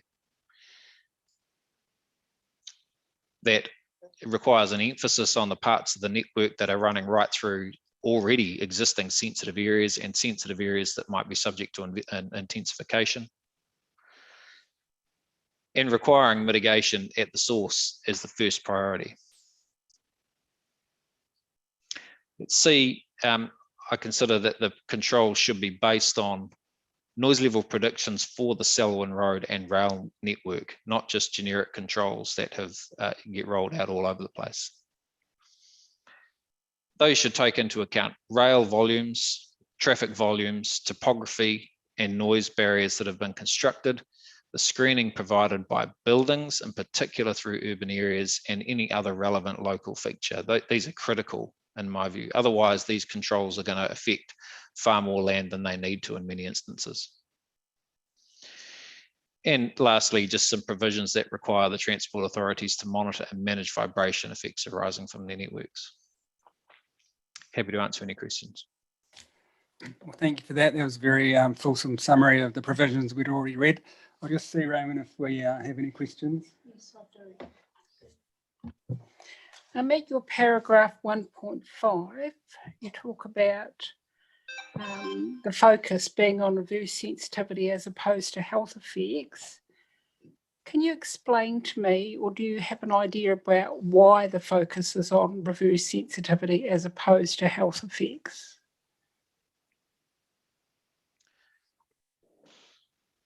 I don't, well, the focus has come from the notified version of the rules and has come from Waka Kotahi and Kiwi Rail. I don't understand fully why the focus of their provisions or their submissions is on reverse sensitivity, other than from reading the evidence that they've provided. In my view, though, and I heard Dr. Charles this morning talking about the fact that there is absolutely an adverse effects here on health and amenity, and that is what his evidence is premised on, and it's certainly what my evidence is premised on. And so, as I've said, in my view, if that's what the evidence is, then that's what the control should be dealing with. At your 1.14a, or paragraph 114a, you recommend a policy framework that recognises that managing adverse noise and vibration effects is a shared responsibility between the transport authorities and the occupiers or the homeowners. Do you know approximately what the percentage is for occasions where that responsibility has been shared? Do you mean in other districts? Yes, in New Zealand generally. I don't know. I couldn't give you a percentage figure, but I can give you an idea of situations where it is shared. That would be helpful. Yes, please. So the classic example of where it is shared is where you have one of the transport authorities seeking a notice of requirement to create a new or altered road or piece of rail. And in those situations, there would be very careful modelling of their noise effects to make sure that they very carefully identify what land is affected by their NOR. And there would be, if there are existing houses or activity sensitive to noise that are adversely affected by that proposal, once the adverse effects crosses a certain threshold, then the transport authorities would be required to mitigate the effects on those properties. And that could be, in the first instance, they would always be investigating mitigation inside the road corridor. And if that is impracticable for whatever reason, then the next requirement is to go out and offer to treat the house in the same way that these proposed controls are looking to do. So that's a situation where the transport authorities will share the responsibility, I suppose, and that's in addition to, so they are mitigating the effects from their new or altered piece of infrastructure, and anyone that comes along to that afterwards would have to comply with rules, a bit like what we're talking about here. But that only occurs where there is a new piece of road or rail or an alteration to an existing piece. There's no sharing that I can see going on for the existing networks. And coming back to your ideal policy framework, do you know of other councils that have adopted a similar policy framework? to that described in your paragraph 16.4? 16.4. Yeah. Sorry, I'll just flick to that to make sure I'm looking at the right thing.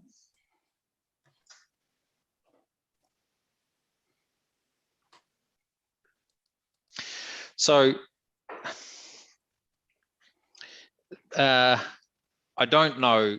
I can't give you an answer either way, an exhaustive answer either way as to which councils have and have not adopted a policy framework like that. Certainly, many councils adopt a policy framework that would require the transport authorities to share the responsibility where there's a new or altered piece of infrastructure.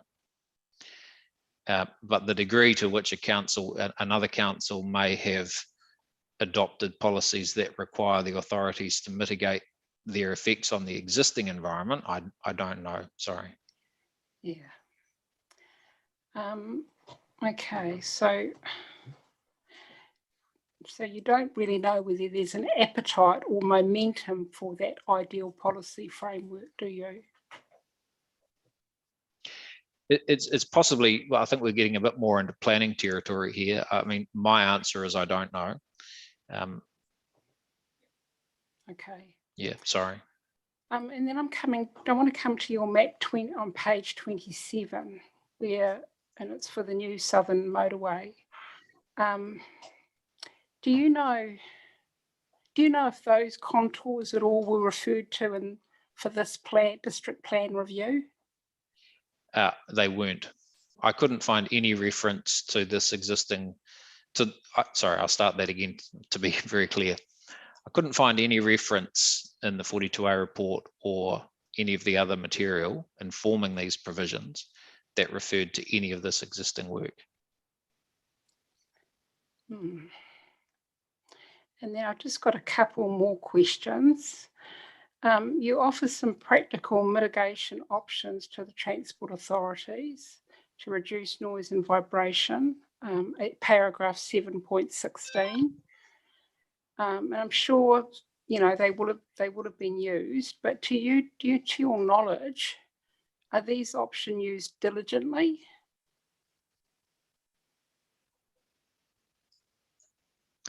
To my knowledge, I'm not aware that they are used diligently.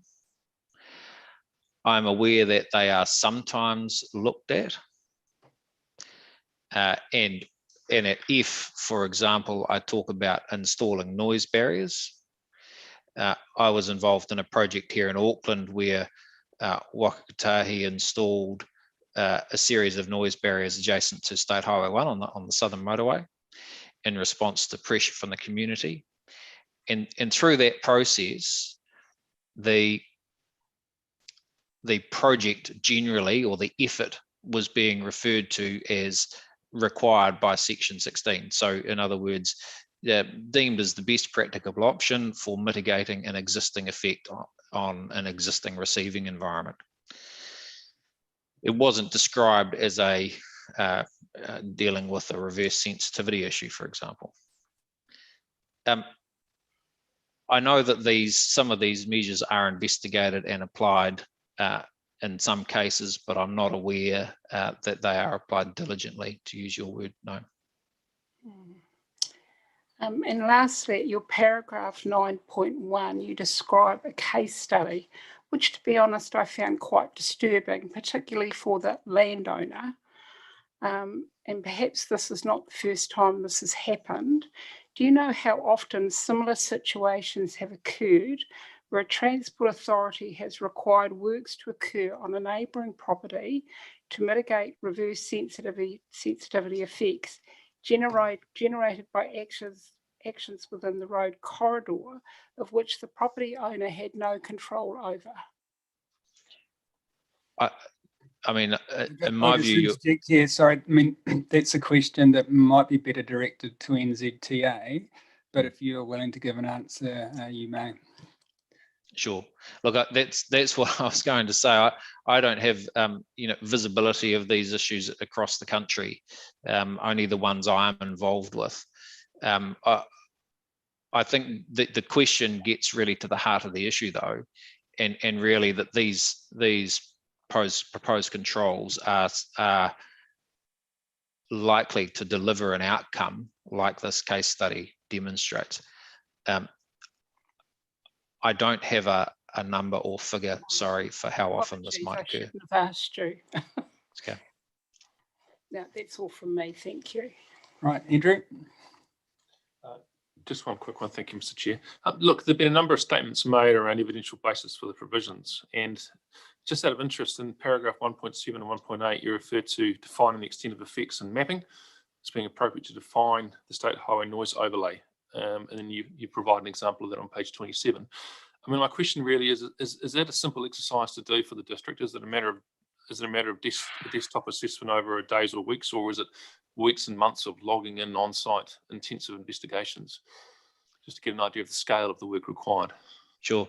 No, look, it's very much a desktop assessment. There's no need really to go and do any measurements in this case. So you would need the terrain data for your model, which is very easy to get hold of, and building footprints, which is again pretty easy to get hold of.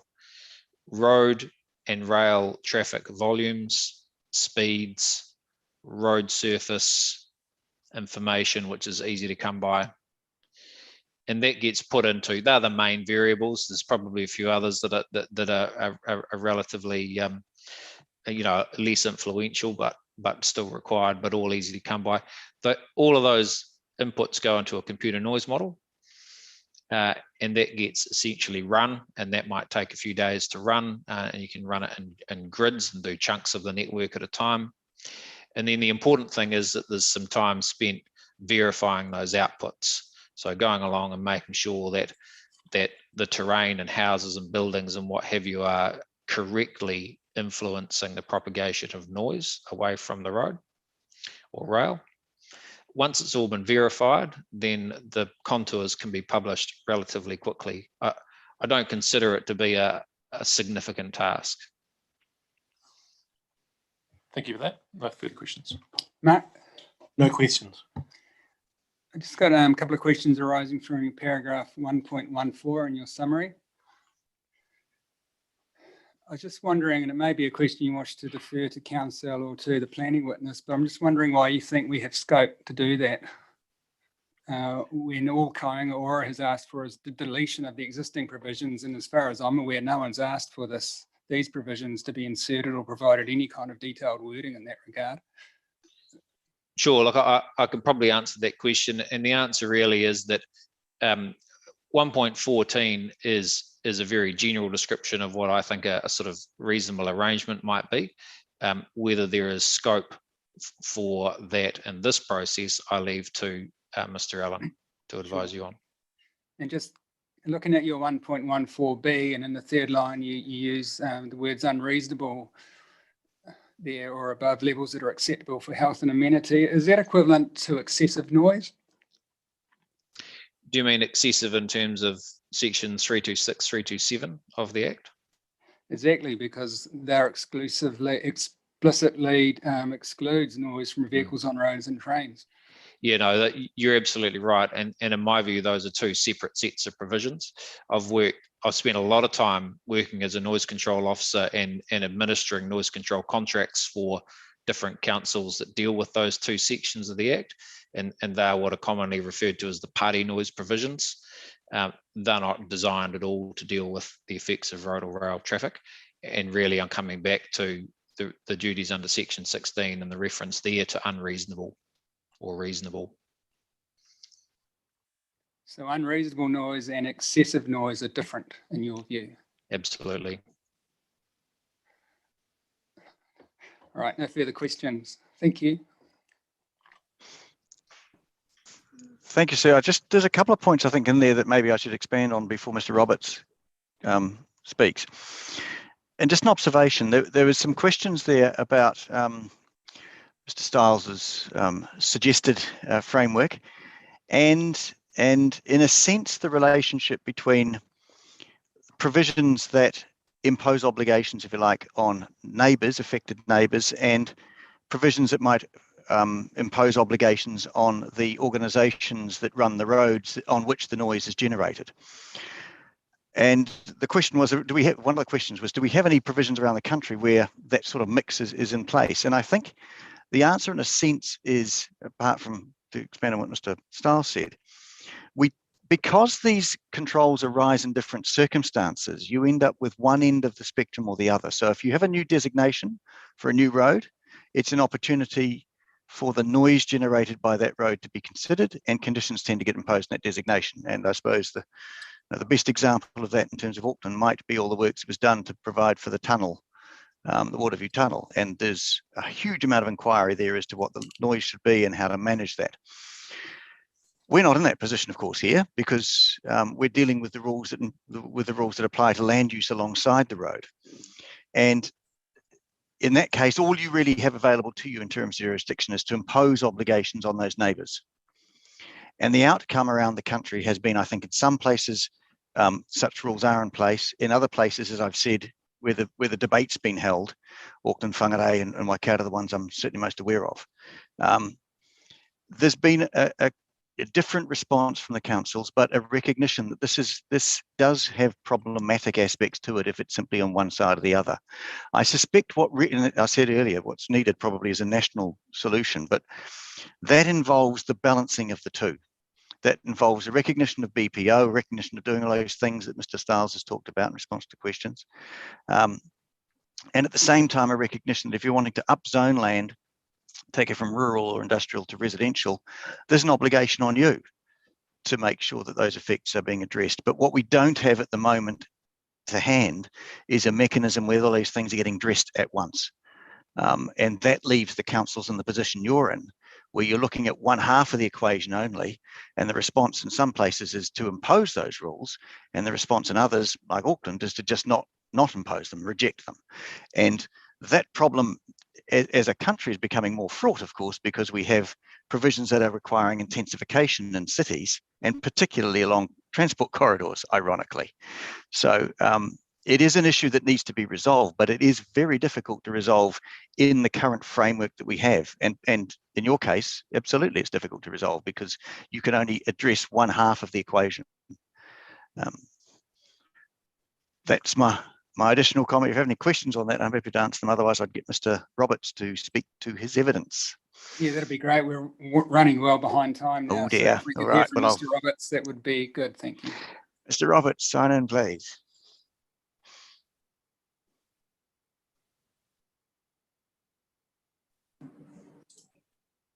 Hello, can you hear me? Yeah, good afternoon, welcome. Thank you very much. We've read the pre-circulated evidence. You're welcome to briefly highlight key points from that if you wish. Otherwise, we'll just proceed to questions, but over to you. Okay, I've sent through a summary statement today. I don't know if you've got that, which I was going to quickly take you through.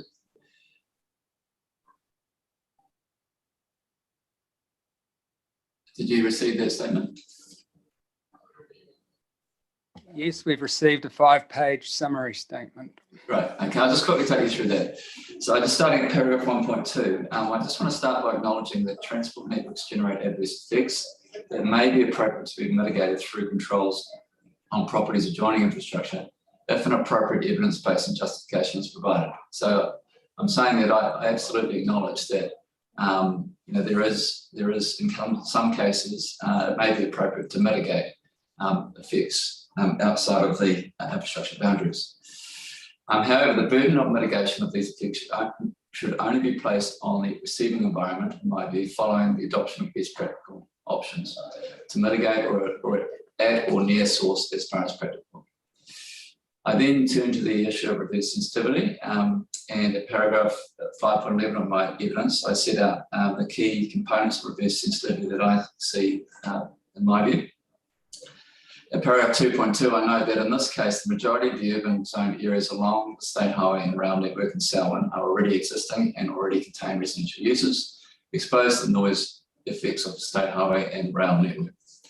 Regarding the potential for complaints or opposition with potential to place constraints on operations, I have seen no evidence of significant operational limitations being placed on designated state highways or railways due to complaints about noise from adjoining property owners.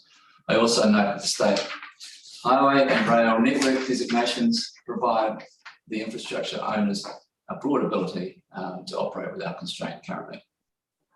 In this regard, I agree with the Whakakotahi submission that further submission which expresses support for these provisions on the basis of managing the health effects generated from their own infrastructure and not on the basis of reverse sensitivity effects. In my view, the noise effect in question is not a true reverse sensitivity effect, rather it's a conventional effect generated by the infrastructure, which falls on the receiving environment of the adjoining properties. I said 2.7 on my summary statement. I'd just also like to quickly address the comments made to the panel this morning regarding the Kiwi Rail Legal Counsel statement that the slowing of train speeds through urban areas is a response to the reverse sensitivity. In my view, this is not a reverse sensitivity issue, nor evidence of such. Rather, it's an example of a prudent management measure which should be implemented to meet Kiwi Rail Section 16 obligations. Turning now to the general duty to mitigate noise effects. At paragraph 5.25 of my evidence in chief, I describe the statutory duty under section 16, and I won't go on to repeat that. But I do note in that paragraph, I consider that the infrastructure providers therefore have a general duty to mitigate noise effects. There are alternative means of mitigating noise effects generated at source of the state highway and rail infrastructure as described by Mr. Stiles. These measures are likely to be significantly more efficient and effective as these benefit all adjacent land, including noise sensitive activities and the general receiving environment, including outside areas. This is particularly when compared to the cost and time associated with providing noise attenuation for each individual dwelling alongside railway and state highway networks. In my view, it's unfair to place the burden of mitigating noise effects generated by the infrastructure entirely on the receiving property owners. If the effects are significant enough to warrant placing restrictions and costs on a large number of property owners, then the infrastructure providers have a duty, in my view, to absorb the costs of doing more to mitigate noise effects at or near source. In summary, it is my opinion that the burden of mitigation should be a shared responsibility. Turning now to the extent of the overlay. You have heard evidence from Mr. Stiles that there's been no sufficient justification provided for the adoption of the 100-metre state highway and rail network noise control overlay and the associated provisions in the PDP. As set out in paragraph 4.2 of my summary statement, I've discussed the Rolleston example provided by Mr. Stiles, which demonstrates that the 57 dBA LEQ contour can vary markedly, and particularly where road speeds drop to 50 kilometres an hour, that shrinks to approximately 20 metres within the existing urban area of Rolleston. So that's an example of how things can change quite quickly when some accurate work's being done.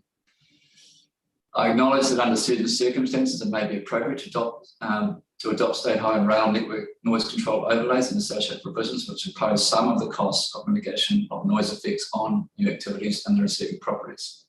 However, I consider that these provisions should only be implemented after BPO is adopted by the infrastructure providers and modelling is subsequently undertaken to determine the true extent of the remnant noise effects based on noise contours.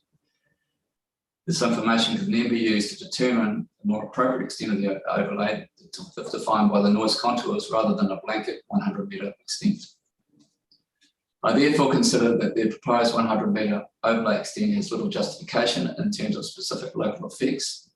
This is particularly in terms of the costs and benefits of mitigating those effects and in terms of an appropriate balancing the burden placed on the effects generators, i.e. the infrastructure owners and the receivers, the adjacent properties.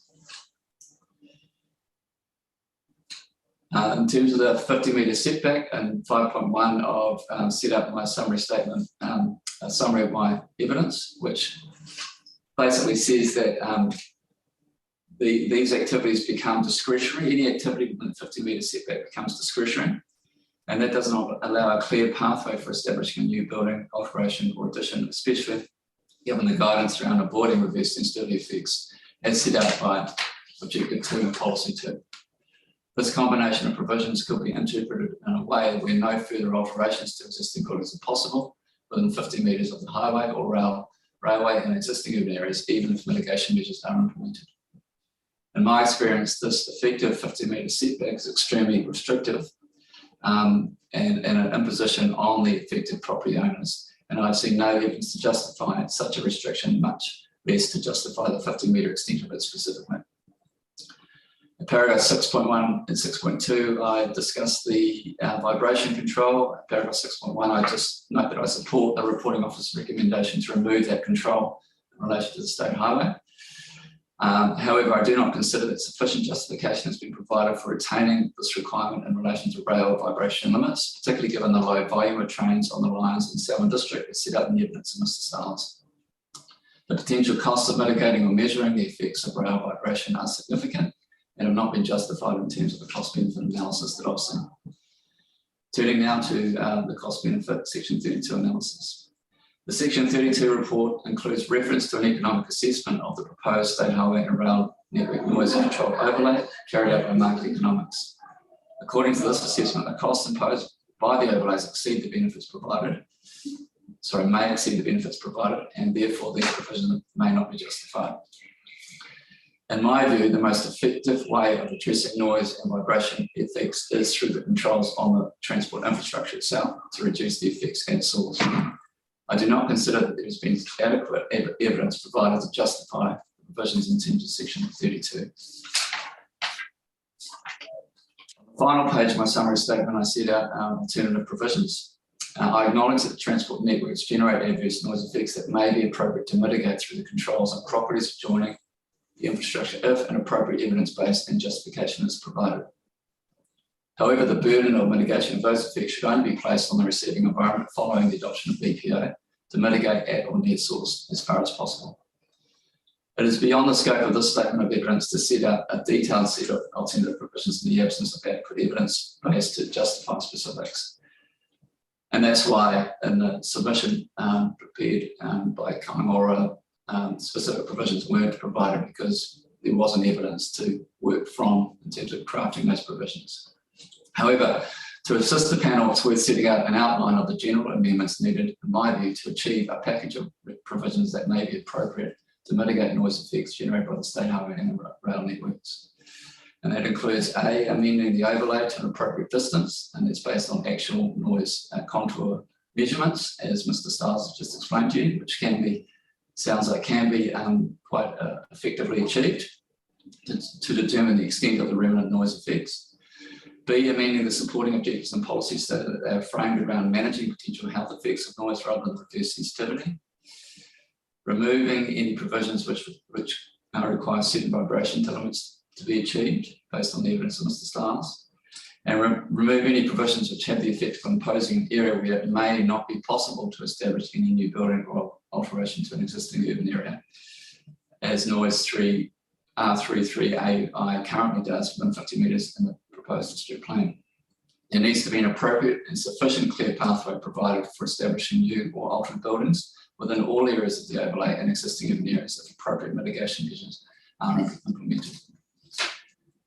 And that's all I wanted to say in terms of my summary statement. Thank you. I'll just see if we have any questions that relate to planning matters and not to technical or legal matters. Panel, Mark? No. And Raymond? And thank you. No questions from me either. Thank you very much. Thank you. So Mr. Allen, I think that brings us to the end. I think it does, sir. Thank you. Right. Thank you very much to you and your team. Right, apologies to the next submitter and all the other submitters who follow. So our time with Kāinga Ora ran longer than was anticipated, but that's how these hearings go sometimes. Cool pack.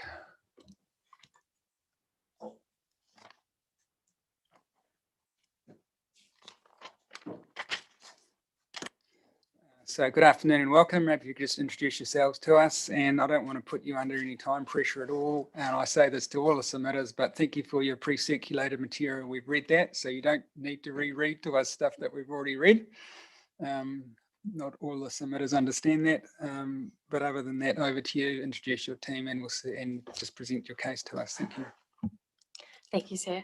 My name is Kate Dixon. I'm here on behalf of Coolpack Cool Stores. One preliminary matter that we'd just like to deal with is you have the pre-circulated statement of evidence of Sydney Macaulay. That unfortunately Mr. Macaulay was unable to attend today, but we do have Ivan Macaulay, who is the Canterbury manager of Coolpack, who is available to answer any questions if that assists the panel. Oops, microphone is off. Thank you very much for that. No problem. We've only got really one outstanding area of disagreement that with the 42A report that I intended to cover today. And this related to the expansion of the policies and rules in relation to reverse sensitivity to apply to the I-zone industrial area more broadly than just the inland port. So in its submission, CoolPAC sought a further extension of these policies and rules to ensure that its activities would also be protected from noise sensitive activities that would seek to establish closer to its existing activity. And to mitigate any concerns regarding the extent of any particular buffer zone that would be required in that respect, CoolPAC would be happy with an extension of the noise control overlay just to cover its site and the required surrounding land. So we've got a suggestion of in radius of approximately 380 metres around the site at 111 to 119 Detroit Drive. We consider this as similar to the protection afforded to the inland port, and much of this area that would be captured by this proposed radius is already protected by the port provisions. So we've prepared some potential draft wording in terms of what we are seeking and by way of relief, if that would assist the panel as well. I've got copies of that we can provide. Yep. So CoolPAC considers that this relief sought is consistent with the definition of the important infrastructure in the plan, given that its operations are of significance to Canterbury and Selwyn. It supports the import and export of many essential goods, including food supplies. This particular point of relief was subject to some further submissions from other parties on these. These further submissions did not appear to expand on the reasons for their opposition, other than saying that they opposed the protection sought. We just wanted to make it clear that we weren't intending to minimise any protection that was afforded to the inland port through that mechanism. We just, simply want to recognise the importance of CoolPAC's operations and the benefit for which they would also receive from that protection. The 42A report also considered that the extension of the noise overlays could not be justified with respect to I-zone. CoolPAC would submit that given the other activities that are currently protected by the proposed plan, there's no reason why its activities or I-zone as a wider development should not be subject to that same protection.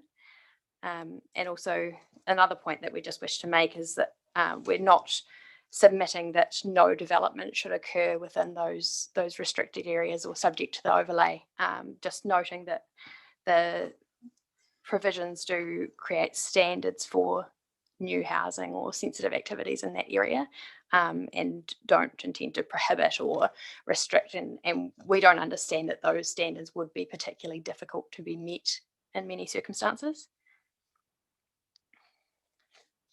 And I think that pretty much covers that particular issue.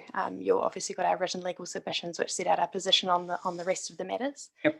Just wanted to give you the opportunity to ask any questions if necessary. Thanks. And at this stage, Mr. Corley, did you want to actually say anything, or are you just here to answer questions that we have? It's a wise move. All right, I'll see if we have any questions either arising from the legal submissions or from Mr. Sidney Macaulay's evidence. Mark? No. Andrew? No, I think the statement's pretty clear. Thank you. And Raymond? Just a couple of matters. Just at your paragraph 16 of the pre-circulated legal submissions, I think that Mr. Moore authored. Just like you to elaborate on why you think CoolPAC's activities would constitute important infrastructure, given that that's a defined term in the plan. Sure. So it is a defined term in the plan, but it's not an exclusive defined term. It does provide, well, my understanding of it as notified is that it provides that those necessary facilities, services and installations which are of critical or of significance to either New Zealand, Canterbury or Selwyn. And we consider that given the nature of CoolPAC's operations and indeed its importance to perhaps several of those facilities or services that are identified within the definition itself in terms of dairy processing plants, for example, then that would qualify it as important infrastructure despite not being specifically mentioned within that definition. And you mentioned you've developed some wording. Was that wording included in the original submission? It was not included in the original submission. The original submission sought the extension of the policies and the rules to provide the same protection to those areas. And the draft wording is simply just to reflect that and how that could be achieved through the proposed plan if the relief was. All right. And is that something you can email to our hearings? I've got printed copies if you'd like. We do lots of digital online I stuff. can email it. Yeah. Yep. If you And prefer. if you have hard copies, you can leave those as well. But if you could email them to the hearing administrator, then we get sent copies of that. Sure. And also then the hearing administrator can provide them to the 42A reporting team as well. That's not a problem at all. All right. Thank you very much. Sorry you had to sit there waiting for so long. Okay, thank you very Thanks much. for coming in and presenting to us. Thank you. So the next matter on our list is Sinlay. We are running well over time now, but we will still take a brief break for 10 minutes or so. And while we're doing that, you're welcome to come up and set yourselves up at the table. Thank you.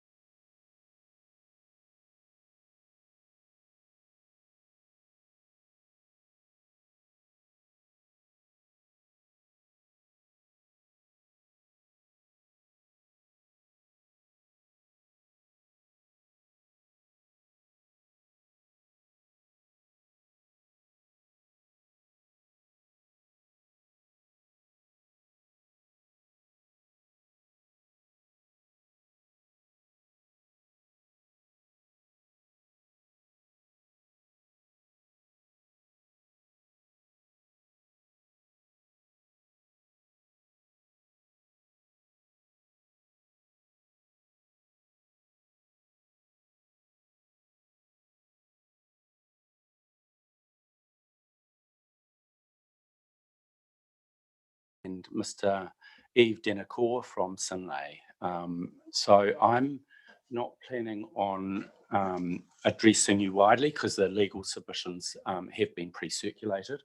Probably just 3 points that I want to elaborate on. I have asked the administrator to put up the noise control boundary that's in the evidence of Mr. Walton, just in case it's easier for us all to see the same page on the screen when we're pointing to it.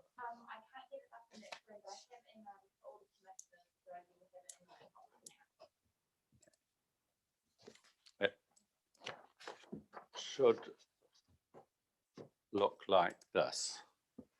Yep.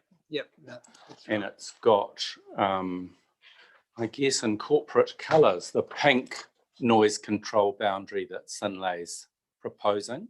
Yep. And just to point out the other features on this page, I think that are important. If you look at the black line, that's the noise control boundary that was fixed in the DPMA, which was the plan change that Sinlay did many years ago. And the orange line is that which was notified in the proposed plan.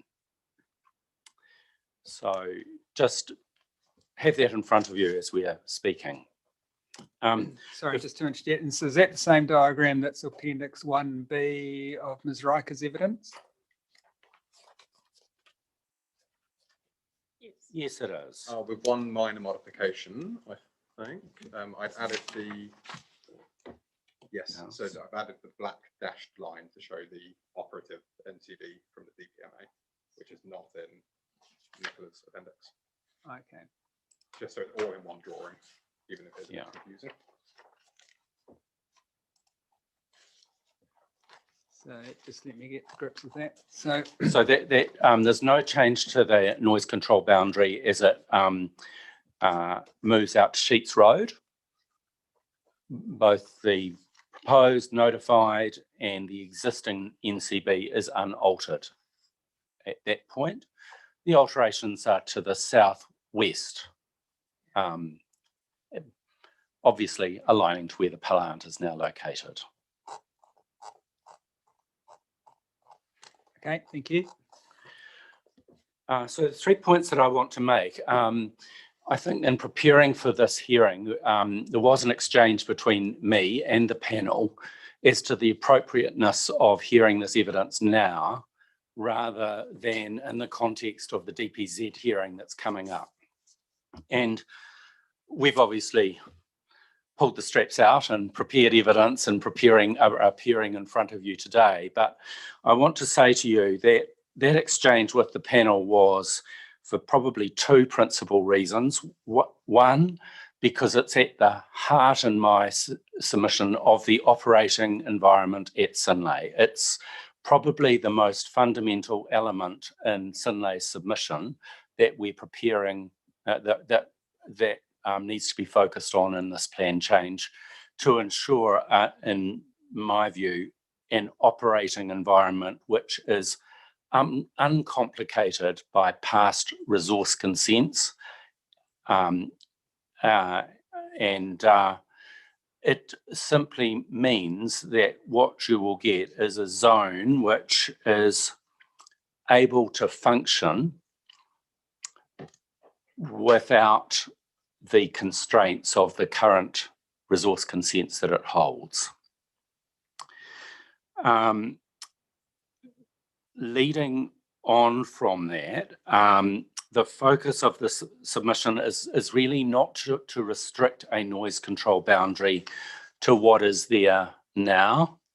It is seeking to enable development on the site, and you're free to ask witnesses the manner in which Sinlay's site has grown like Topsy over many years, with the rail link being the most recent development on the Sinlay site. That rail link, I think, has made very clear in evidence that at the proposed plan time, the rail link was neither in place and nor were there adequate acoustical engineering evidence prepared on where that would lead to. So if you're wanting an explanation as to why there's a jump out to the pink line, predominantly, though not exclusively, relates to rail.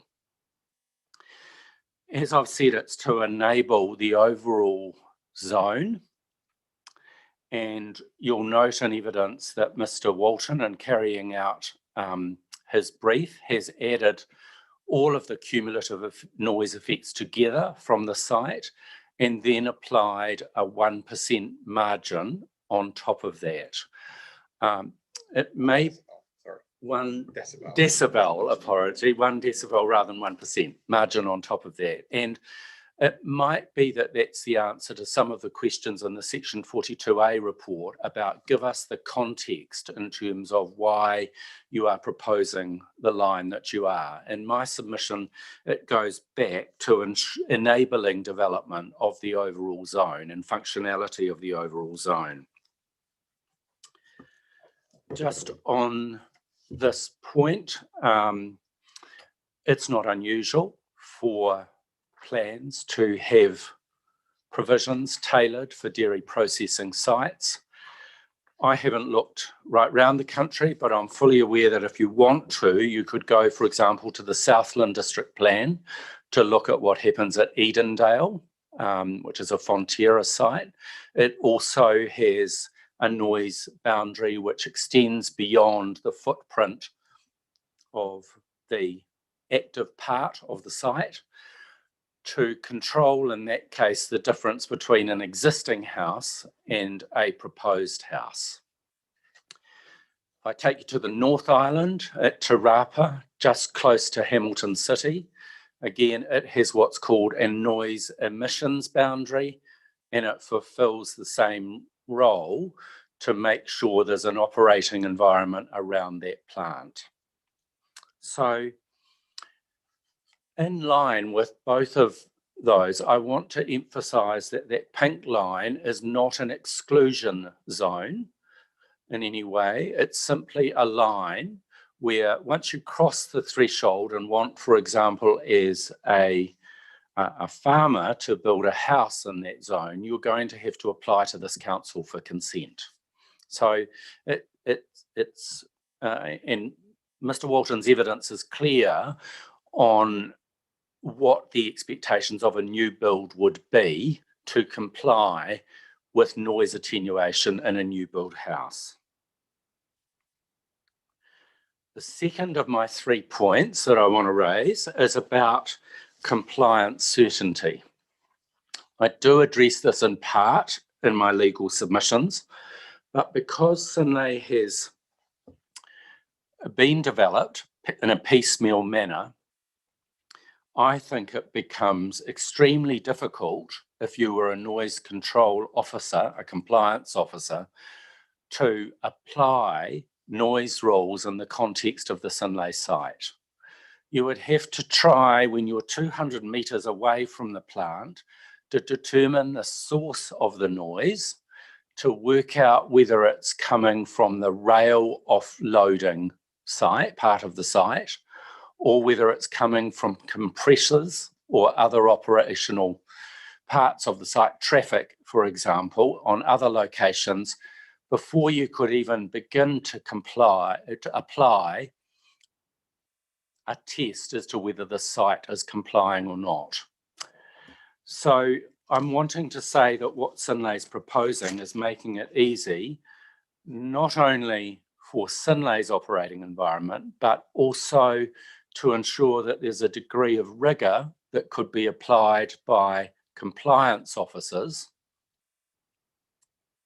if there were ever a noise complaint, because they could then look solely at measurable points on that pink line that you see in front of you, rather than working out constituent elements and going back to original consents. The third point that I want to raise is in relation to Mr. Hinden's submission, which was made against Synlait. I think I am correct. I haven't done a troll that Mr. Hinden hasn't filed further evidence in relation to the noise hearing. But I want to say 2 things. I think that the issue with Mr. Hinden is about his ability to build a house, And in that regard, he faces a much greater hurdle from the subdivision provisions of the plan because the section size is too small to allow for that.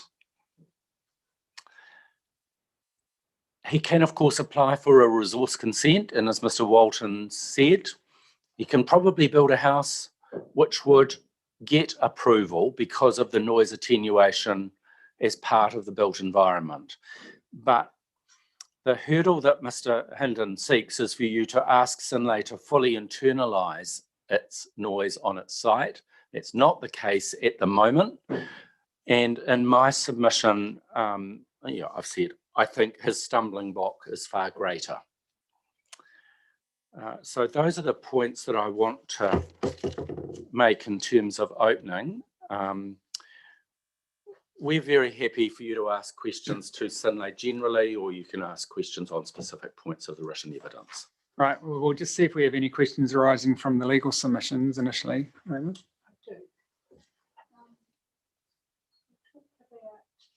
Raymond, sorry, could you turn your microphone on?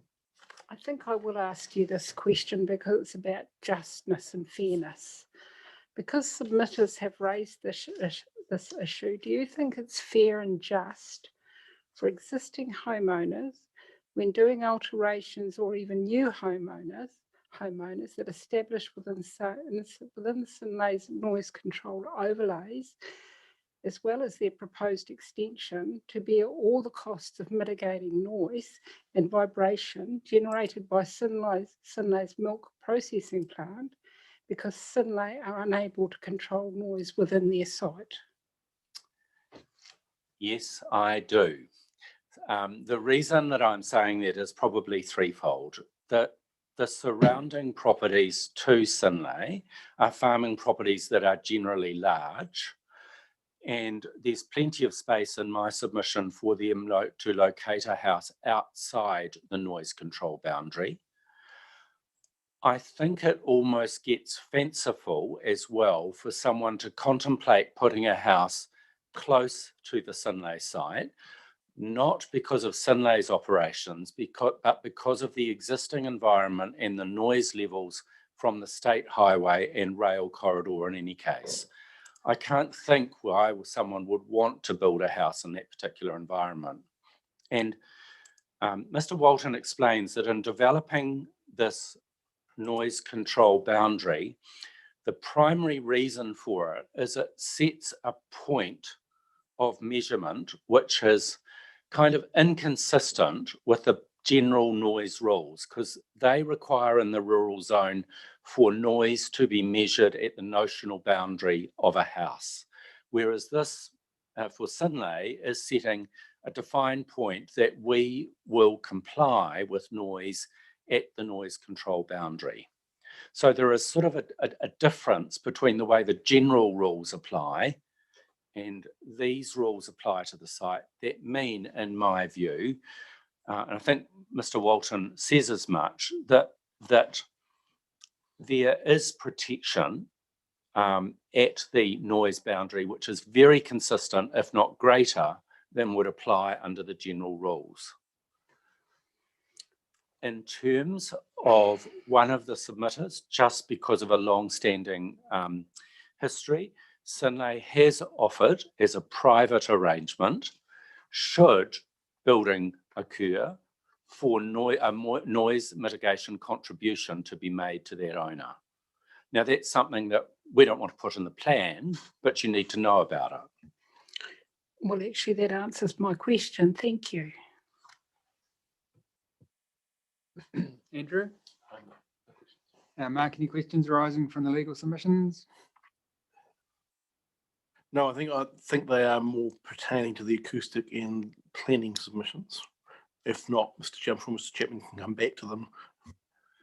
Right, Mr. Chapman, well, let's proceed to hear from your witnesses then. So none of them have got prepared statements. They may want to just say something in introduction. I'll see. Yeah. Otherwise, we can move to questions. All right, very good. Yeah, and I should probably say the only reason that Mr. Denacor has done a very brief supplementary evidence is because it's emerged very recently about the reliability of the train traffic to the Sinlay site, that it's pretty difficult to regulate that. And the demand for containers at the Sinlay site means that they'll take them whenever they can get them. Yep. So that's why Mr. Denicourt's filed this additional bit. Yeah, that's a situation that's not unique to Sinlay, I think, at the moment. All right, well, let's proceed through the witnesses in that order then. So, Mr. Denicourt, is there anything you wish to add at this stage, or are you happy to go to questions? And when you're talking, can you just press the microphone button in front of you? There's a yes, excellent. And you don't have to wear your mask when you're answering a question. So nothing you'd wish to add. I'll see if we have any questions for you, Mark. Any questions for Mr. Denicourt? Andrew? No, and me neither. Thank you very much. Your evidence is very clear on its face. Should we go to Mr. Walton next? Mr. Walton, is there anything you'd like to say by way of summary or outlining key points to us? No, I'm the lawyer. I'm not sure if that's I did the right button and became free.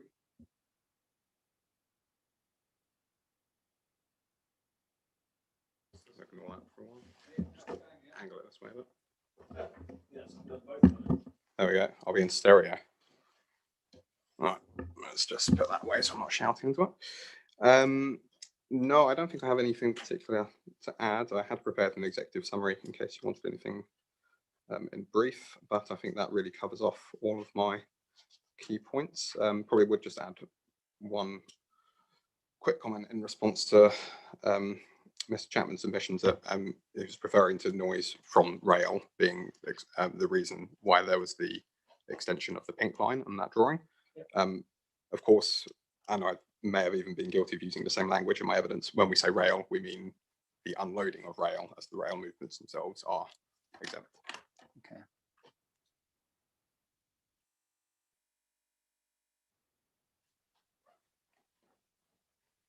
And so in that regard, that would be the main source of the noise in terms of the sort of banging and clanking and that you get with containers being moved around. Yes, absolutely. And it's obviously the machinery used to move them is very large and therefore quite noisy.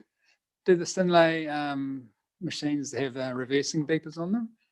Not to my knowledge. I've never heard them, so I have to assume that they don't. No. Okay. I would add that if they do use them, it's generally, in our experience on other sites, it's quite easy to switch to an alternative where that isn't in use. Yeah, just switch to a flashing light or something. Yeah, or a broadband system even, something like that. All right, I'll see if we have any questions for you, Mr. Walton. Mark, any questions for Mr. Walton? It was really just around the development of the boundary on the northern side. It's captured, the proposed extended boundary is captured, I think, 3 properties, 3 existing dwellings. Or is it 3 properties and 1 dwelling? I'm a little unsure. And to how it was developed, because the impact on an existing dwelling from being suddenly included in a noise control boundary where you weren't before is more than minor. You go from needing just a resource consent for an extension to the dwelling to needing a resource consent, a building consent. You need a resource consent, and potentially you're non-complying. Is the hurdle has been raised considerably. So I'm just, and I would have, from my own personal experience, expected that there are other noise in that environment that would have been more significant than Sinlay highway and just ordinary main south train traffic to that area. So I'm just wondering, you elucidate, further explain to me how that was arrived at and why it's necessary where it is, rather than just perhaps a smidgen further south away and omitting those dwellings. So the very easy answer to that question, which I shall elaborate on, is that comes and was covered in the DS4 consent. So really the pink line that we're seeing there isn't far off the extent of the noise contour that was required or enabled by the rail and dry store 4 consent. It's just expanded slightly further now to allow for future growth. I think in general, in relation to that area, I think you do sort of hit on 2 key points there, that and it's a common theme in sort of assessing noise from anything. You've got on one side dealing with the compliance aspects, and on the other side dealing with the actual noise effects on the people that live there. The compliance is a straightforward one. Obviously, we're looking at Synlay's noise in isolation, and as we've, as development has tracked further northeast up the sites, and obviously we've got the development of the rail siding now and possibly future dry stores in that area. Obviously, that has increased the amount of activity on that side, that corner really of the site, as per the DS4 consent, hence why the extended line needs to be able to factor in Synlay's maximum noise emissions at the peak of their operation in that area. So again, further to Mr. Chapman's comment earlier, the line has to be a useful tool for enforcement purposes. You have to be able to go and ideally stand on the line and measure the noise level against the noise limits. But yes, you are right that in terms of noise effects on people in that area close to the highway, that is different because they're particularly, the dwelling at number 6 Charlton's Road there. It's very close to the state highway, and actually that is the dominant feature of its noise environment. But of course, in that particular case, it will already be controlled by the reverse sensitivity requirements for the road and rail corridor. So just clarify to my mind, what you've just said, the heavier pink line is for future activities as opposed to the lighter pink line as the current consented activities. Is that what you said, or did I hear you wrong? No, sorry, I probably didn't explain it very well. It's quite complicated. We have lots of lines on this drawing, and then there's other drawings with many other lines on. So the pink line is the ultimate future development contour. The heavy pink line. The heavy pink line, yes, sorry. So that's sort of the outer footprint of Synlay's noise. The other line I was referring to that's not shown here was the sort of equivalent line in the dry store 4 consent and assessment, which essentially was the footprint for that project. Just to make sure that panel understands, when Mr. Walton's referring to the dry store 4, I'll say it's the rail consent, it's the rail siding consent. It was the new element. It wasn't just for dry store operations. Sorry. Yeah, sorry, no, we're probably a bit inconsistent in our language. Thank you for that clarification. Okay, so the inner pink line, the lighter pink line, and the pink hashing is what is the extended inner noise zone. Yes, that's correct. Okay, and I'm still a little bit confused about the difference between the two. Is that applied to the rail siding consent? So the inner noise zone is actually a new concept that compared with the DPMA rules. And you'll see it's also reflected off in the southwestern side as well, opposite on the other side of Hesterton Road, where essentially you've got a 2-step level of sound insulation requirements now. So the original DPMA sound insulation rules apply within the thick pink line. So that's a 20 decibel sound insulation rating. And now we have within the pink dashed area, the lighter pink line, a higher 25 decibel sound insulation rating. And that just represents the fact that obviously closer into the site there, noise levels are that bit higher. So that little bit more protection is required effectively. Thank you. I guess I'll just foreshadow a question I have. I think Ms. Rikers talks about who owns these properties. One of them is owned by Synlay, and at some point if someone identifies which one is the Synlay owned property and which one isn't, that would help me. One of these properties on the northern side of the highway, I think someone in one of the submissions it mentioned that Synlay owned one of them, and I just wasn't sure which one it was. Yeah, so if you go to the bottom of the plan that you should have on your screen, it's the property at 668 Hesterton Road. Okay, so Irvine's Road. So Synlay owns none of the properties on the northern side of the state highway. Correct. Okay, Thank you for that clarification, because it wasn't how my misunderstanding. So all of those properties that are in these amended boundaries are currently in private ownership. Yes, and it's primarily the houses, as Mr. Walton has said, at number 6, Charlins Road, and 742 Old South Road. Thank you. They're the 2 existing houses, as I understand it. Yes, that's right. Thank you.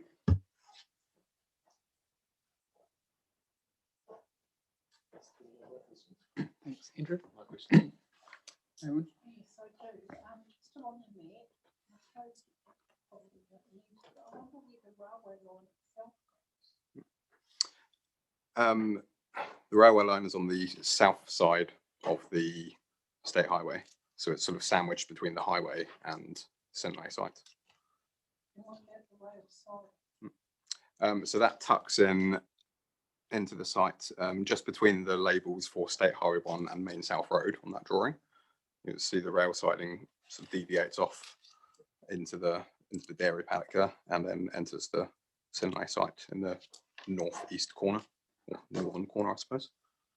And I just got one question around paragraph 4.1, when you talk about Sinlay current noise emissions, the operative noise control boundary limit.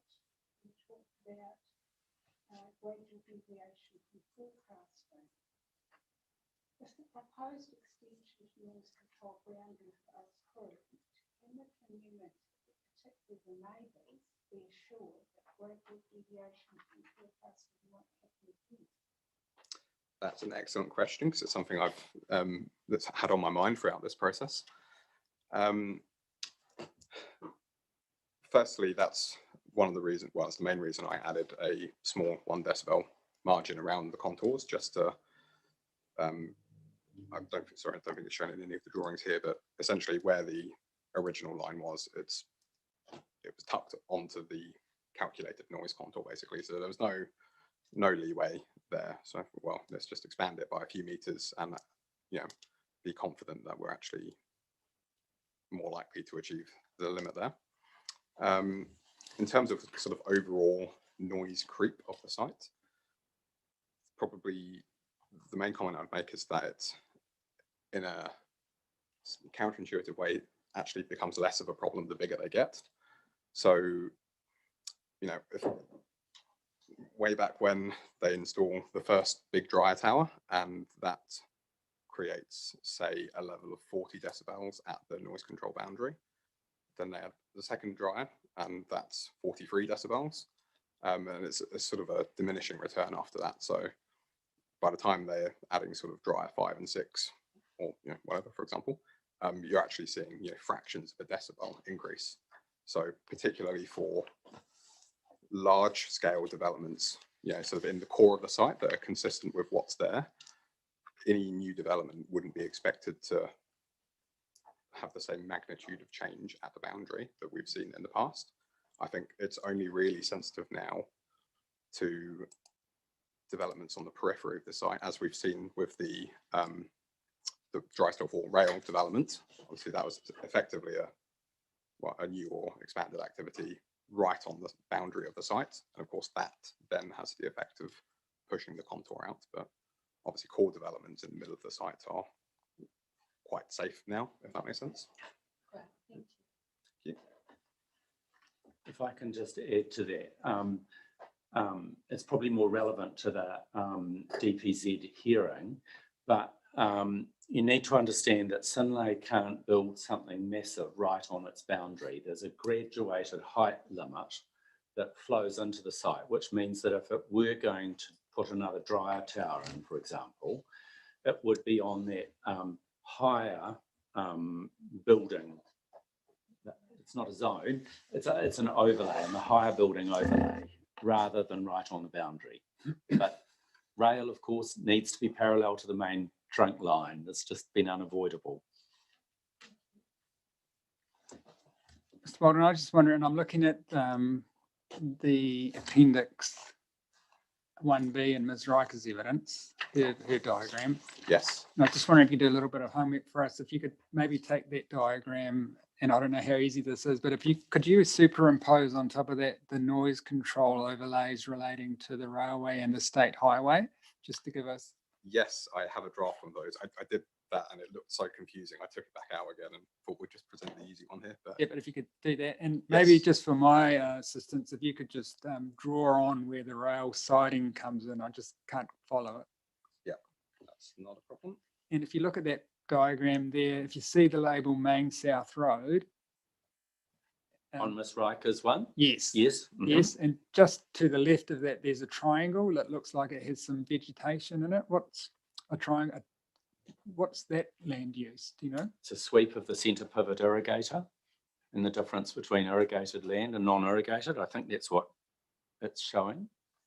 No, Is it a different triangle? This one. Oh yeah, so no, I'm looking at Ms. Riker's diagram and there's a label that says Main South Road. Yeah.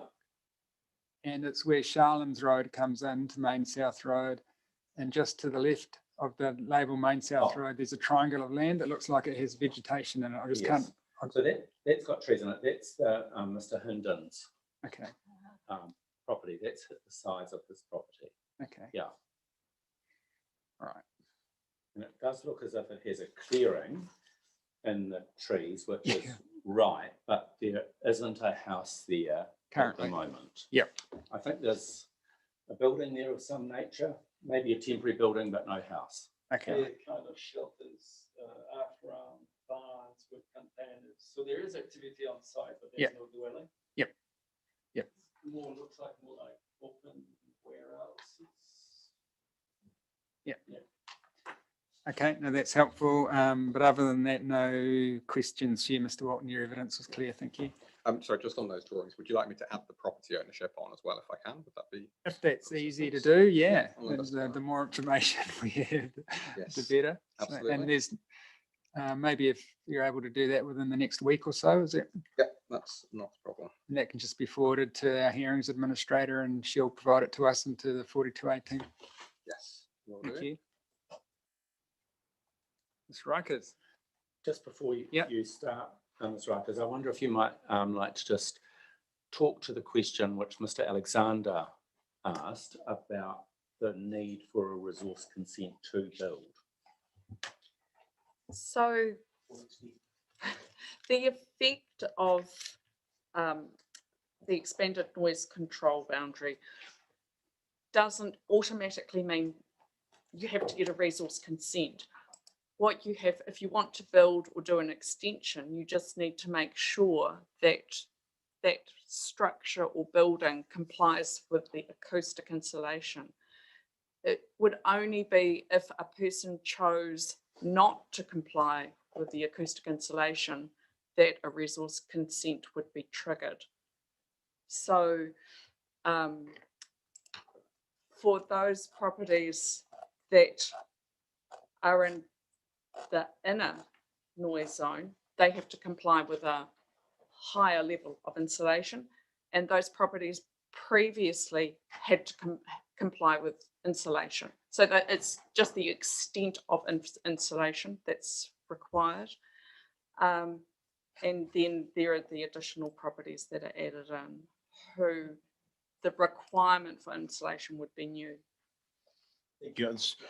We've had a number of submitters on other areas with, and I'm a little bit confused, but you've explained it very, very clearly. So it would be if they do not or cannot meet the required standard, they would be into a resource consent. Otherwise, if they met the standard, it would be permitted. Correct.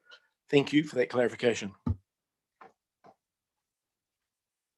So do you have any points you'd like to add to the question so far, or any summary points?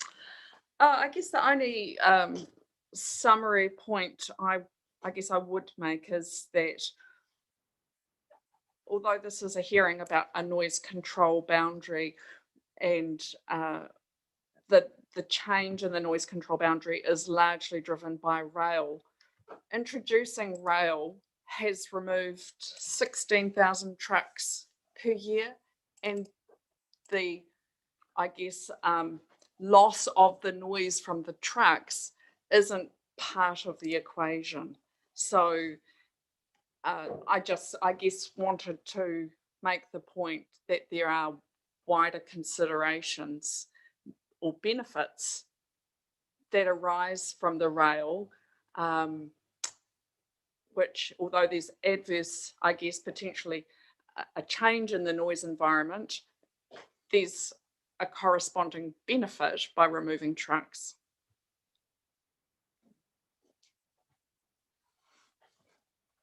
All right, anything else you'd like to add at this stage? No, I mean, I'm happy just to answer questions Right. where my evidence may not have been clear. And that's fine, thank you. Raymond, any questions? I just have one. Raymond, could you turn the microphone on, please? At your paragraph 29, beginning with P. Hindlin, not being consulted by council when the dry store and rail siding was being proposed. Right. And, you know, I acknowledge what you said about council not identifying him as an affected party, even though the acoustic assessment and accompanying consent obviously included his property. But Sinlay already knew, were already aware that he was at the very least a close neighbour. And so I'm not sure why they didn't use their own initiative and be a constructive and thoughtful neighbour and talk to him anyway. My understanding is that Sinlay has, over a period of years, had lots of conversations with Mr. Hindon, and there has been correspondence exchanged, and it's constructive.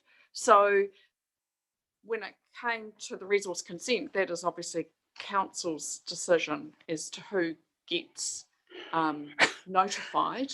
But in a parallel world, Sinlay does have a relationship with Mr. Hinton. So did he oppose the resource consents? Not that I'm aware of. No, because he wasn't notified, was he? He wouldn't have been notified if he wasn't deemed an affected party, I suppose. I just think that at times it's good for, in my view, it's good for companies and even individual developers just to go that bit further than what they need to do. Well, I can't comment on exactly all the correspondence and communications that have happened between Sinlay and Mr. Hinton, because I'm not familiar with the detail of them, but I am certainly aware that they do communicate and it's constructive. Okay, thank you. And if I may add, we try to communicate with our neighbours every quarter through a newsletter. Thank you. Andrew, any questions? Thank you, Mr. Chair. Yeah, I have a few. So just looking at your evidence in paragraph 35, and it's about, you think it unlikely that there would ever be circumstances in which a noise sensitive activity would be considered appropriate close to a major industrial processing plant, and therefore you support a non-complying activity status where the standards are not met. That was, so that comes back to, if you comply with the acoustic insulation, then you're permitted. But if you don't comply with it, what is the activity status? Yes. And so I would have thought that if, and also having a looking at the policy context of the proposed plan, and I do set out quite a few policies, both in the noise chapter, which has a policy to protect the dairy processing plants, that why would council want a house that wasn't properly insulated built near a major facility?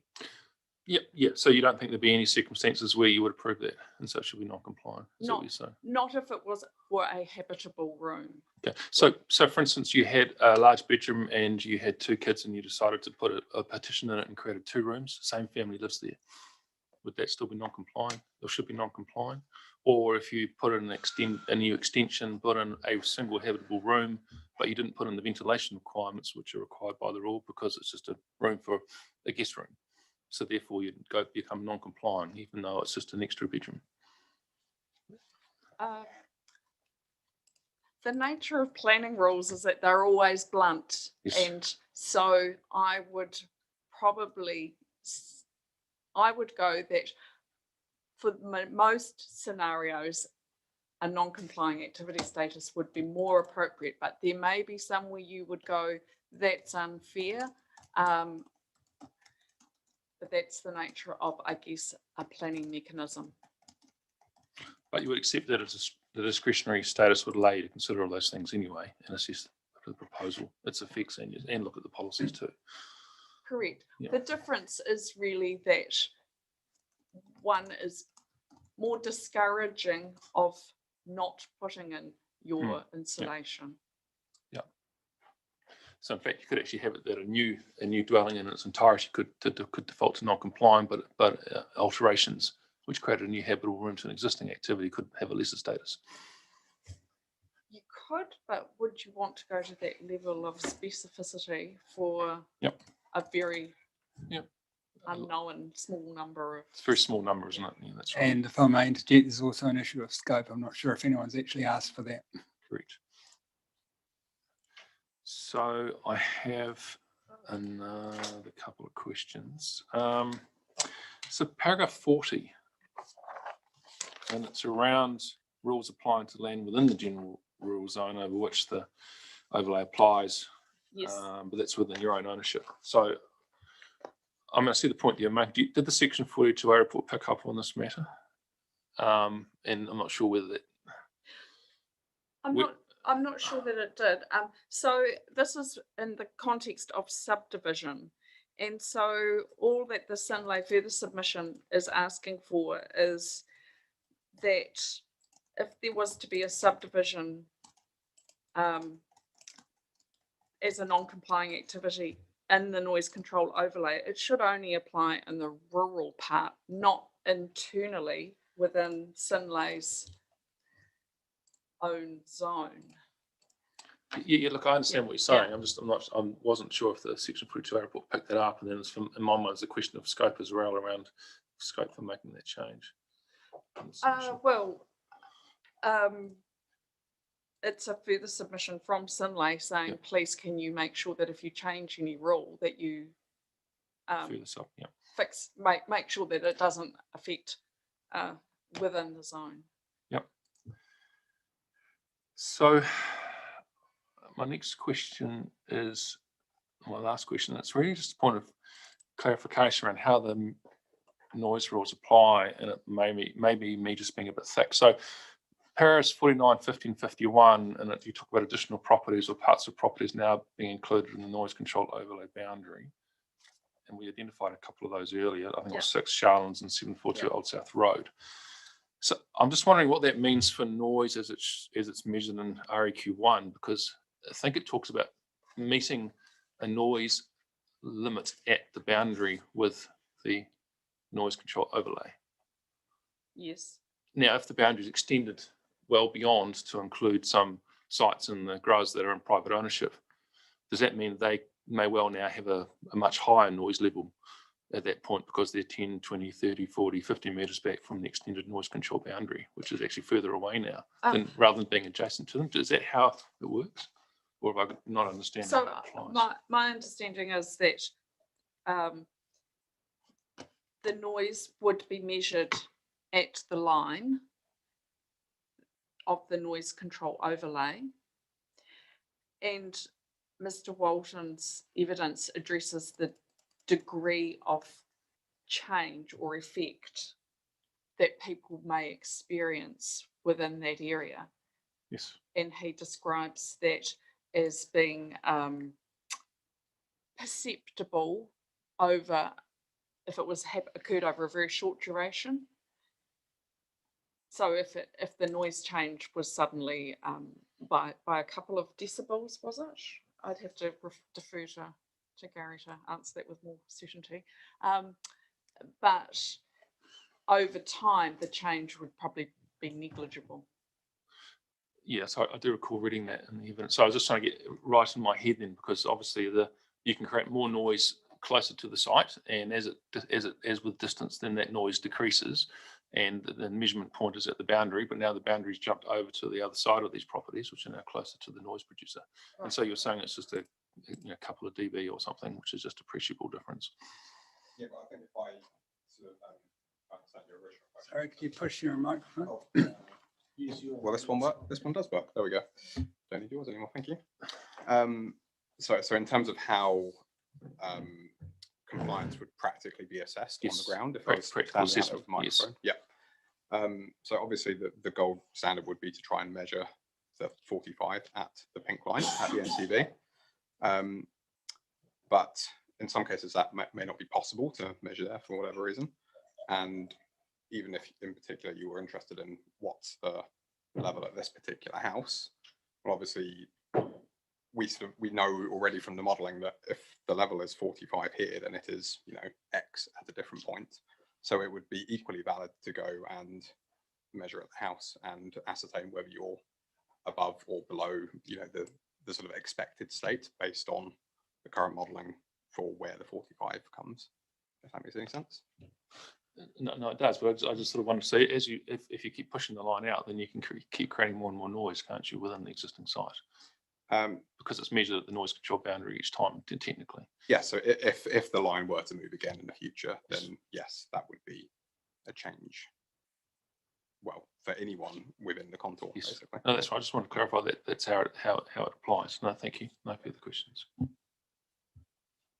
I'm not sure whether I've understood the part of the question was that if I took the diagram and took the point where Parkins Road, the D on Parkins Road, are you asking what the effect would be from the increase in the noise control boundary of someone standing there? So they're outside, they have been outside, they continue to be outside, but is their noise level increased? Was that part of your question? Because of the movement of the line further out? Yeah, it was just the measurement point is from the line, and every time the line moves, then the measurement point moves. So technically, the noise produced by the facility can keep on increasing. If you happen to be inside the line, and the line keeps moving out, then your noise will go up, or could compressively go up each time, because it's not measured at your site, or measured at the notional boundary, or measured at your house. It's measured at the noise control boundary line. Yes, which keeps moving away. That was all just clarifying where the measurement point is and what does that mean for properties that are within it. Understood. Yeah, thank you. I don't understand that. What do you mean by the noise control boundary keeps moving? It's been proposed to be extended. Once? This time around, yes, correct. So it applies now through this proposal. So the measurement point is extended. So to be clear on that point, Synlait is not seeking for it to continually be moving. Yeah. It's proposing a hard line now. Yeah, for no, I understand compliance. that. Yeah. Yeah. And there wouldn't be any need to measure noise, would there? You're either inside that line or you're out, and the rules either apply to you or they don't. Okay. Any further questions, Andrew? Mark? Just one really, looking at the section 42A report, paragraph 42.3 recommends declining the extended noise control overlay unless further evidence and cost benefit analysis required to support it is provided. I'm just wondering how you respond to that, Ms. Rikers, in terms of, haven't seen any cost benefit analysis, or I'm not sure whether the evidence provided actually is sufficient to rebut that comment in the section 42A report. I'm just wondering what your response to that is. So I have attempted to address that in my evidence, and at page 15, paragraph 65, I've headed up section 32, and I've then gone through the questions that section 32 raises, such as will the change better achieve the objectives and policies? So I've done an assessment of that. I've looked at the benefits and costs on page 18, and that goes through to page 20, the efficiency and effectiveness of the provisions.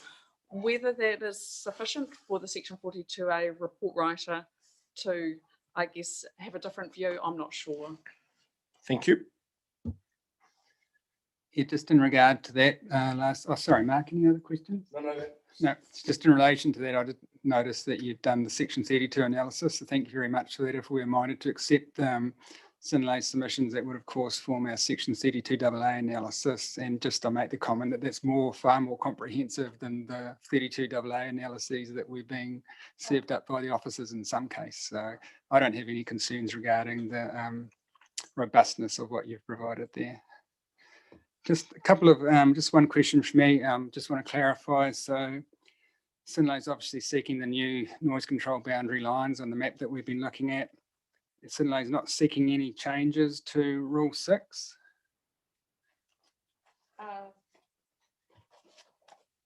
So noise R6, Sinlay originally submitted in support of that rule. Correct. It then later further submitted in support of that part of Fonterra's submission, suggesting that it be a non-complying activity. In my evidence, I have said I would support Sinlay's original submission. Yep. So in terms of that, that's your further submission 004. So that relates just to the non-complying activity status? Correct. Okay.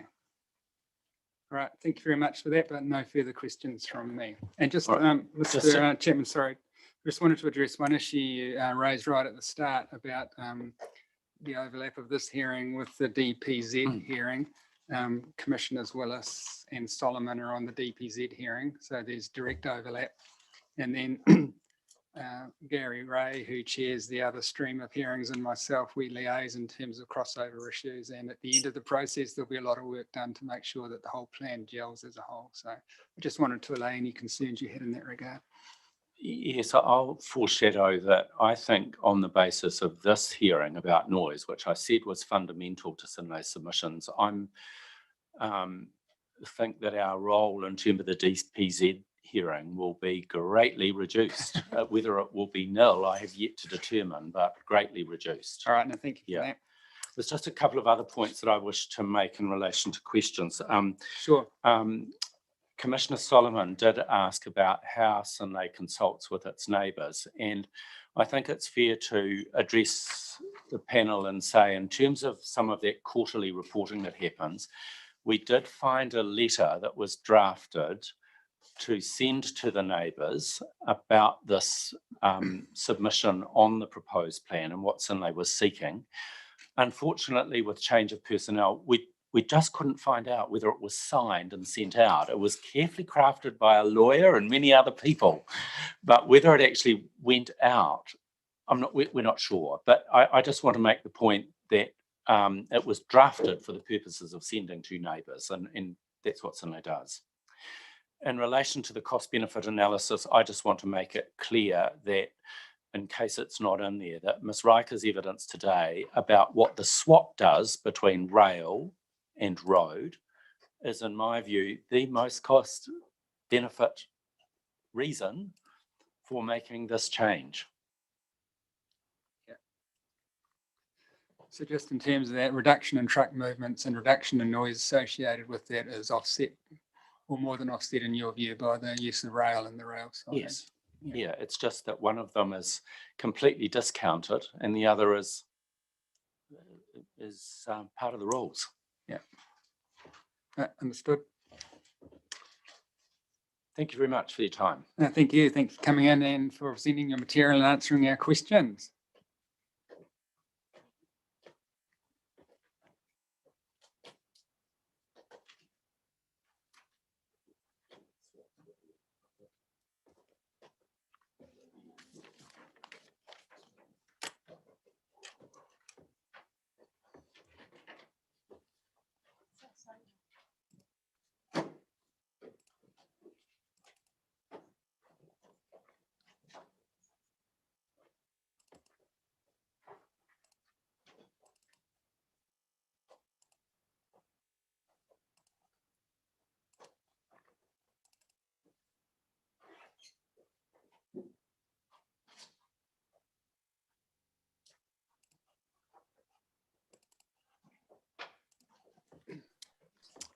Rightio, Grace, have we got Trustpower online? Yes, can you hear us? We sure can. It sounds like you're inside a 44-gallon drum, though. It is a large reading room. All right, so good afternoon and welcome. I can't recall. Sorry if you've appeared before us before. Just in case you haven't, just to let you know, we have read the pre-circulated material, the evidence. So thank you very much for providing that. You don't need to reread that out to us, but you're obviously very welcome to highlight key points for us. And if you've prepared additional summary material that we haven't seen, then you're welcome to read that out as well. Other than that, over to you to introduce yourselves to us and present your case. Thank you.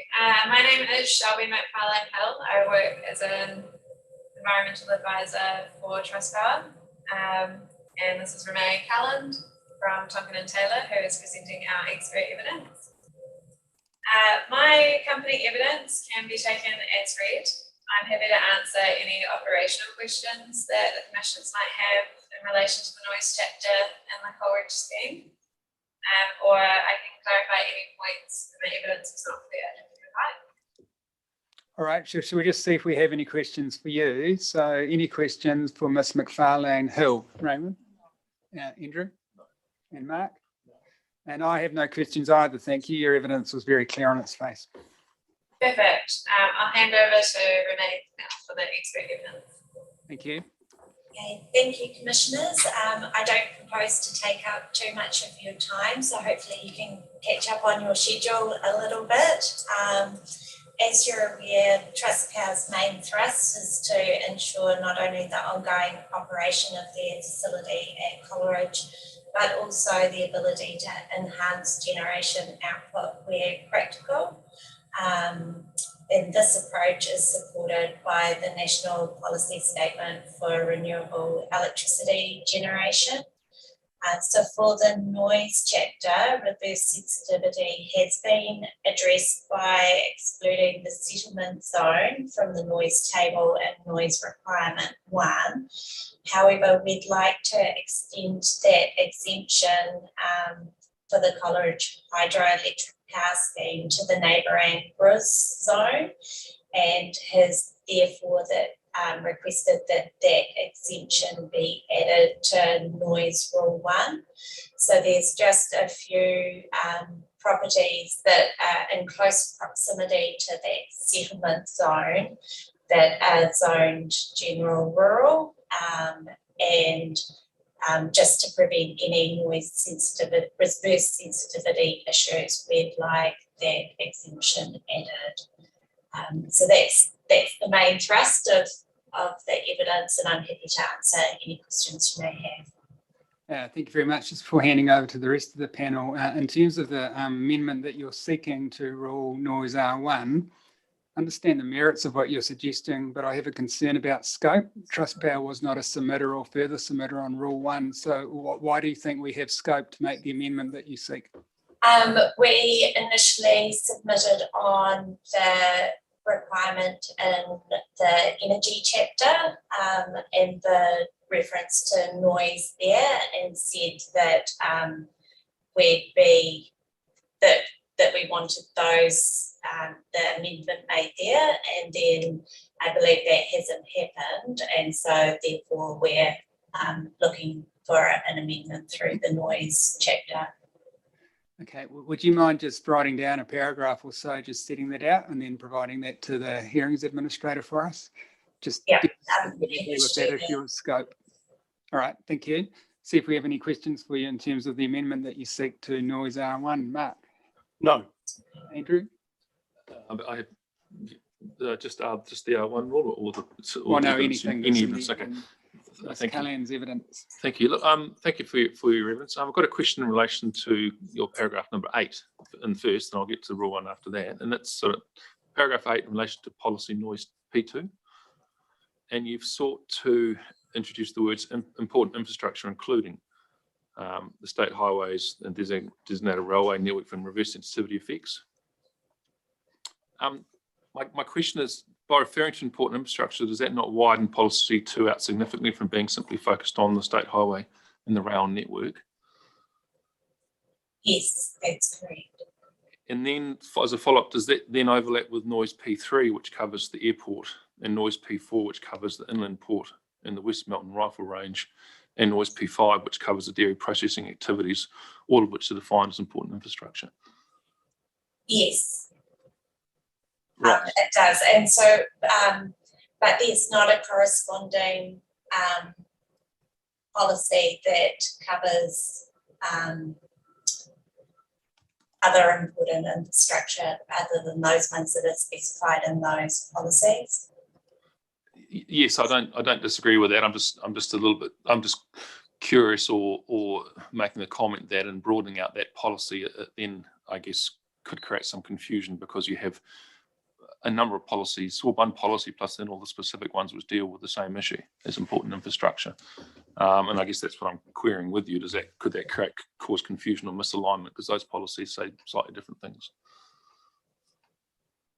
Yes, and I think that from Trustpower's perspective, it was this policy that most aligned with their activity. Like as you said, the other ones mention specific things, and we could be equally agreeable to that, just referring to renewable electricity generation rather than important infrastructure, if that helps in that respect. Yes, that was my next question. I was wondering whether you'd be agreeable just to having a separate policy that covered your renewable electricity. Okay, thank you. I'll just make a note of that.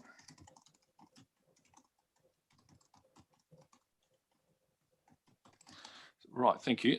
So a next question. Just your proposed addition to the noise rule 1. And I just want to get clear in my mind how that works. So because it's under 3, so it'll be, sorry, not under 3, it's because it's under that sort of second section for all zones, there is no noise limit actually applies at all. Is that correct? So you could generate as much noise as you wanted from the power station? Yes, that's correct. So the settlement zone, which you'll see in the diagram in my evidence, it's coloured yellow, and there's no noise limits for that settlement zone. But you can see that there's some land in private ownership in the middle of that settlement zone where there would be noise limits. So it's effectively removing the noise limits from that portion of the general rural zone, but as it sits within that settlement zone, well, that's the area of concern. If there was to be some sensitive activities happen within that plot of land, the noise limits would then apply to that. So I was also curious. So you're of the view that it was on purpose that there is no noise limit in relation to the settlement zone, the interface. That was on purpose. I believe so. Yes. Right. Okay. I wasn't clear on that.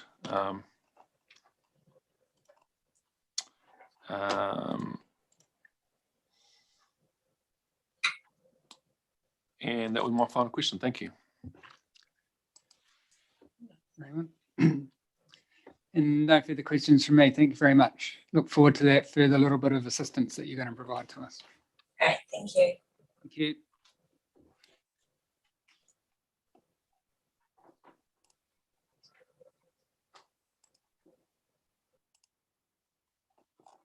Now then, come on up. Our last submitter for the day, Rain in the Range. I'll just check. Does anyone in the panel want to?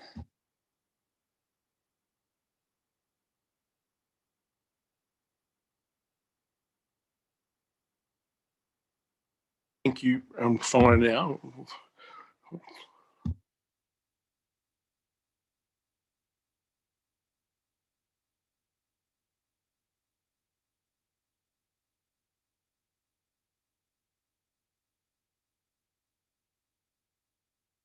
My microphone. Good afternoon and welcome. I'll do my same little spiel. Thanks for lodging the original submission, which we've read, and also the material that you've pre-circulated, the brief of evidence from Mr. McFeedry and from Ms. Hart. So we've read that. You don't need to reread that out to us, but you will be welcome to highlight key points. And if you've written extra material for our benefit that we haven't seen, then you're welcome to read that out to us as well. So with that brief little bit of instruction, why don't you introduce yourselves to us and then proceed to present your case. Thank you. push the button, and when the red light's on, it's good to go. Magic, we're in play. Thanks for your time, everybody. Appreciate it with the tail end of the day, so attention can wane. But my name's Adrian McFedries, as outlined in the letter. I'm a resident within West Melton and specifically within the 55 decibel area. And I should point out I'm sitting here on behalf of the currently 354 people that have either signed these earlier submissions or been a party to the Rain in the Range group. So that's me.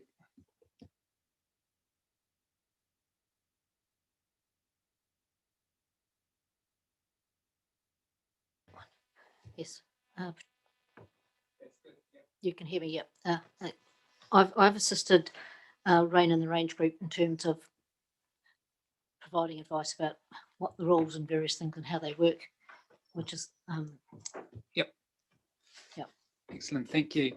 All right, so now is there any, do you wish to highlight key points? Do you have anything extra to present at this stage? Yeah, just a couple of points. So I had I sat here this morning through the same session you did with Defence Force. So I'm going to take my submission as read. Thank you. It's pretty clearly outlined, but I've a bit of self-interest in saying that. But in terms of the few points I did want to raise was some of the things I learned listening to NZ Defence Force this morning, and just a couple of comments on those specifically. In terms of the overall, I think there's a couple of things that were raised this morning which have been challenging to get through in paper and with the Defence Force, but I think you nailed it this morning by saying, and I think it was one of these cases, that the no complaints covenant essentially is not the panacea for dealing with noise. By and large, this group here, as a group, we've tried to be incredibly constructive. That's why you're not sitting here with a room of 50 or 60 people. And the status quo, by and large, is supported. There's a full understanding that many of the points raised this morning, there is a need to try and address certain aspects of the Defence Force operation in the future. But essentially, I think when the Defence Force said this morning, the key question is, what is the best approach for the panel? And that was a specific question, which I thought was quite correct. The interesting thing, though, is this link and the almost obsession that we've got with reverse sensitivity, because I didn't hear anything this morning in relation to the practical reality that there is an enormous leap to go from a series of complaints, and by their own admission, I think there's only been 16 since 2015. I know the two people who we'd call local serial offenders, and of those, they make up 90% of the 16. So essentially, you might have had 2 or 3 others that have made a complaint in the last 6 or 7 years. And if you go back towards 2009, those numbers don't get particularly bigger either. So essentially, I'm just going to say, for the purpose of this, we've got a no complaints environment from residents. Now, albeit this future development, the current residents comprise 100% of the people living there today. And so they're big numbers. And essentially then when you start to separate these two issues out, there is a 55 and 65 decibel area. There's no disagreement from us that there is some merit in looking at the differences between those two. But to say that a series of complaints, let's say there's a half a dozen of them, all of a sudden could then suggest that reverse sensitivity is the crux of the issue, I think is an overreach. Essentially because there are a number of mechanisms in play for both the council with existing noise control boundaries, which I think you pointed out that are already in the district plan. There are already building code requirements in relation to insulation. The New Zealand Defence Force themselves have the ability in a large number of cases to ignore complaints that are seen as malicious, nebulous, or just pain in the ass type category, to be blunt. And so to say that reverse sensitivity is the crux of the issue because a series of complaints come in. So as a result, we need to do the no complaints covenant for what potentially is only a very, very small number of the total number of people that would ever live there. It just feels like an enormous overreach. And when I've looked through the map, and it's fair to say, you would have had maps, we've had maps. It's been impossible to get a map that I could categorically say today is the one that we're actually supposed to look at. That was one that was distributed to residents. It's all in the pack. Everything I show today is already within the information from somebody. Tonkin Taylor, who I thought spoke well today, they had another map that then extended all the way out to Halcook Road, which I believe one of you made the point. It conveniently stopped at Halcook Road. And so when you do the numbers on these, with the yellow dots, the practical reality is around 70% of the people within the 55 decibel is already present, and there is a maximum of 30%. of further dots that could be subdivided. Now and in the 65 decibel, it's 8 of 14. So 8 of them are already there, there's 14 maximum. So if we start to look at the actual facts of what we're chasing, it's very small. And that, of course, my 30% assumes that all of those blocks, in fact, will be subdivided over whatever period of time, which I think is a bit of a stretch if you look at the rest of New Zealand. So in terms of the no complaints covenant purpose, I was pleased to hear this morning that the breakup that's been outlined in a few High Court decisions and even some of the Canadian decisions, that there's two purposes. One is notice, primarily for new people, and two is to stop complaints. So if I deal with that in reverse order, if this allegedly only applies to new people coming in a no complaints covenant, then up to a maximum of 30% of people are going to be notified by this covenant. Now, I've only been back 4 years, but first thing the real estate agent said to me when I came and looked at the area is there's an aerodrome, there's a rifle range, and there's Moore Park.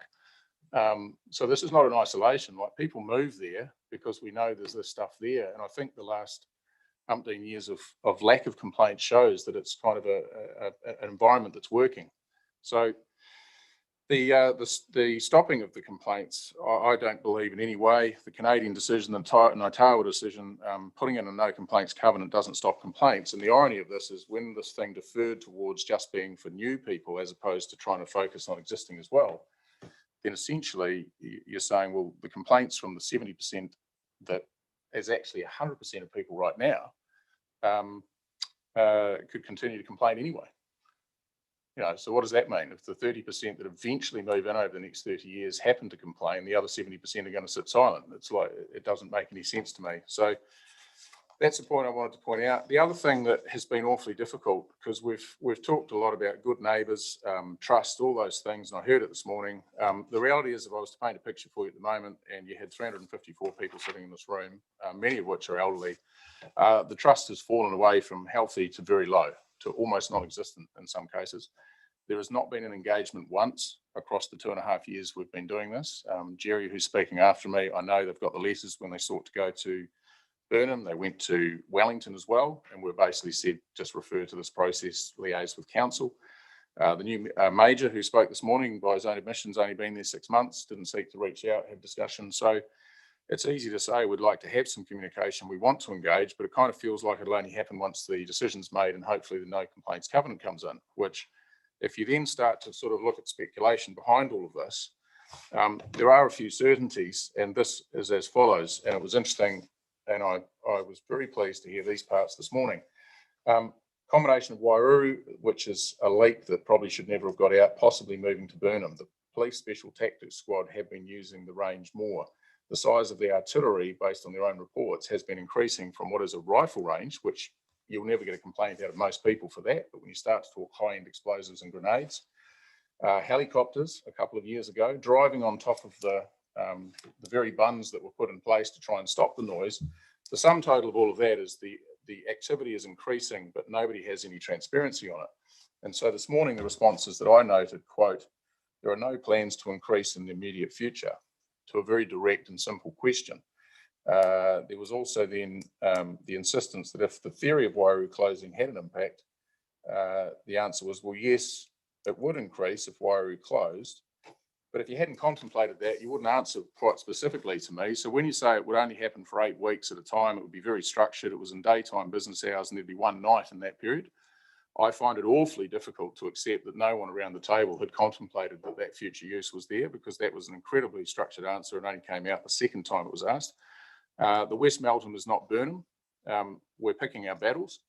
The harsh reality of why the Burnham one, which I appreciate your transparency that you're living next to, it's a 25-metre shooting range that if you're going to significantly increase the amount of people coming down, it's useful as ashtray on a motorbike. The major area that we need to focus on is the West Melton. I personally, it's my personal view, I believe the reason that barrier stopped at Halcook Road is as soon as you go across it, the number of people that potentially this impacts in this thing would considerably increase, because it's a residential subdivision as opposed to 4-hectare blocks. And I found the other comment interesting, that when it was pressed a little later, Burnham has not been used. Its use has not increased. It's a normal use, quote. So that's the reason we haven't focused on it. So that's the first time we've heard that in 2.5 years. And essentially, I don't have to be Robinson Crusoe to join dots, but if you put a environment that was very satisfied for everybody, put with a low trust environment now and a complete lack of transparency on these future activities, even to the point here where the major's saying, I'm not aware of any increases in the last 4 years. COVID, well, rocket science says there hasn't been much happening in that 2 years.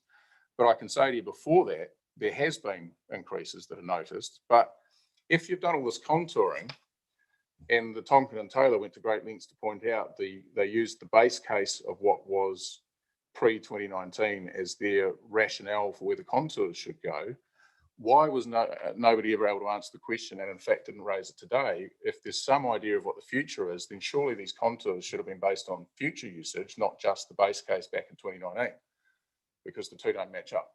So as I say, I'm not trying to be difficult. I'm just pointing out that some of the comments we heard this morning were grossly inconsistent with the spirit with which this whole thing's tried to be approached. And then as a result, we've just had to deal with, I think, no complaints covenant is the easy way just to try and resolve this issue. These range standing orders, which I know I pointed out, didn't hear much about those this morning, but the problem with the range standing orders is they're completely intransparent. And I believe one of the answers to the questions here was that one of the representatives Defence Force answered your question this morning saying we're confident that we have met them. We've met the RSOs in the event of previous things. Well, who says? How can you possibly have any accountability or transparency on a range standing order that no one locally can say? And the council would never be in an easy position to do it. And so as a direct consequence of that, you know, it relied heavily this morning. I heard 4 times that there is a 15-year veteran who knows the locals and knows how it all works. What happens when he leaves?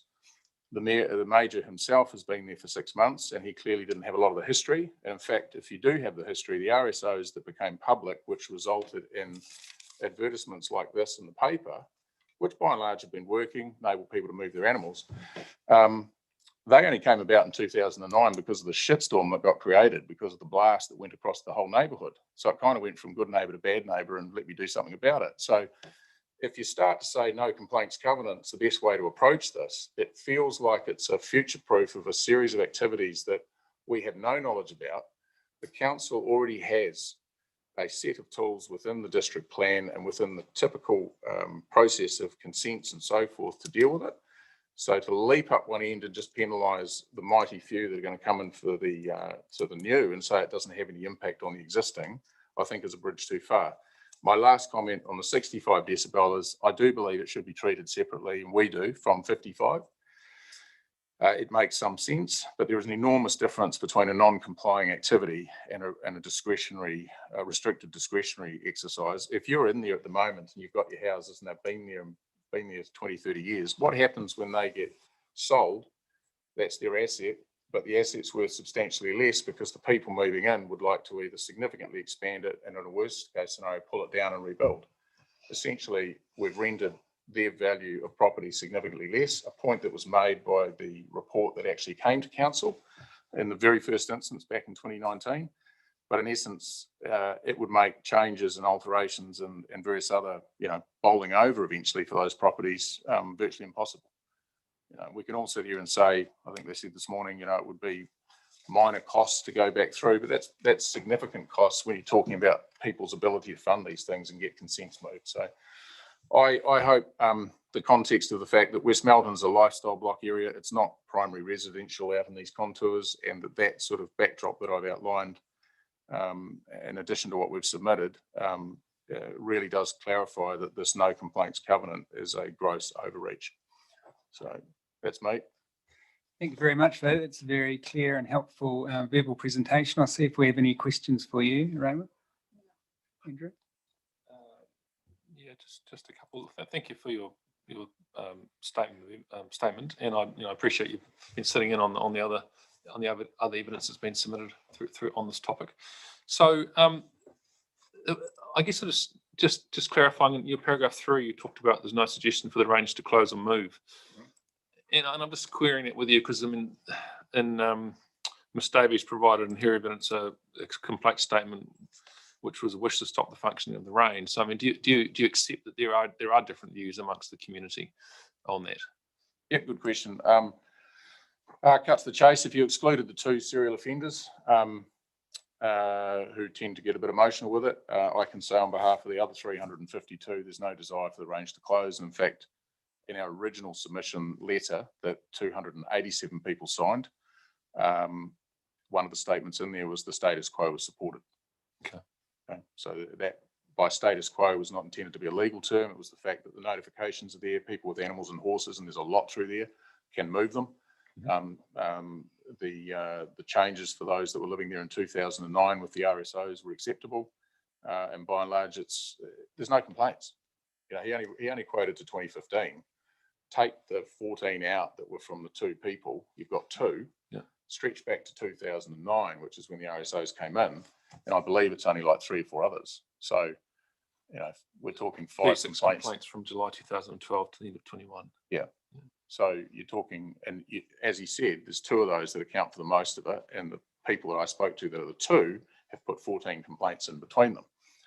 So if you balance that out against the others, where there's currently 352 people that are on our list that have signed and been part of the submission, no one has a problem with status quo. Yep. Everyone's starting to get concerned about why we're bringing a sledgehammer to the walnut and saying, what is it we don't know? And the more we pressed on trying to find out details of what might be coming, the more it just clammed up, and there's been 0 dialogue. Sure. No, that's the challenge. And I guess in terms of the no complaints, I think Covenant, and I think you described it as an overreach. In questions earlier today, I think I picked up there might be a lack of understanding about the proposed application of that covenant. So, and I guess by who? By the residents or by the Defence Force? By the residents. So there was the suggestion that it was a compulsory and it applied across everyone, as opposed to just simply on new development. Yes, and that's a good question. So that took some time to turn around, because the crux of it, if you went all the way back to the original submission, in the letter that was dropped in the letterbox, which was a couple of pages, 1 page, 2-sided, one of the clear statements on there was it said, if you're an existing landowner or property owner, it doesn't impact you. And so in essence, a lot of people thought, it's got nothing to do with me. And so that was the cornerstone of where the trust broke down completely. Because what others are saying is saying, well, okay, if you try and we had a town hall meeting, if you're trying to say we're 100% of the current people living there, and let's say over the next 10 years, a small number of people trickle in and it makes up, say, 10%. If they have a no complaints covenant, fine, but the rest of us don't. Well, for them to complain because the levels are too high, by default, you're going to see an increase in complaints from the people that allegedly can continue to complain. Yep. So it feels like it's completely counterproductive, whereas the focus should really be on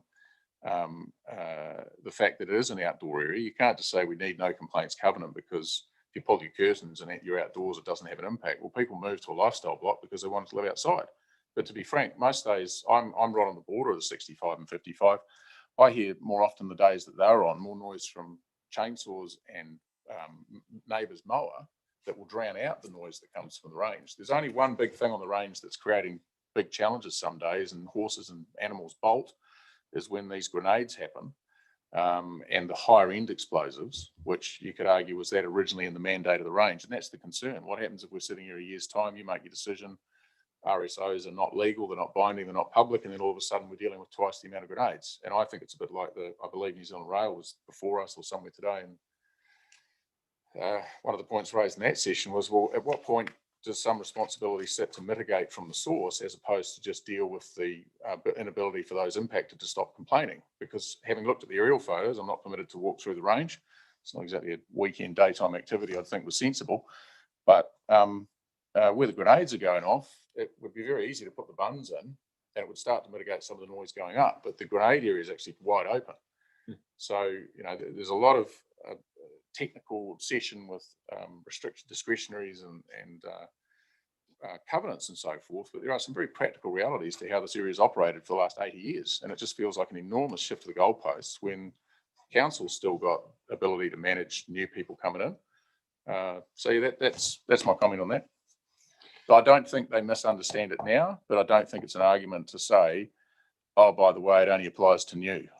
Because if it applies to new, you kind of shoot your own argument in the foot, because 100% of the current residents are not willingly going to sign up to that. So by default, if they force them to, then as you pointed out this morning, I believe, the High Court decision says, well, that might render that illegal. So then you're going to go down a consent process, and all that does is burden the local person with more costs. I think the quote that it, might be not insignificant costs is a bit of creative license. I've never walked into that building over there feeling like my consent process was going to be easy and cheap. So this just adds a layer of complexity that's really not required.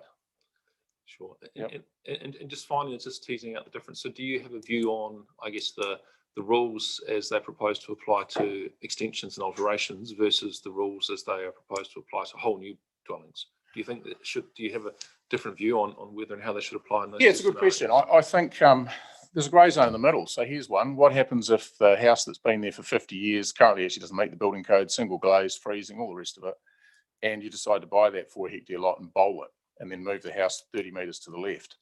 Is that a new build or a new activity? Because I haven't seen a lot of definition in what was submitted around that. It seems to be obsessed with a complete new build.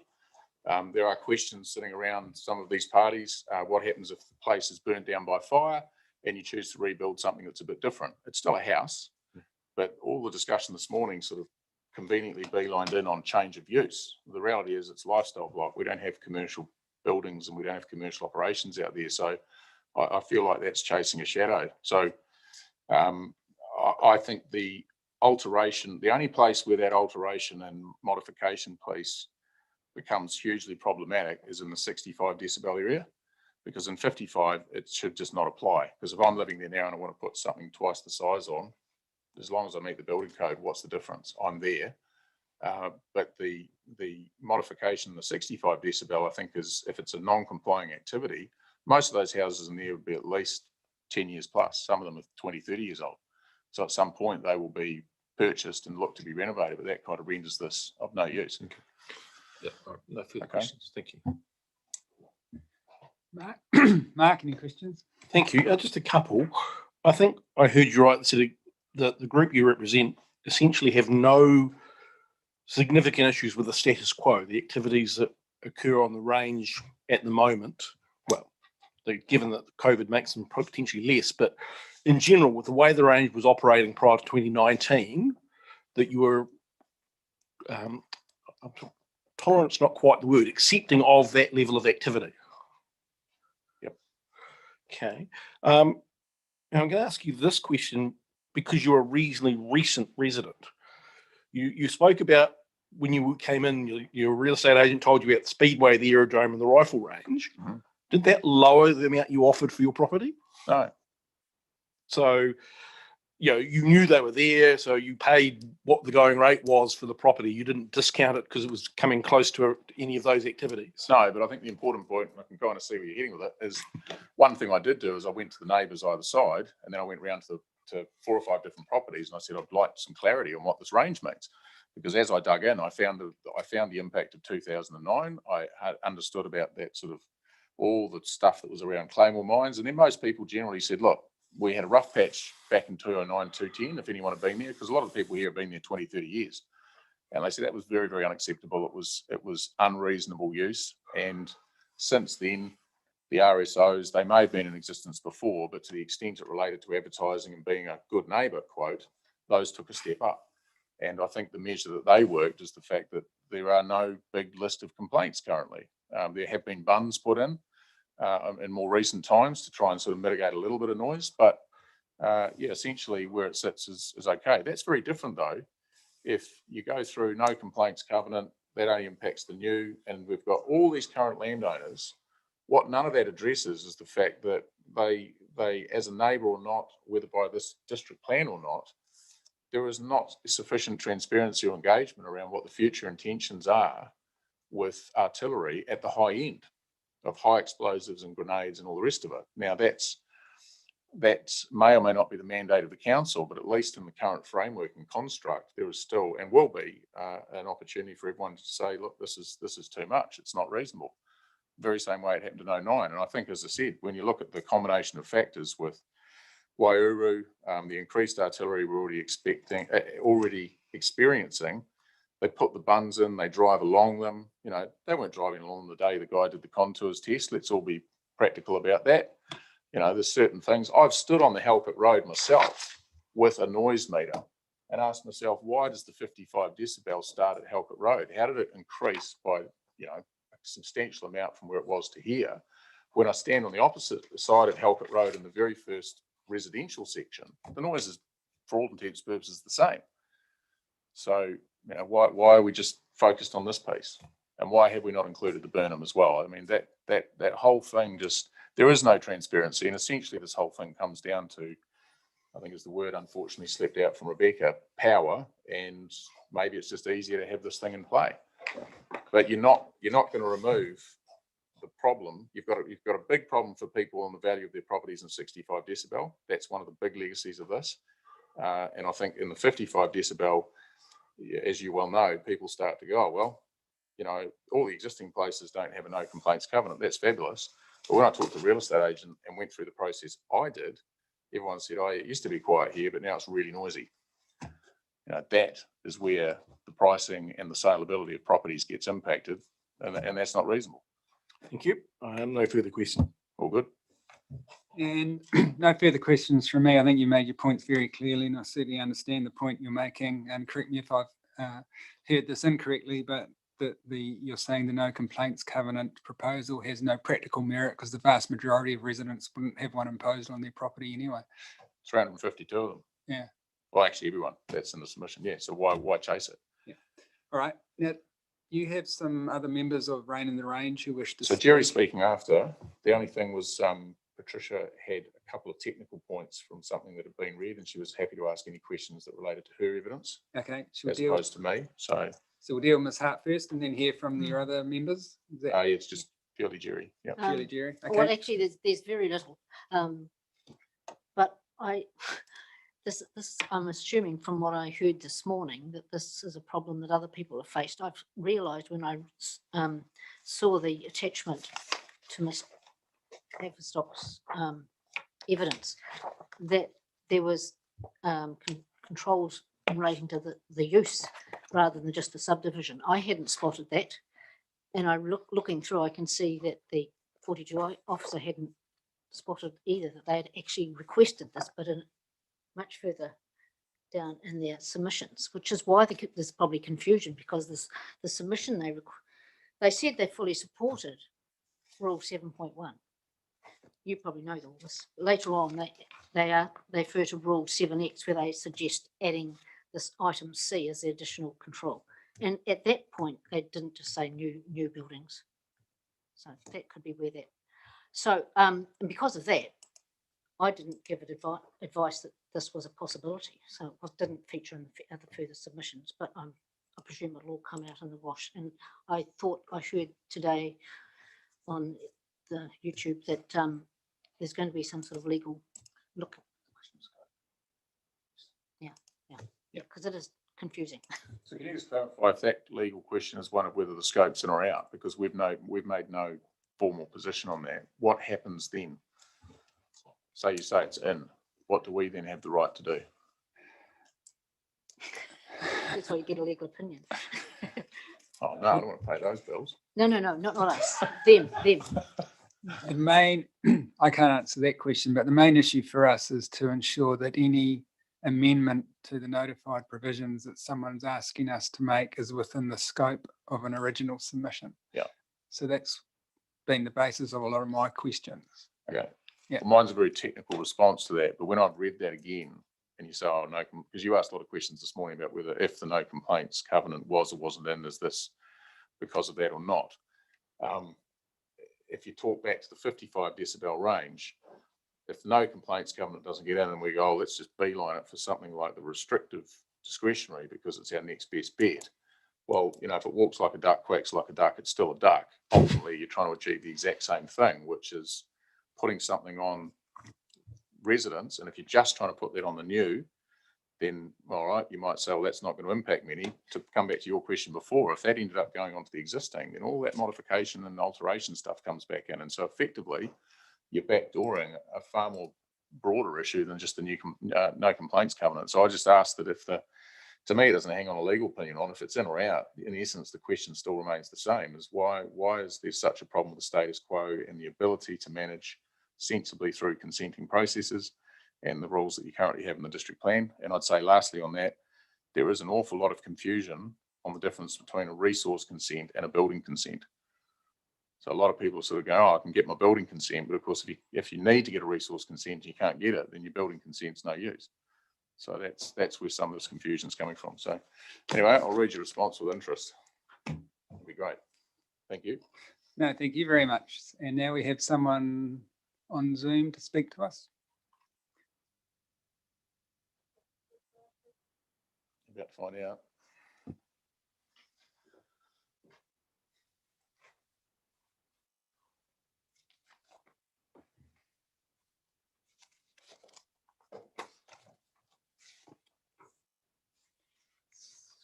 So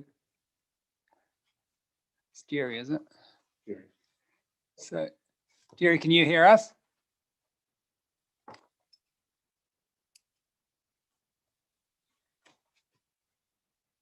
I'm thinking no.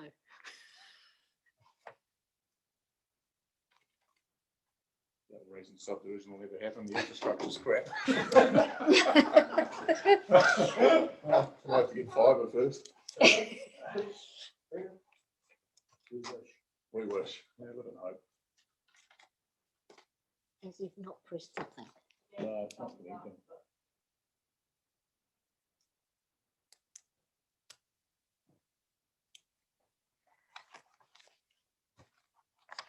So if you can hear us, we can't hear you.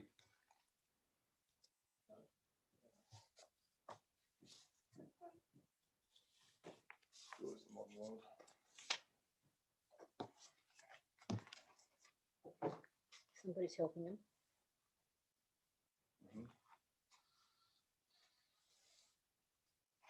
Oh, they're gone.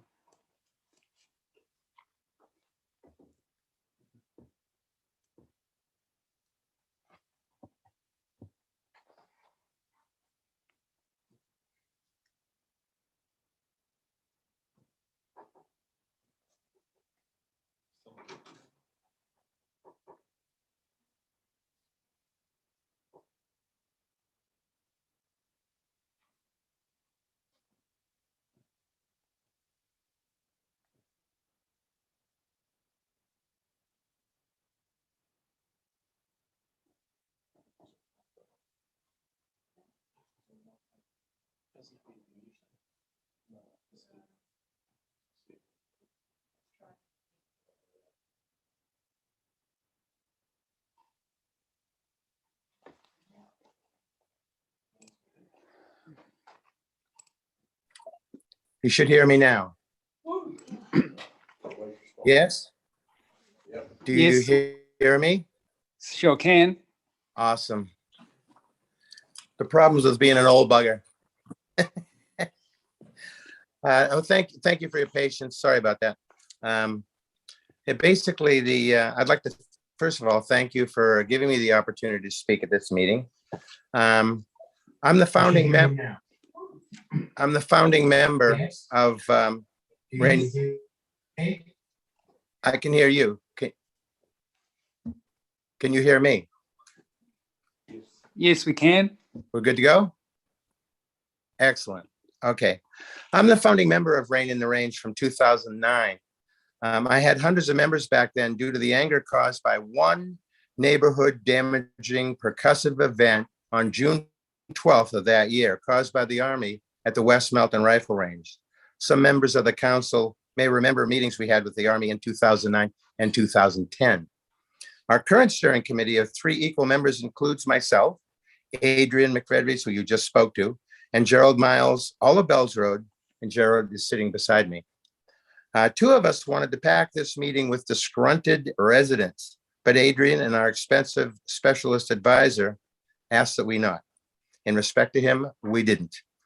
It would have been very easy to do so, as many folks out there are not at all happy with the new, untrusted, and evasive approach of New Zealand Defence Force on this topic. Still, I just wanted to be sure the Selwyn District Council fully understands the emotional flavor of the West Melton community on this. So here I am. Back in 2009, Colonel Phil McKee, I believe, or it could have been Mackay, the then head officer at Burnham, met with us. He also lived with his family at Sandy Knolls, so he personally had a finger on the pulse of the folks around him. In one of the meetings, he set the mood by declaring that the Army wanted to be under a good neighbor policy. He set up a system of notification, especially helpful for equestrian members of West Melton who didn't really want to test the durability of their helmets. Phil later moved on, and it seemed the good neighbor policy is not so important these days. I listened to Major McAllis this morning. I heard the good neighbor policy concept mentioned numerous times, yet this absolutely has not been the case in this exercise. In November of 2020, Jared Miles, again sitting next to me, contacted the then Minister of Defense 4 times. His name was Ron Marks, and was basically told that they would deal with this at the Selwyn District Council and effectively to buzz off. That same month, I called Burnham and talked to the then leader of the camp, Major Grant Payton, who was being moved to another job in place. He said he could do nothing. He put me on to Rob Owen, Director, Environmental Services of the Defense Estate and Infrastructure, I guess you'd call that a department. Rob said in his email, the minister also expressed satisfaction that the Resource Management Act process, which is currently at the Selwyn District Council, would allow all parties to express their views and concerns, essentially telling me to buzz off as well. Now, Major Chalice said that he's been in the position for about 6 months, yet we've never heard a single word from him or anyone else. If it was a good neighbor, this is not how I would treat another. The New Zealand Defence Forces hinted they wanted to scrap the notification system that's been working excellently. Plus, they want a no complaints policy. I guess that means a horse and rider should now fall on his or her head and like it. The West Melton Rifle Range was established in, I believe, about 1939, and to this day displays a sign. And that sign says Rifle Range. Excuse the blur from the spark, but that's the signs currently in front of the range right now. Again, Rifle Range. Doesn't say anything about any other purpose, and that's what it was originally designed for. In June of 2009, the Army sent a blast wave through the West Melton community that damaged homes to the tune of about $60,000. Mine was one. Controls were put in place. They were blowing up excess piles of Claymore mines for annual budgetary reasons. Well, actually, they weren't, because Princess Diana, as you may all recall, got mines banned. So New Zealand Defence Force simply renamed them as anti-personnel devices and marched on. Yeah, right. Now the New Zealand Defence Force is proposing that we, the people, take on the responsibility of mitigating their problem. Our community accepts Rifle Range, but we're not happy about whatever underlying agenda is behind their push for more control. And basically for the following reasons. Is it because Wairua is closing, as mentioned this morning? It is known that Army members found Wairua a bit of an outback for the obvious one-horse town reasons. Urban civilization is quite a distance from there, while Burnham, in the lovely town of Rolleston, is a far better place to live, especially for families. Shopping, the big city, skiing, and all. Plus, West Melton can be used for the noisy stuff, as it's far away from even Burnham. 2, is it because they plan to escalate the munitions used at West Melton, causing far more noise in the near future? Hand grenades and mortars certainly already have more bang for the buck than did similar weapons of yesteryear, causing noise levels that have already crept up. Why does the problem require mitigation from the receiver side, us? Why has the problem not been looked at from the source level, such as tall earthen berms, which I believe Adrian mentioned a few moments ago as well, put around practice grenade areas and the like? Lord knows there's plenty of free gravel at that site. Again, mitigate at source, not at the receiver. We were promised berms back in 2009. Never happened beyond one behind the rifle firing line, which did help a small bit for that.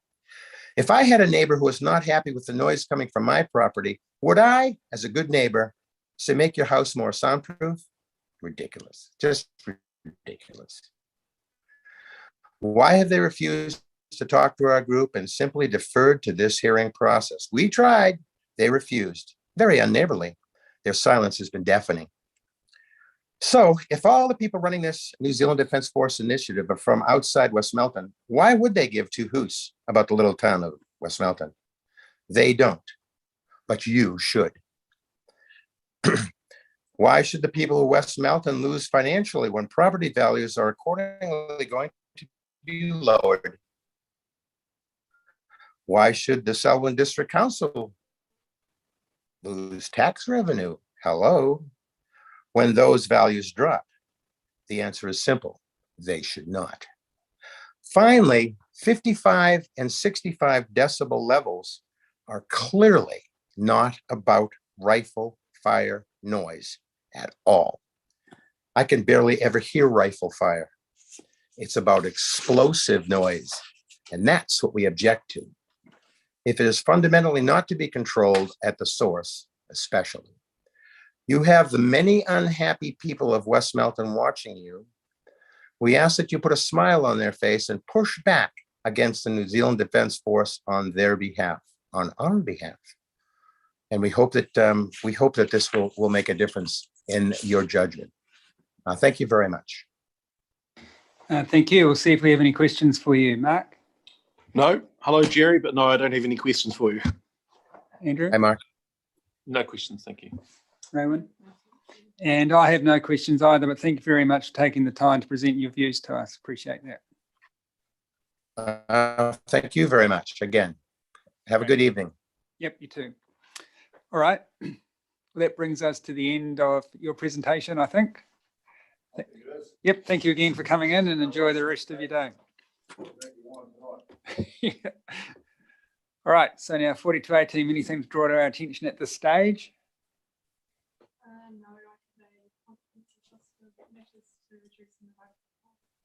Yeah, that should be helpful if I think we've, or you've done that for other hearings, or if not you, someone else has. If you could just flick that out to me initially, and we'll see if there's any matters that we wish to add to that, just to make sure the reply report covers everything we're interested in. All right, thank you very much, everyone. That adjourns this part of the hearing until we receive the reply report.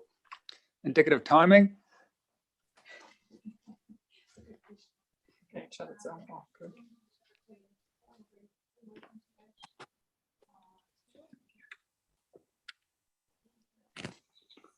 We don't want to hold you to an unreasonable time frame, so you just maybe think about what else you've got on and let us know when you think you might, just through Ash or through the hearings administrator, just give us an idea of when you think the reply report might come in, because we've all got a lot of stuff on as well, and we just, so we can fit that into our plans. All right, thank you both very much.